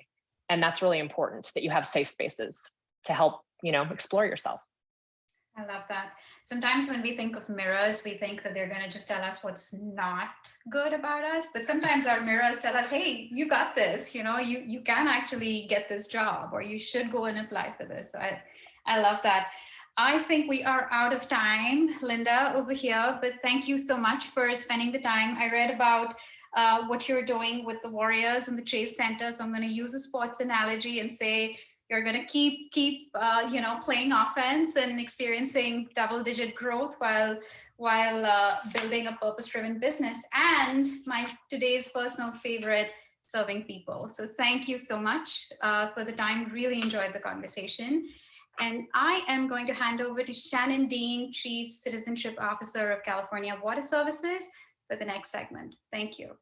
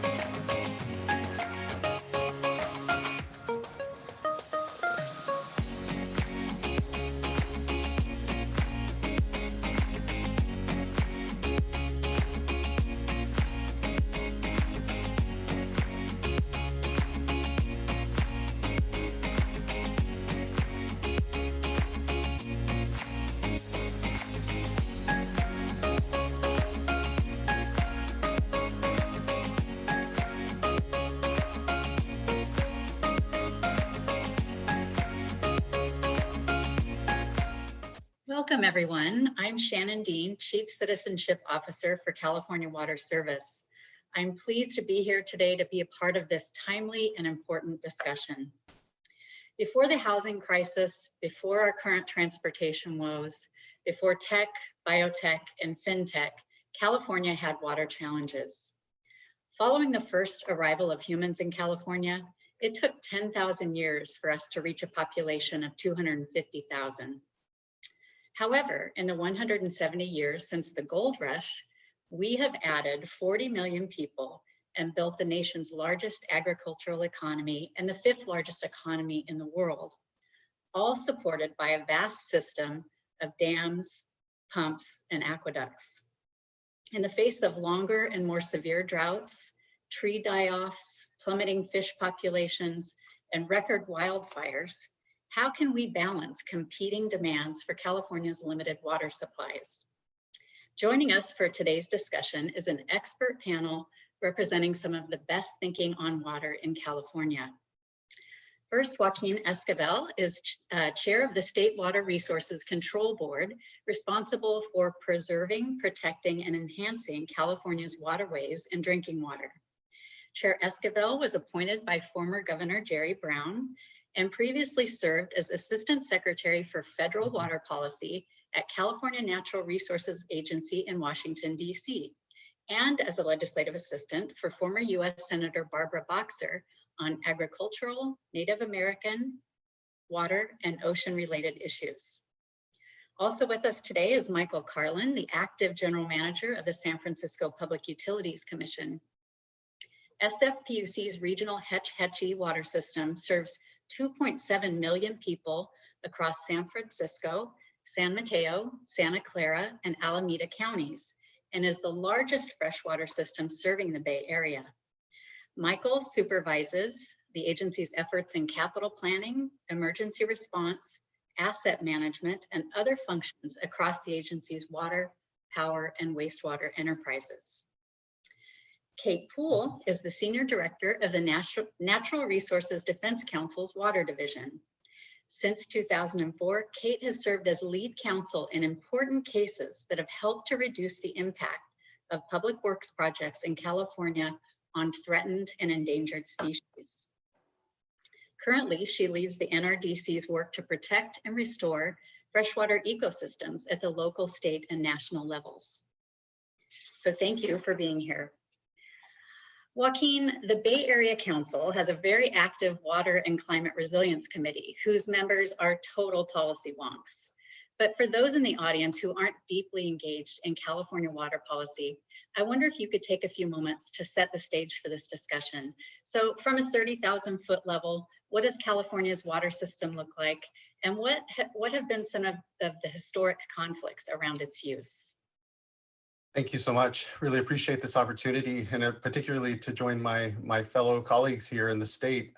We're at really a crisis moment when we look at our challenges because of climate change on our water systems, particularly right now with drought, but also in times of excess and flood.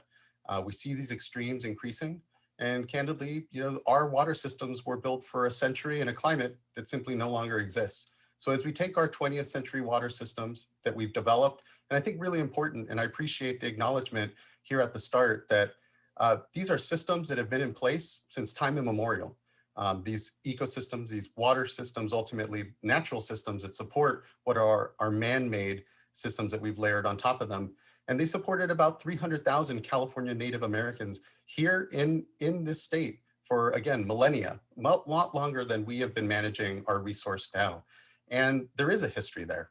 I think there is a collective history that we are all reconciling, where the mistreatment and certainly the vast impacts that we had on the indigenous people of California is something that we are still grappling with. And when you look at our water policies generally, is part of, I think, a theme of reconciliation, that we are inheritors of these incredible water systems, the Central Valley Project, the State Water Project, that move water across vast distances on our state and allows us to have a shared wealth, a wealth that was here and predated us and that we have all collectively benefited from. And it's not to say that we have to somehow go back to a point in time that we certainly can't turn the clock back, certainly not on the climate of this planet. But it does mean that we have to be serious and honest about the work in front of us, which is to reconcile this system, these 20th century water systems that we've built, again, for a hydrology that simply no longer exists, and that we continue to see have had impacts on ecosystems throughout the state. So going back to that history, we can just see that what has contributed to our ability to have wealth in this state, to have a stable population here of 40 million Californians, is our ability to move water around to our more drier parts of the state, but importantly, in ways that build resiliency to what are cycles of drought and flood that this state has always naturally been exposed to. And in fact, our water systems, although based on a hydrology that was a lot wetter back then, was built to take into account what are periods of dry conditions, drought, and then excess, and trying to create some certainty in our water systems and predictability when it comes to the timing of those deliveries for the purposes of putting to beneficial use, as we say in the parlance of water rights, for communities to grow food, to drink water, to be able to provide what we have. And I think what we often take for granted, which is that the water will always be there, that you will turn your tap and there is a dependency on or an assumption of the certainty of our supplies. And I think that what drought continues to show us, these challenges of climate change, are that we can no longer take for granted these systems, that it's going to require us to have a generational reinvestment in the way that we view them and really in building them out in general. So I say that knowing that much of the infrastructure that we all depend upon in our communities was built with great federal subsidy through the 70s and into then early 80s, but then tapered off, and that have shifted this question of affordability to all of our communities to maintain the systems that we have for our drinking water, very local systems ultimately, knowing that about 85% of all investment in drinking water, wastewater infrastructure happens at that local level. It's ratepayers, it's communities contributing and maintaining their systems. But we know again that those systems are strained already. We already have 1 million Californians without access to clean and safe water now. And that number is only threatening to grow as this climate challenge, as we are confronted with this climate challenge and droughts that concentrate contaminants in groundwater. And you may be a community that is meeting all drinking water quality standards, and then a drought hits and makes your primary drinking water source then more expensive to treat, and then affordability challenges throughout the state are what we see because of this. And so I think if as I try to do my best to sort of set the table, it is these common themes of reconciling a system that oftentimes you look at. I think of the Klamath dams with the incredible announcement for those of you have tracked from FERC, allowing that dam removal process to move forward in Northern California, where we built most of this infrastructure without consideration for the changes that it was making on the watersheds and the ecosystems that all of our economies are really dependent upon. I'm reminded always that the two words ecology and economy share in common in their Greek root home. One is in reference to the running of that home, and one is the home itself. And you can imagine which is subsumed into the other, and is certainly our economy that is limited by the ecologies that they depend upon. And so we're having to reconcile that here in that moment, again, as we are challenged with climate change. And it's not simple, it's not easy, but we have institutions, thankfully, both importantly at local, state, and federal levels, that hopefully we can align ourselves, can really start to make this generational reinvestment in our water systems and start to actually address not just the 1 million Californians without access to clean drinking water now, but those that would lose that access but for a real reinvigoration in our water systems. Great, thank you very much, Joaquin. So moving on, before we begin discussing the current drought, let's first discuss the last major drought, which lasted from 2012 to about 2017, and by some estimates was the most severe in our state's history.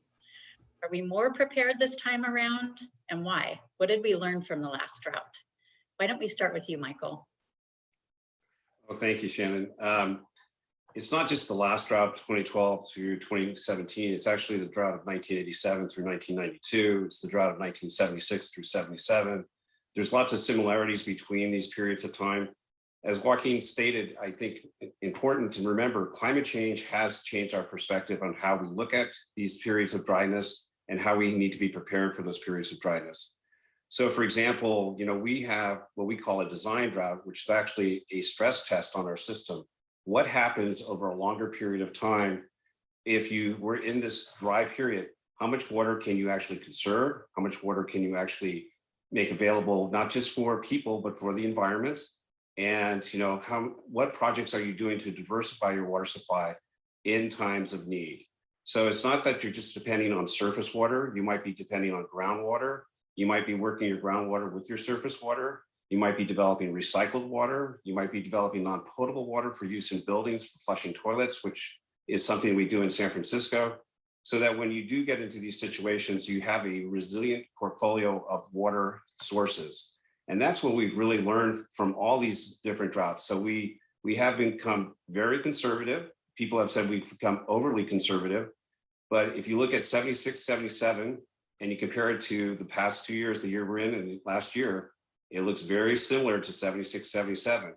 Here's a little factoid. Back in 76, 77, we had very little water in Hetch Hetchy. Today, because of the way we operate, it's the way we conserve, because of the way that we have our people conserving water on a very personal basis, we have about 84% of the water in Hetch Hetchy today, which will take us through this year, next year, and the year after. So we have become more resilient because we've become more conservative. That's not to say that we don't need to pay attention to the environment. We have to, and we have to make water available for the environment. And we do that on a voluntary basis this year in the lower Tuolumne River, where we're putting extra water down the lower Tuolumne River just for the environment. Great, thank you. Kate, what do you think? Did we learn from the last drought? Thanks, Shannon. and thanks to the Bay Area Council for inviting me to be part of this panel. We did learn some things, but I would say in the most fundamental ways, at the state level, we are handling this drought so far exactly the way we did the last time around. And that's primarily because we failed to incorporate what I think is the primary lesson of the last drought, which is that we've got to plan for them and stop treating them as emergencies. As Michael alluded to, we've always had periodic recurring droughts in California. They're nothing new. The new part from climate change is that they're getting more extreme. And that just ups the need for us to make our system more resilient, as Joaquin said, and really reform the system that we have been relying on for decades to deal with this new scenario. But, instead of sort of anticipating and planning for more frequent and more intense droughts, we're back in the situation where the governor's declared a drought emergency. And essentially what that means so far, just like the last drought, is that we're waiving environmental and water quality protections to get through the drought. And these waivers are going to cause massive fish and bird kills, possible species extinctions, an explosion of harmful algal blooms in the Delta. And, like the environment took the worst hit in the last drought, we're on track to have that same scenario play out again. What I just heard from both Michael and Joaquin is that we really need to up our planning game. And if we do that, we can reform operations of our system so that we enter droughts with fuller reservoirs. We can, improve conditions in the environment in non-drought times so that the environment's more resilient when we come into what we know is going to be the next drought. And we can also better manage the expectations of water rights and water contract holders so that they know to expect less water in drought. The way that we have operated the system now is that we've have water delivery contracts from the major water projects that essentially promise more water than has ever been delivered. And they promise that same amount in drought years as well as wet years. By some estimates, our water rights system allocates 5 times the amount of water that our system can yield. So it's not unreasonable with that kind of setting for people to expect a lot more water than they're getting, which just heightens the tensions and the conflicts in drought. And we really need to right-size those expectations so that people can plan for getting less and make alternative investments. Great, thank you, Kate. Joaquin, would you like to weigh in on this one? Yeah, thanks. I will say that we need to be doing more, and we need to be moving faster and further when it comes to our responses to climate change, seen as how quickly it is here before us. Regrettably, what we don't have the benefit of is a few more years between the last drought and this drought to really start to just kind of further accelerate and lean in on some work. But I will say that even though the last drought was only here, 5, 6 years out from the thick of the dryness then, we do have some better response here. And I really do feel it is around data and information. And the importance there is turning that into better decision making. And so I agree, certainly when it comes to the projects and the way they're run, we need that discussion further up in the water year when there are still opportunities on the table to understand and balance what are very complicated and ultimately, not easy needs that the projects all need to accomplish, but that we all in common are here called to balance. Again, our use of the water, ensuring that we're maximizing its benefit and helping us all collectively get through tight moments like drought. But again, back to this data point, I think that what we saw in the last drought certainly were over nearly 3,000 domestic wells that went dry in the Central Valley. And we have more data about the location of those now because of Sigma. We have more opportunity to engage with groundwater sustainability agencies as they help us respond and they themselves understand their groundwater resources, and as it diminishes the impacts to communities around drinking water. And I think, again, the key is let's ensure that we have this better data turns into better decision making. And that includes on the water rights side.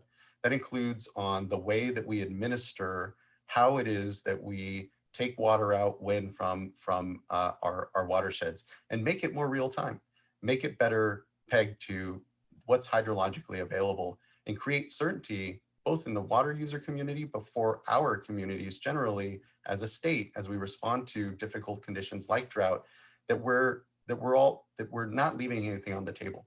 And when we don't have basic data information around some of this critical decision making in drought, it makes it very hard to manage well through it. And I think there have been incredible advances quickly since the last drought, particularly around drinking water needs in communities and with vulnerability to drought, but we need to continue to do better. And I continue to see just an incredible opportunity to ensure that we're using 21st century tools to address our 21st century climate crisis and continue to see just opportunities at the board. Okay, great. Let's move on and discuss the current drought. How bad is it for residents, ecosystems, and the economy? And what should businesses in the audience prepare for in the second half of 2021 and over the next few years? And why don't we start with Kate this time? Thanks, Shannon. So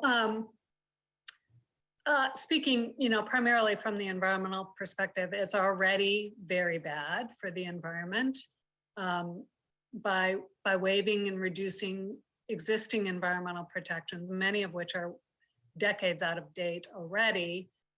We are likely to see the final death knell for Delta smelt, which is considered the sort of bellwether for the health of the Bay Delta ecosystem.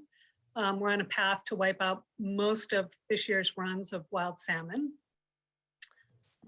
Stockton and other places in the Delta are already seeing their waterfront turn acid green from harmful algal blooms, which will kill your pet if they go into the water and have long-term adverse health effects for people. So it's bad already, but we are also only in the first critically dry year of several recent water years. So the poor rain and snowfall that we got this year followed a not so bad dry year in 2020, which followed a very wet year in 2019. So because of those decent prior years, we ended 2020 in the 2020 water year, which ends on September 30th, in pretty decent shape with our statewide reservoirs at 95% of average storage. But today, Shasta and Oroville reservoirs, which are our two largest reservoirs for the state and federal water projects, are both below 50% of average. So in 9 short months, we've basically drained our major reservoirs to what will likely be historically low levels by the end of the 2021 water year. So if we have a few more critically dry years following this one, which climate projections estimate is pretty likely, we're going to be in big trouble, and we should be planning for that now, which means doing everything we can now to reduce our water use. And individual businesses and people can do a lot to reduce their own water use, but like climate change, this is really a systemic problem that requires a larger societal response. And so, what really needs to happen is that we need to follow the example of the Nevada governor, for example, who recently outlawed non-functional turf in Las Vegas. Landscaping water use remains about 50% of residential water use in California. And, watering grass to make pretty lawns is just not a priority use in times of shortage. We also really need to grapple with wasteful agricultural practices in the state. Agriculture uses about 80% of the developed water supply in California, and we simply can't afford to irrigate crops using inefficient methods like flood and furrow irrigation, which is still about 40% of our irrigation methods in the state, or to plant, permanent orchards, tree and nut crops that have to be irrigated every year without a firm water supply. We just need to declare those kind of uses unreasonable in an arid state like California if we're gonna right-size our water use. Okay, Michael, what do you think? I think Kate made a lot of good points, and I want to point out one thing that most people wouldn't think about, but 2019 and 2020 were actually big wildfire years. We had numerous wildfires in the state of California, and people want to understand this, but when you have a wildfire, it kind of dries out the soil. So when we had the runoff this year, a lot of the runoff that we would expect to come into reservoirs got absorbed into the soil because there was just no moisture there. So where we run models every day, we were doing our predictions, and we just saw less runoff coming in just because of the number of wildfires actually that occurred in California. And I think one of the other points that Kate made that I think is really important, outdoor use should be reduced. It just doesn't make sense to have ornamental grass and things of that nature in California. It's not the climate for it. So we've actually asked people to voluntarily right now to reduce their outdoor irrigation, since that is discretionary at this point. We want to make sure that people have enough water for health and safety and such. We also want to make sure that we have enough water for businesses to reopen after COVID-19. They've been closed down, people have been sheltered in place. There is a pent up desire to be out, to going out, to visiting these businesses, and spending your money and recovering the economy. We think that's really important. We want to help promote that, but do it in a wise and reasonable way. We're also seeing, where we saw large office buildings close down. So we saw water use patterns change from the downtown area to the more residential areas in San Francisco, just because people were home all the time. And I think that's something that, we're going to see the shift back. But again, if we do things wisely, I think we can actually reduce the amount of water that people are using, not just during droughts, but permanently. And I think that's the important thing. All these changes should be permanent. They shouldn't be an emergency. We need to drive that home to people, because every drop you save today is a drop that you'll have tomorrow. I don't care if it's for you or it's for the environment. It's important that we actually do save water. So we want to make sure that businesses can reopen. We want to make sure people have sufficient water for their basic health and safety. And we want to make sure that, that people just understand that there is a need to provide water for the environment, as Kate pointed out. Okay. Joaquin, do you have anything to add to that one? Just to again hit home, I think what both Kate and Michael are saying about the real need to shift the way we view our water usage in the state and continue to incentivize the conservation and wise use of it. And I think back to my data point, I think the more that what we were able to get out of the last drought was monthly reporting now from our urban water agencies on water production. We can see in real time, if you will, as conservation efforts are put into place by agencies, what the response is. And so I think we have an opportunity to continue to be very data-driven in our efficiency discussion and really continue to see the outcomes we need to see collectively to increase our ability and already have example of it, right? I mean, California has led the way and shown that conservation allows you to decouple, especially in the urban and manufacturing side, the ability for an economy to grow and still use less water. And there again, the incredible example of the Metropolitan Water District adding well over 5 million people into their service area and still using then less water than they did in the 90s, mid-90s. That's because of investments in conservation. That's importantly though, because of a consciousness raising of Californians generally in the last drought to understand our very personal relationship with water, our habits that may form around it, and the need to really reflect the ethic that we have around water in the state, knowing that it will only continue to be a critical and dwindling resource, if you will, in the face of climate change, but that we can still maximize our usage of it. And it need not be something that harms our economy. And you saw that in the last drought as well, where you didn't see a dip in our economy or productive output because of the investments we've made. But those investments only get us so far, and there is a generational need here to reinvest and rethink of the way that we view our water systems, particularly in the face of conservation and particularly in the face of drought. Okay, great. As everyone knows, affordable housing is a pressing issue across the state, particularly in the Bay Area. Just a few years ago, Governor Newsom said he'd lead the effort to develop 3.5 million new housing units that are needed by 2025. In response to the current drought, however, communities are considering slowing down or even banning new water service hookups. Obviously, we won't be able to develop new housing without water. How are we going to tackle these two challenges, insufficient housing units and water supplies, simultaneously? Michael, let's start with you. It's a great question, Shannon. So I'm just going to be San Francisco centric about this one. We have a lot of housing in the pipeline to be built, and we're looking at those, and we've approved some of those through a water supply assessment, a tool that we use that's required under CEQA.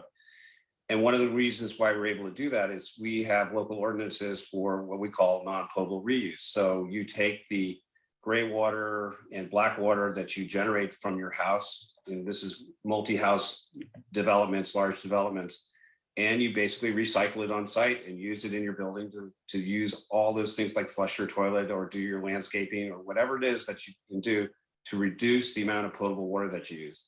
So that allows us to move ahead with some of these housing projects because people in those housing projects are using less water in the future than they would today under just normal, circumstances. That's something we have to look at. It's a one water approach. You use the right water for the right reason, for the right, use. And, that's what we need to do in California, not just to use it once and throw it away, but use it over and over again so that we can actually do that. We can do that because we're great innovators. California basically is leading the nation in that sort of regard of non-potable reuse. And we're pushing the edge of the envelope, even in California, as we look at other ways that we can do it. Eventually, we will get to purified water. We will be taking our wastewater, I hate to say it, and purifying it and drinking it. And that is the future as well, because there's this, as Kate pointed out, all of the water in California has been oversubscribed. So we have to take care of what we have now, and we have to take care of it for the future as well. So we can do this and we can meet our housing goals. Okay, thank you, Michael. Joaquin, what do you think? I think that it needn't have to otherwise impact our housing goals, but it can if we're not being thoughtful about our water systems, to Michael's point, and really continuing to ensure that we're maximizing all of our potential, in particular with recycled water. And I would say that I'm excited to say that we will be drinking our wastewater. I think that when it comes to this next generation of investments, these are the 21st century water systems that we will be having. You see the incredible investment that the Metropolitan Water District is making in conjunction with the LA Sanitation District, and then also the leadership of the mayor to say we need to maximize what is otherwise just a resource that is being put to the ocean at this point. And with a little, and yes, we need to bring the public along, but I think Californians are there.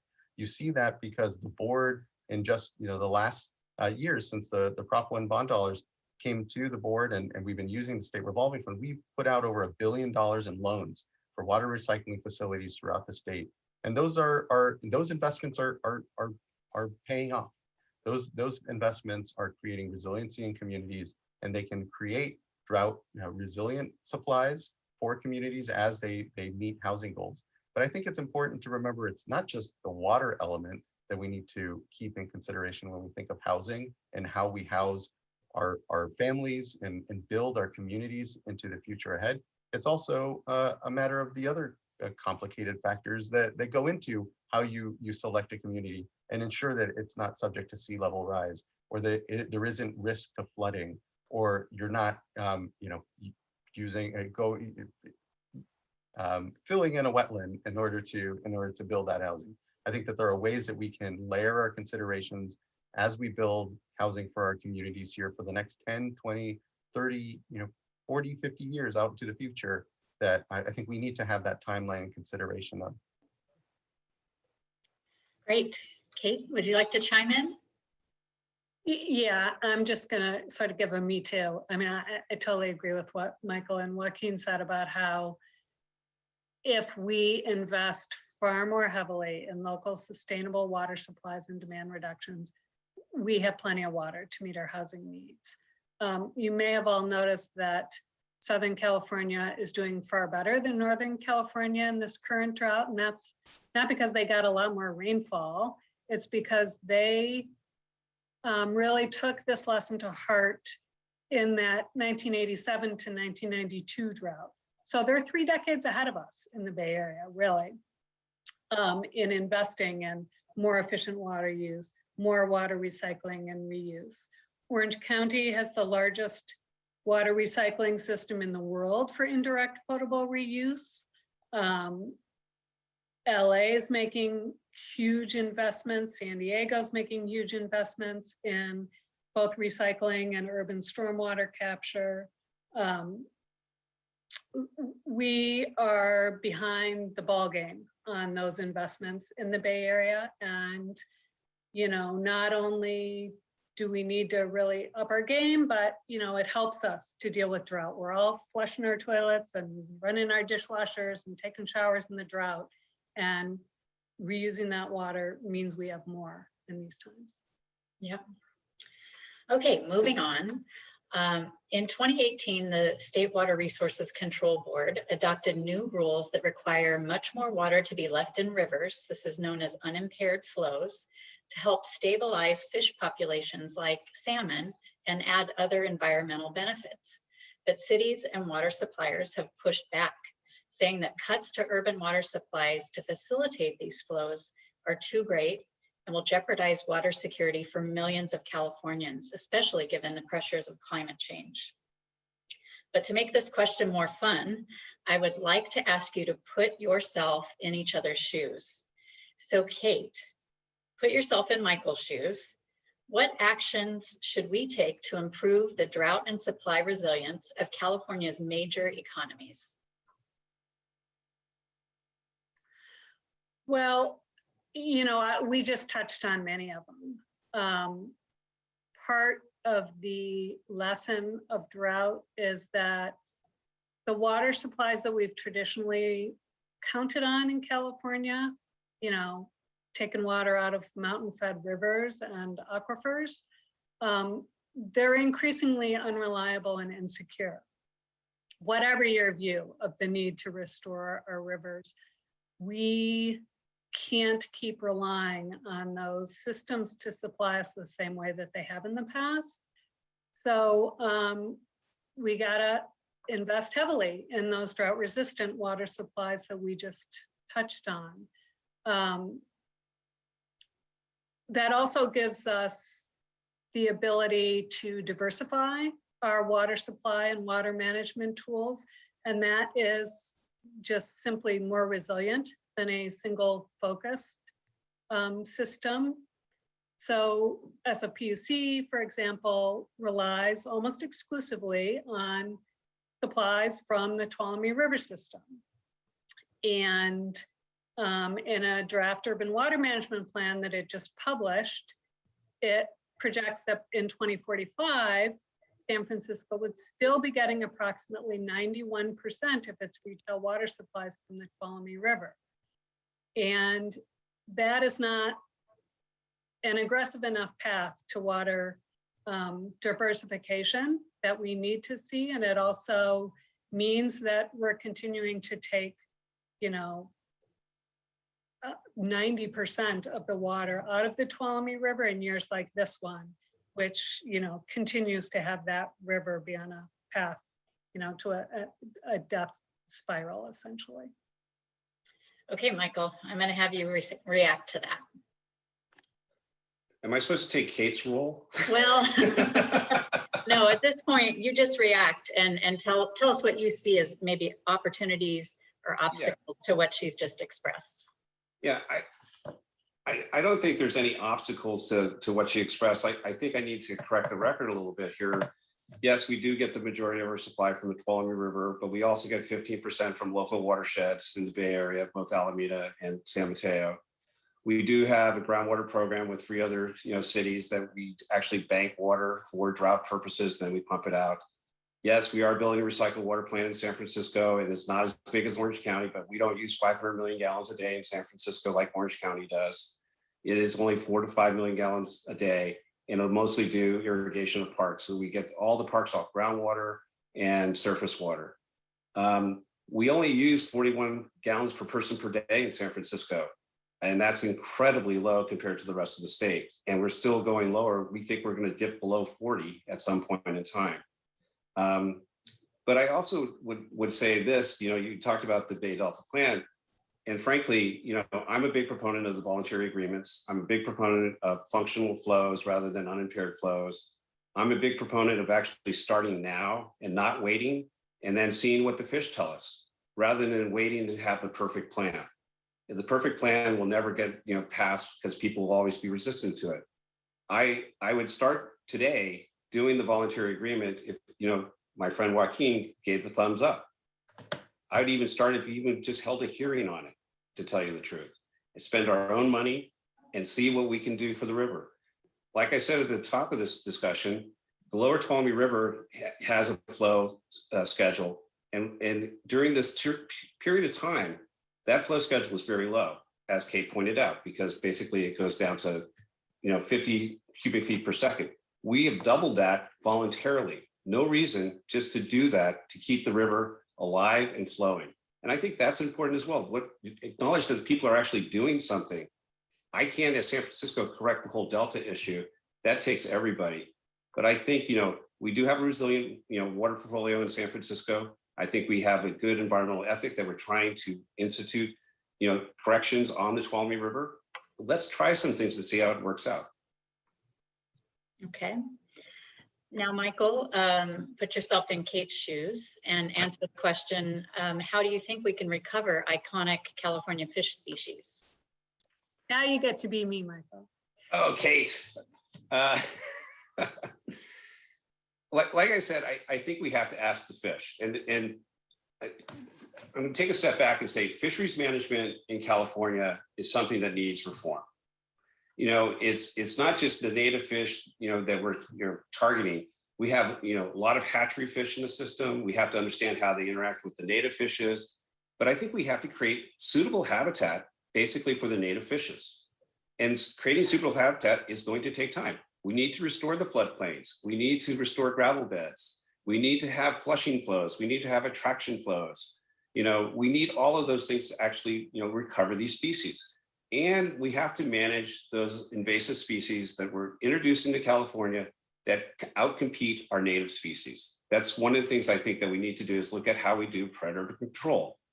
So there's lots of things that we should do. But again, Start now, see what works. If it doesn't work, adaptively manage and do something else. But this just waiting to see what we can do rather than doing, I think is important. So that's the way you're going to recover our iconic species. I think that, you know, there is going to be a lot of work that needs to be done and a lot of people involved in that, but it can be done. Okay, Kate, we have just maybe 1 minute for you to kind of react to what Michael has said. I don't disagree with a lot of what Michael said. I just think the key issue here is that we take too much water off of these river systems. We need to leave more in there. Floodplains don't do any good if you don't regularly inundate them. Habitat does no good if it's not wetted. So, you know, I think that's where the fundamental disagreement is. And I think if we increased, for example, our efforts, our recycling efforts in San Francisco, then we could reduce our take on the Tuolumne River. And we could follow the example of San Diego and use put our recycled water in Crystal Springs and then save it for later use. That way we can get, you know, sort of win-wins across the board. Great. In our last few minutes, I would like to give Joaquin an opportunity to weigh in. You've been at the center of this debate in recent years, obviously. How do state agencies like the Water Board weigh competing demands over limited but absolutely critical resources? Yeah, thank you, Shannon. Are you sure we're not out of time? I'm pretty sure. No, I appreciate it. And I do appreciate the back and forth between Michael and Kate here. You know, I'll just say, so it's hard to do any justice to any true discussion or dialogue around the Water Quality Control Plan update and what we need to be doing here. Just a couple of notes. The last time the board updated the plan was in the mid-90s. And then I was in the 8th grade. And so I like to think there are a lot of 8th graders out there now that are really dependent upon us all to get this right, to not allow another several decades to go by, because we know we don't have those decades any longer, but at least any time go by at this point without really a common shared sense of urgency around the work. And the fact that the board last updated the Water Quality Control Plan in the 90s maybe speaks to, and the challenges in continuing to make sure that we have good momentum is probably hopefully evident to some folks that we need to just get serious about getting the update done. And I think this board, our board, the board that I've at the Water Board here that I've been part of, and even my time, and certainly in my time as chairman, have always been very clear. We are open to voluntary agreements, but again, to the sense of urgency point that we need to start to be acting sooner now, and that we can't repeat the same mistakes of the mid-90s. And again, the other point I would make is important to say that we're not talking about the Endangered Species Act here when we're talking about the Water Quality Control Plan update. We're not talking about, you know, legal terms like jeopardy. We are needing to see something, but often get confused, I think, the fights around the Endangered Species Act, the impact just to the projects, and what is otherwise actually a bigger project that we are looking at here in the Bay Delta. And going back to not repeating those mistakes in the mid-90s, you know, then it was well, it's too big of a project, and we're just going to have the State Water Project and the Central Valley Project meet water quality standards. We know that doesn't work. We need everybody to contribute collectively to this watershed, because the salmon don't experience the watershed as distinct, segments of liability between, individuals in this negotiation.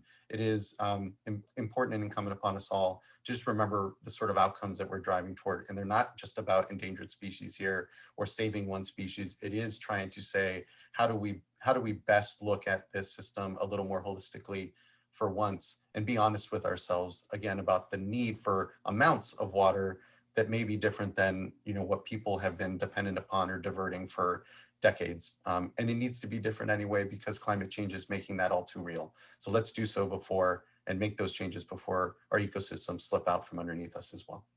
Great, thank you. Thank you, panelists. We are out of time. Great discussion. Really appreciate your time today. Thank you.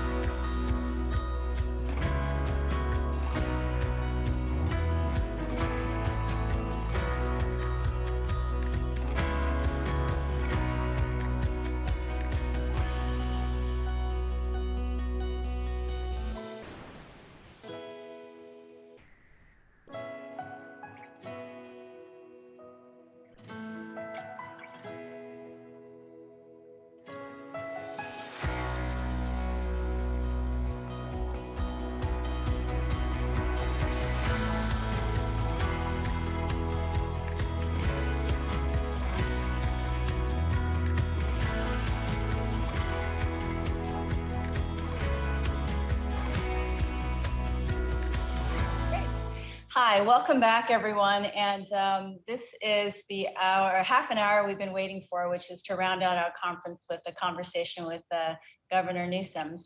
I hardly have to introduce him, but I will remind everyone that he is a longtime leader here in the Bay Area and in the state of California with a really strong track record of innovation, which is the theme of our conference today, to tackle some of the most challenging social issues in our state, from delivering universal access to healthcare, climate change, homelessness, criminal justice reform, and minimum wage.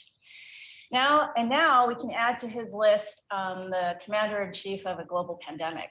And from my seat, I will tell you that leading COVID on behalf of Kaiser's 12 million members across the country, we have really much to be grateful for here in the state of California. So I was going to share three kind of behind the scenes things with you about the governor's leadership. First was that he completely redeployed his entire inner circle, governor's ops group, to lead the state's pandemic response, reporting to him directly. I was so impressed, and that he was very hands-on in a way that we needed to during the really dark, confusing, uncertain days. And he's extremely visible. One of his favorite things was to just kind of pop by facilities and mass vaccination sites. And I will tell you that people just loved it, that he showed up and he was there talking to our staff and just the people in our state. And so that is what you want our leader to be doing. Second thing was that there was unprecedented collaboration across 65 local county public health departments. And for those of you who do not know, they have a mind of their own. And it was, I can't tell you in the kindest way how extraordinarily messy it was all until his office really said, hey, this is bigger than any one county. And we need to act together to save lives and support our families. And the last thing is that, his administration was really engaged with private sector, just business experts, healthcare experts, civic leaders, labor leaders, and he consulted with everyone, he and his team, to develop the needed emergency waivers and, directing resources and money. And so all of this happened under his watch, and we really, working with so many other states across the country, we were so fortunate to have his leadership during this time. So thank you, Governor. I'm so excited to be able to personally thank you for your leadership. Lives were saved, I think, because of your intervention and your leadership. And now, we want to turn our attention to how do we help ensure that we're directing the California economy and the business climate in a way that feels just as successful. So we have a few questions for you today that have come from the Bay Area Council members and really consistent with our topics today. So ready to go? Ready to jump in? Thank you. Thanks for your kind words, Janet. Appreciate it. And it's wonderful, everybody, to be here virtually. Look forward to seeing you all in person again, but thank you for this opportunity. Great. Okay, so we all as business leaders have a lot of lessons that we learned along the last 14 months. And I think one of the biggest things was just how agile we all had to become and rethink innovative solutions in the space of a kind of crisis. And a lot of us now are reflecting, what could we have done better, looking in the rearview mirror. So kind of curious from your perspective, Governor, what are you most proud of that we were able to do during this time? And how do you see it maybe helping us strengthen how we respond to future emergencies in the state? Mary, your point's right on. We're not only experts, we're all geniuses in hindsight. And so we'll have the chance to really adjudicate once the dust is fully settled. And I want to be mindful the dust is not settled on this pandemic, quite the contrary. But look, I think the most important, impactful thing we did, and had an impact not only here in the state of California, import, but also around the rest of the nation, was advancing the first stay-at-home order in the country. Of course, the Bay Area leading, Los Angeles, epicenter of so much of the stress, leading the state, moving with a health-centric approach, not ideological, open argument, interested in evidence. We took that scientific-based approach, and that wasn't universally well received. It goes without saying, but it was stubborn. Facts are stubborn, and I think the facts have fruit to that strategy. Let's just be specific. The state of California not only outperformed states like Florida and Texas, Indiana, the United States as a whole in terms of health outcomes, but we also outperformed in economic outcomes. And I think this is an incredibly important point. It's what brings us here together. The Bay Area Council is focusing on economic and workforce development to remind everybody that the state of California saw a contraction in its economy that was more modest than states like Florida and Texas, which seemed to be so contemporary in terms of the consternation and focus, particularly with so many journalists across the spectrum as it relates to California's latest iteration of its crack up or demise or its best days being behind it. Accordingly, and wasn't surprising as a consequence of those strategies, that UCLA and their economic forecast, which we all look forward to on an annual basis, made not only that point, but reinforced the point that many of us have been making. As a consequence, the state is better positioned for a big and bigger comeback. And you've seen that reflected in just the last 4 months. Just consider in February, 41% of America's jobs, 41% of America's jobs came out of the state of California. You've seen now 4 consecutive months of job growth north of 100,000, 495,000, just like 500,000 jobs. There is no American recovery without a California recovery. Close to 500,000 jobs just in the last 4 months. We truly are the tentpole of the American economy's recovery. And so we talk in terms, and I won't belabor the response, but we talk in terms of California's comeback as California coming roaring back. And you're seeing that particularly in the sector most impacted by those early stay-at-home orders. And that's obviously leisure, hospitality, and the food sectors that are really driving those economic numbers in terms of job creation. A lot of work to do. I'm not naive about that.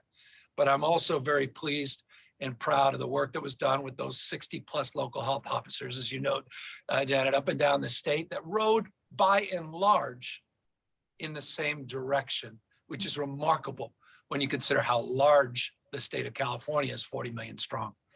Yeah, no, it's great to hear your optimism. And I think a lot of us are feeling that too. We can't help it, you know, with everything coming back. But there's still, you know, before the pandemic, you know, the business climate was getting challenging, and we had homelessness and we had taxes and you know, certainly now post-pandemic, some of those same issues are still with us. They didn't go away because of the pandemic. And so what does it look like if we're, you know, rowing all together, as you said, if it's business and it's labor and it's the legislature and your office? What does that look like if we're rowing together? So I'll get to the more sober and challenging point you made, which is absolutely spot on as it relates to our pre-existing conditions pre-pandemic. But it's also important to remind people where we were 16 months ago. We dominated. Talk about the tentpole of the American economy, 3.9% average GDP growth, average over a 5-year period. Again, significantly outperforming those states that get so much attention on some of these news networks. California was also enjoying record job creation, record job month-to-month over record month-to-month job creation. We were enjoying some rather significant reserves and some stability, and we hadn't, to your point. The state of California hadn't raised taxes generally since 2012. People forget that. As if, you know, people sort of discovered, oh, hey, what'd you do in 2012? Almost a decade ago was that last voter approved increase under the previous administration of income tax. Now, we can't solve for President Trump's tax increase in California with the SALT deduction.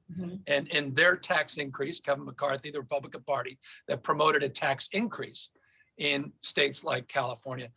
We're working with Nancy Pelosi now, we're working with Schumer and others to try to address that, and had direct conversations with President Biden on that. By the way, it sunsets in a few years, which is good. Many people don't know that, but nonetheless, we want to see movement on that sooner. But look, the economy in this state was not being enjoyed by everybody. And when you talk about pre-existing conditions, it goes to the frame of your question, the richest and the poorest state. And so we talk now in terms of growth and inclusion, that businesses can't thrive in a world that's failing. And what we had is a multi-decade reality that was sort of expressing itself, particularly here in the Bay Area, notably in terms of our concentrated success, concentrated economic output and entrepreneurial spirit, innovative energy, where you saw those disparities quite rawly, meaning the ultimate manifestation, homelessness out in the streets and sidewalks over the last decade, significant increase in the number of people living on the streets and sidewalks. We saw that in terms of this cost of housing, the cost of living broadly, and the issues of economic growth and expansion, creating problems with gentrification. The biggest complaint, again, 16 months ago in San Francisco, I can't afford to be here. Too many people want to be here. Success was its biggest challenge. And now, of course, we've had to weather through everybody saying San Francisco's finished, it's over, big cities are, and I mean, again, I'm old enough to have lived this 5 or 6 times in my lifetime. Nonetheless, we do have to address those stubborn problems. And I can assure you this, not only did we enjoy great economic output in the last 4 months and over the last 5 years prior to this pandemic, but now we're enjoying record surplus. I mean, eat your heart out. There's no other state in the country. We are laying claim to the largest budget surplus in recorded history, American history. It's, by the way, north of the 75+ billion that was advertised. We had another additional $3.9 billion of additional cash above our projections. That's something that we're not really advertising now. It's north of $80 billion. And that doesn't even include the $27 billion of direct relief, direct to the state that came from the American Rescue Plan. So over $100 billion now to invest in addressing these stubborn systemic issues. $12 billion to invest in the issue of homelessness, the largest commitment in our history since Ronald Reagan, who stood right in this room in 1967 and began in that infamous first budget, of which wonderful, wonderful book, Carl Cannon, called Governor, wrote about Reagan. You can read all about that first devastating budget that started to rip away that social safety net as it relates to behavioral health in this state. And we're making the biggest commitment in our history to start to rebuild that and address needs for board and care and provide more opportunities for conservatorships. We're looking to build on Project Home Key, which provided 6,000 housing units in 5.5 months at an average cost per key of less than $150,000. I'll repeat that. Bay Area Council, we've been talking about affordable housing for how many decades? Affordable to whom? Not the taxpayers, not to the cities and counties that subsidize it, not at $600,000, $700,000, $800,000 per key to develop it. We're talking $150,000. We're not talking about 4 to 5 years, being generous, and talking about 4.5 to 5 months to pull those units into escrow. We're putting billions more in this budget to not double down, but to quadruple down on Home Key, new strategy, more aggressive interventions. People want to see things happen now. We're doing the same to clean up the state. $1.5 billion to clean up the state, the roads and into the cities and sides of the median strips and what's happening, entrances and exits off the freeways. It's unacceptable. It's too dirty. And $80 million, Caltrans' entire state budget 2 years ago, talk about pre-existing. 2 years ago, the statewide budget for litter removal for Caltrans was $80 million. We're putting over $1.5 billion to invest in cleaning the state. So we're trying to address those things. Same with unsticking housing. I've signed 15 CEQA bills. I know it's not the big one yet, but the fact is we're making progress and we're getting a little smarter. ADUs and some other things. So housing, affordability, tax credits, record investments in tax credits, homelessness across the spectrum, behavioral health, not just issues, again, of dealing with more traditional housing, but also underlying reasons people are out in the streets and sidewalks, dealing with encampments. We have a targeted encampment strategy. But I wanted to say this in closing. I'm not the mayor of California. In many ways, I wish I was the mayor of California. And I'm saying this with respect. We got 58 counties. We got 470 cities. We got to see something in return. Record investments require record results and record accountability. And we're also putting accountability language in this budget, the likes of which we've never seen in our state, to measure success, because more is not better, better is better. We're providing record money. It's like a fireworks show at the end. We're putting everything we got out there. We expect to see real results in the next few years. That is so exciting to hear. I mean, I can't tell you how many people will say and businesses will say, I don't mind paying the taxes, but we need to see it in strong public infrastructure and public services. So I think that that is music to our members' ears when we hear that the money is going into creating the environment, the climate, the services that without them, I don't think people in the private sector really understand how they bear the cost, right? And by the way, just because this is important, as a private sector guy myself, started right at school, pen to paper, and part-time employee, Pat Kelly, and was able to grow that business, 21 businesses up and down the state. Issues of entrepreneurialism are a point of passion for me and pride. It's really my identity, not politics in so many ways. It's that entrepreneurial past. But I want to say this as well. Predictability is important too for the business community. And I think this is important to note. Record reserves, not just record surplus. Almost $11 billion we're paying down in pension obligations. How many states are using general fund reserves to pay down pension obligations, long-term obligations? 100%, 100% of that wall of debt we inherited a few years back. All of that's now paid off. More resiliency in our budget than any time in history. The question, of course, more reserves, I get that. It's an important debate. But the fact is, we are well positioned to weather a downturn, which is inevitable. No one's naive. At the same time, rewarding not just work, but also rewarding the taxpayers. We're putting $12 billion of the money back in tax rebates, the largest tax rebates in American history. Again, these are things you don't read. Sean Hannity's not writing about or talking about these things. $12 billion of tax rebates. 3/4 of tax filers are going to get a tax rebate. We are also putting $4 billion up in small business grants, not loans. Small businesses don't need any more loans, they need grants. We have $5.2 billion to deal with this rent issue, and we've got work that we still have to do in the next few hours, in the next few days, to get a rent deal that works for everybody, to extend, but also create opportunities and expectations so we can right the ship.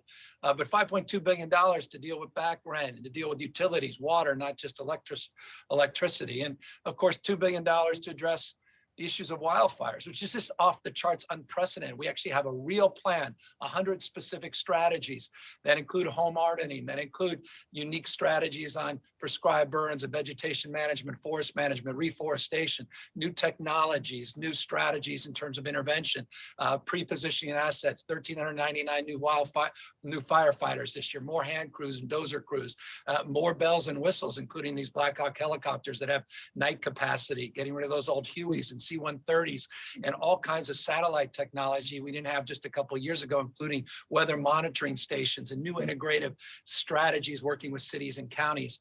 All of that part and parcel of addressing this new normal that I know Joaquin and others were talking about, related to drought and wildfires and some of those stresses that all of us are very mindful of. Yeah, it again, really exciting. You're able to shift from crisis management to how do we now build for the long haul? And as you think about, everyone talks about pre and post pandemic. Any of your priorities change from when you first went into office and kind of what you're thinking about now? There's a deeper sense of urgency. Okay. When you pull the Band-Aid off, there's a freedom, more intentionality, more capacity to understand what we're capable of doing if we put our minds to it. We row in the same direction. I'm looking at things that were a decade out, and now I'm saying, no, we can get something done in next 3 to 5 years. I'm looking at things that were 3 to 5 years, saying, guys, we could do this in months. Home Key is a perfect example of that. 6,000 housing. First of all, the state had no homeless plan when I got here, none, non-existent, didn't exist. There's no strategy, there was no real supports. In Governor Brown's last budget, to his credit, he wasn't enthusiastic about it. It's not an indictment, but the legislature sort of demanded that there be an appropriation to cities and counties, but that was it. It was a few $100 million. Now there's a plan, there's a strategy, there's intentionality, there's accountability, there's a different energy. I've been here 29 months. I haven't been here 29 years. I haven't been here, this is 29 months. And I know all of you are like, oh, Jesus, it feels like this guy's been around a hell of a lot longer than that. And it feels that way, but we're just getting started. So no, we didn't take our eye off the ball. I think there's some lazy punditry that, oh, you can't, once you're a mayor, you got to juggle things. Give me a break. This notion that, well, you can only do one or two things. I think that's just stale 1960s rhetoric from pundits that are dialing it in. You can do a lot of things, and you have to do a lot of things because people care about childcare. They care about kids with intellectual disabilities. They care about the distinctions on, bipolar disorder versus, issues associated with social isolation and depression. They understand that, the unique characteristics of our healthcare delivery system. Just ask you, Janet Kaiser, North versus South, and some of those profound disparities, and how you manage a state as large as ours requires a little bit of dexterity, a little more flexibility. So I'm more focused on flexibility, but with an expectation of timelines being brought into the present, because none of us have patience anymore. That's certainly all of our sense of urgency, and we learned how fast things can get done when you put your mind to it. So I love that you're bringing that into this sort of, as we roar out of the kind of economic depression that we've been in. I can't help but say you mentioned, and I completely forgot, that we had an entire change in our administration in the White House during the pandemic, right? Oh gosh, that was incredible. And so do you think that California, how that bodes well for California? Do you think about some of the federal changes, the Biden administration's direction, their priorities? I mean, what more proof points you need? Barrett Council's long been a champion of high-speed rail. I can't make up the last decade and a half on high-speed rail, but I can address what we've done differently in the last couple of years to try to get this thing right back on track. And we just were able to get the $929 million, that almost $1 billion the Trump administration took from us. We've got a remarkable current Attorney General you met, and of course, the previous one who sued the administration over 100 plus times, and we're sort of unraveling that, particularly as relates to low carbon, green growth areas and climate change, 58 plus lawsuits. And, we've been able to unwind those. Just ask Mary Barra, was suing us with the Trump administration at GM, and now is coming on board, wanting to meet our mandate for zero emission vehicles by 2035. You're seeing that with Bill Ford and others. And we're now able to do that once again because the Biden administration is unwinding some of those efforts to eliminate our tailpipe emission standards and our waiver that, again, Ronald Reagan himself created in 1967 when he started CARB, that was codified by another Republican by the name of Nixon with the Clean Air Act in 1970. I say all that to make the point. We used to have a bipartisan frame. I don't know what the hell's happened to this country. That was why Liam Panetta was on tonight, I'm sure. But the bottom line is we have a working partner now, not a sparring partner in the Biden administration. Excellent. Well, I love that we can get some of these long-term infrastructure projects. We think that we got support for federal funding. That's great news. So I want to end with one last personal reflection from you. Our folks want to know, well, first of all, I was going to say, just being in this leadership role and really thinking about how to take care of the livelihood for 40 million people is just an extraordinary job.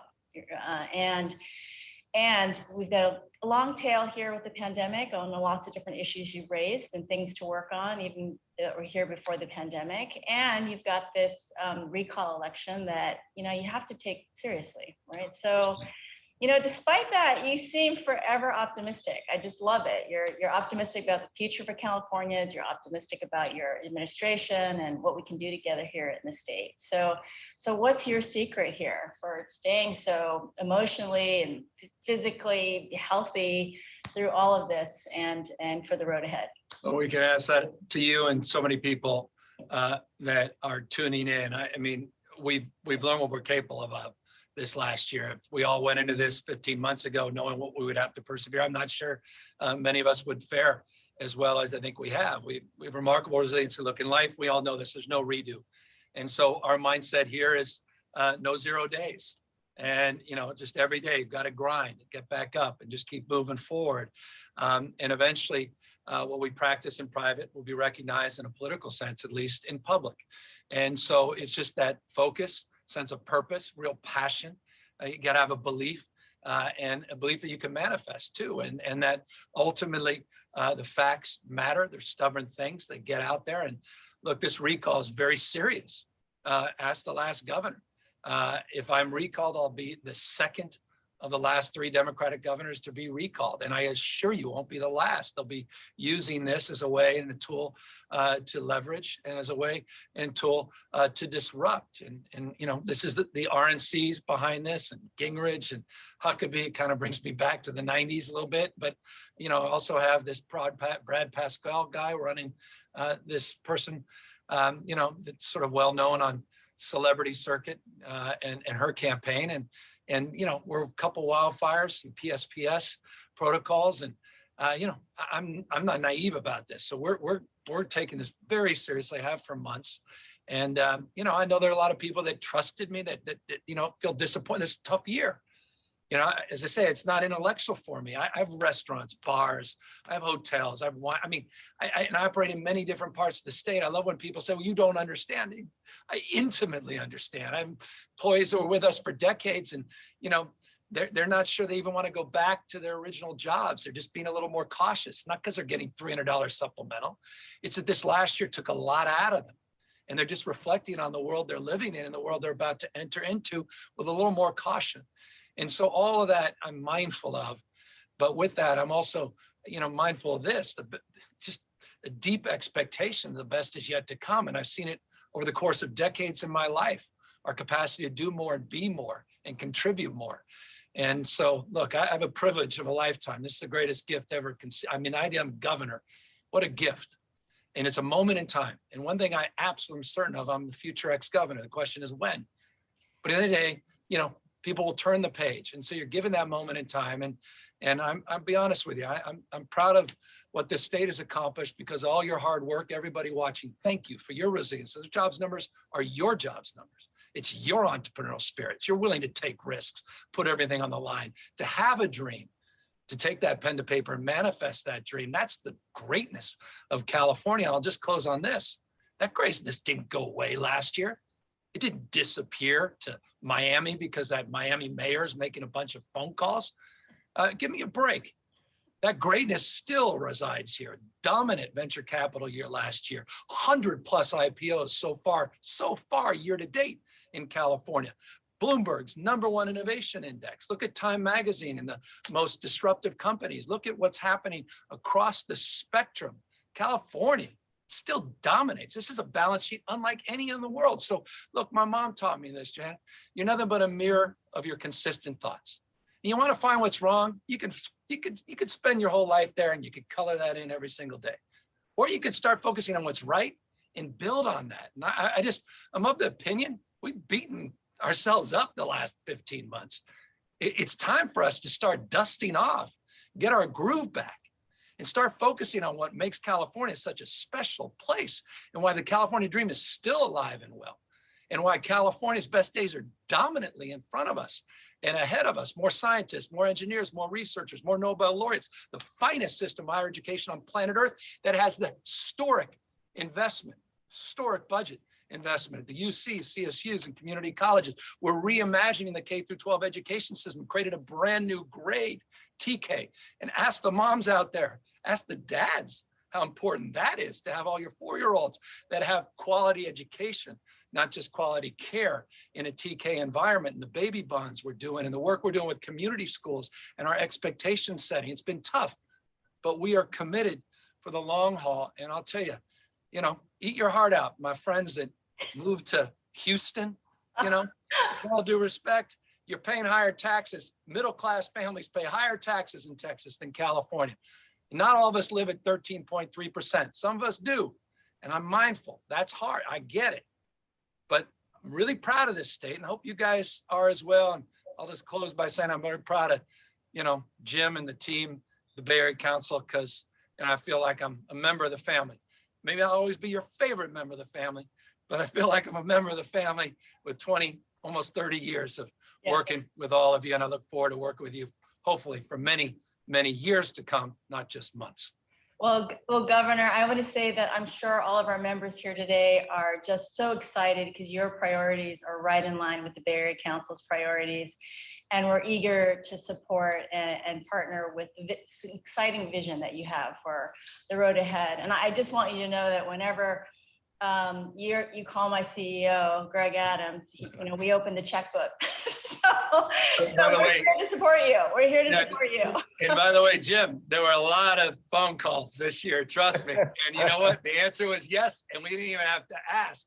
And thank you, Kaiser, for, look, no one does it better than Kaiser, and your philanthropy and your support to our communities, our diverse communities. Equity being our North Star is second to none. So thank you, Janet, for that. And thank you, Greg. And thank you to Kaiser and Kaiser family. And again, Jim, you and the entire Bay Area Council and the board. Thank you. Thank you. Thank you so much, Governor. And, that was it. I love the passion and those comments. And I think, there's a lot of things that were discussed. I think mostly positive things today, but that was definitely closing out a great conference on a high. And I really appreciate that. And, we all have California in our heart, and we're all going to work really hard. And Texas does have like bigger bugs that fly around and stuff, than we do. So they've got something, but I don't know what else they have. I feel for anyone who would actually pick up and move to Texas. I actually lived in Texas before, in Houston, before I moved to San Francisco, but I only made it, is a true story. I only made it for 8 hours. I literally lived there for 8 hours and couldn't make it through the night and packed up and left. That was my, and came to San Francisco. That's a true story. So we're gonna need it. I'm gonna put you in a video testimonial role. I like that. All Greg Abbott does the opposite. And so we need to step up our game, time to be more damn competitive. And so I appreciate that spirit as an ex-Texan. We're counting you now as one of our stars. Yeah. Thank you very, very much. And we're with you. We want to work together. There's a lot to work on, and this is the time to do it. People are excited. We're coming back. We're roaring back. And, thank you. You've really been out there. We appreciate how hard you're working. And, this is just not easy. Anybody who thinks this was like obvious or easy, doesn't understand. And now is the time, to really show them. And I think there's a lot to show and a lot to do. And, you're I think at a really good moment. And when people ask me about recall, what recall? It's like the worst recall ever. There's no viability to it. I know you got to fight it. You got to take it seriously. You should. But I think from what we could see, and we talked to a lot of people, people are shrugging their shoulders about this thing and going, it doesn't make any sense, to have a recall appear in the first place, but certainly with the largest budget surplus in the history of America, that is really addressing a whole bunch of issues. And this, a lot of the things that you talk about are, they're just all meaningful things. And, we worked on transitional kindergarten in the beginning, and we were able to extend it to a few months of the year, and now to go to a full year, that's just a material change, that in people's lives, period, end of story. So thank you so much for working so hard for everybody. And thanks for taking time for this. My honor. Thank you guys for everything you do. And thank you for being a principal part of that surplus, Jim. I'm not naive where those dollars come from. So many of you tuning in. So grateful. I'm going to get you some water taxis. Water taxis coming. You'll see. Thank you. Count on you. I am counting on you. Want to go from where to where, and we'll get them. Even up in Sacramento, we'll get you water taxis. Yeah, don't forget Stockton. Stockton's a big part of the Bay, so we want them into Stockton. It's a whole nother great Bay Area. Thank you, Janet. Thank you. Great job. Thank you, Kaiser. Thanks, TMG and Accenture and all the sponsors and all the folks who were part of this. This is a really important day, and we covered a lot of ground, and I think we ended strong, and really appreciate everybody's participation. Thank you, Rufus, and thank you, Justin, for putting on the show, and the people from Zoom, the professional services department. Did a really good job. We didn't have any gaffes today. Nobody disappeared. Everything went transition. It was great. But we don't want to do this too much anymore, Zoom guys. We really want to meet in person. So, at least make believe. So let's do something. A California-based company, Zoom. Just another damn proof point of our dominance. Yeah, that's right. That's right. We're going to fill up some hotel rooms though later this year. That's what we're doing. Thank you, Governor. Thanks, everybody. Be safe, and we'll catch you around the corner. Thank you very, very much. Go California. Thank you.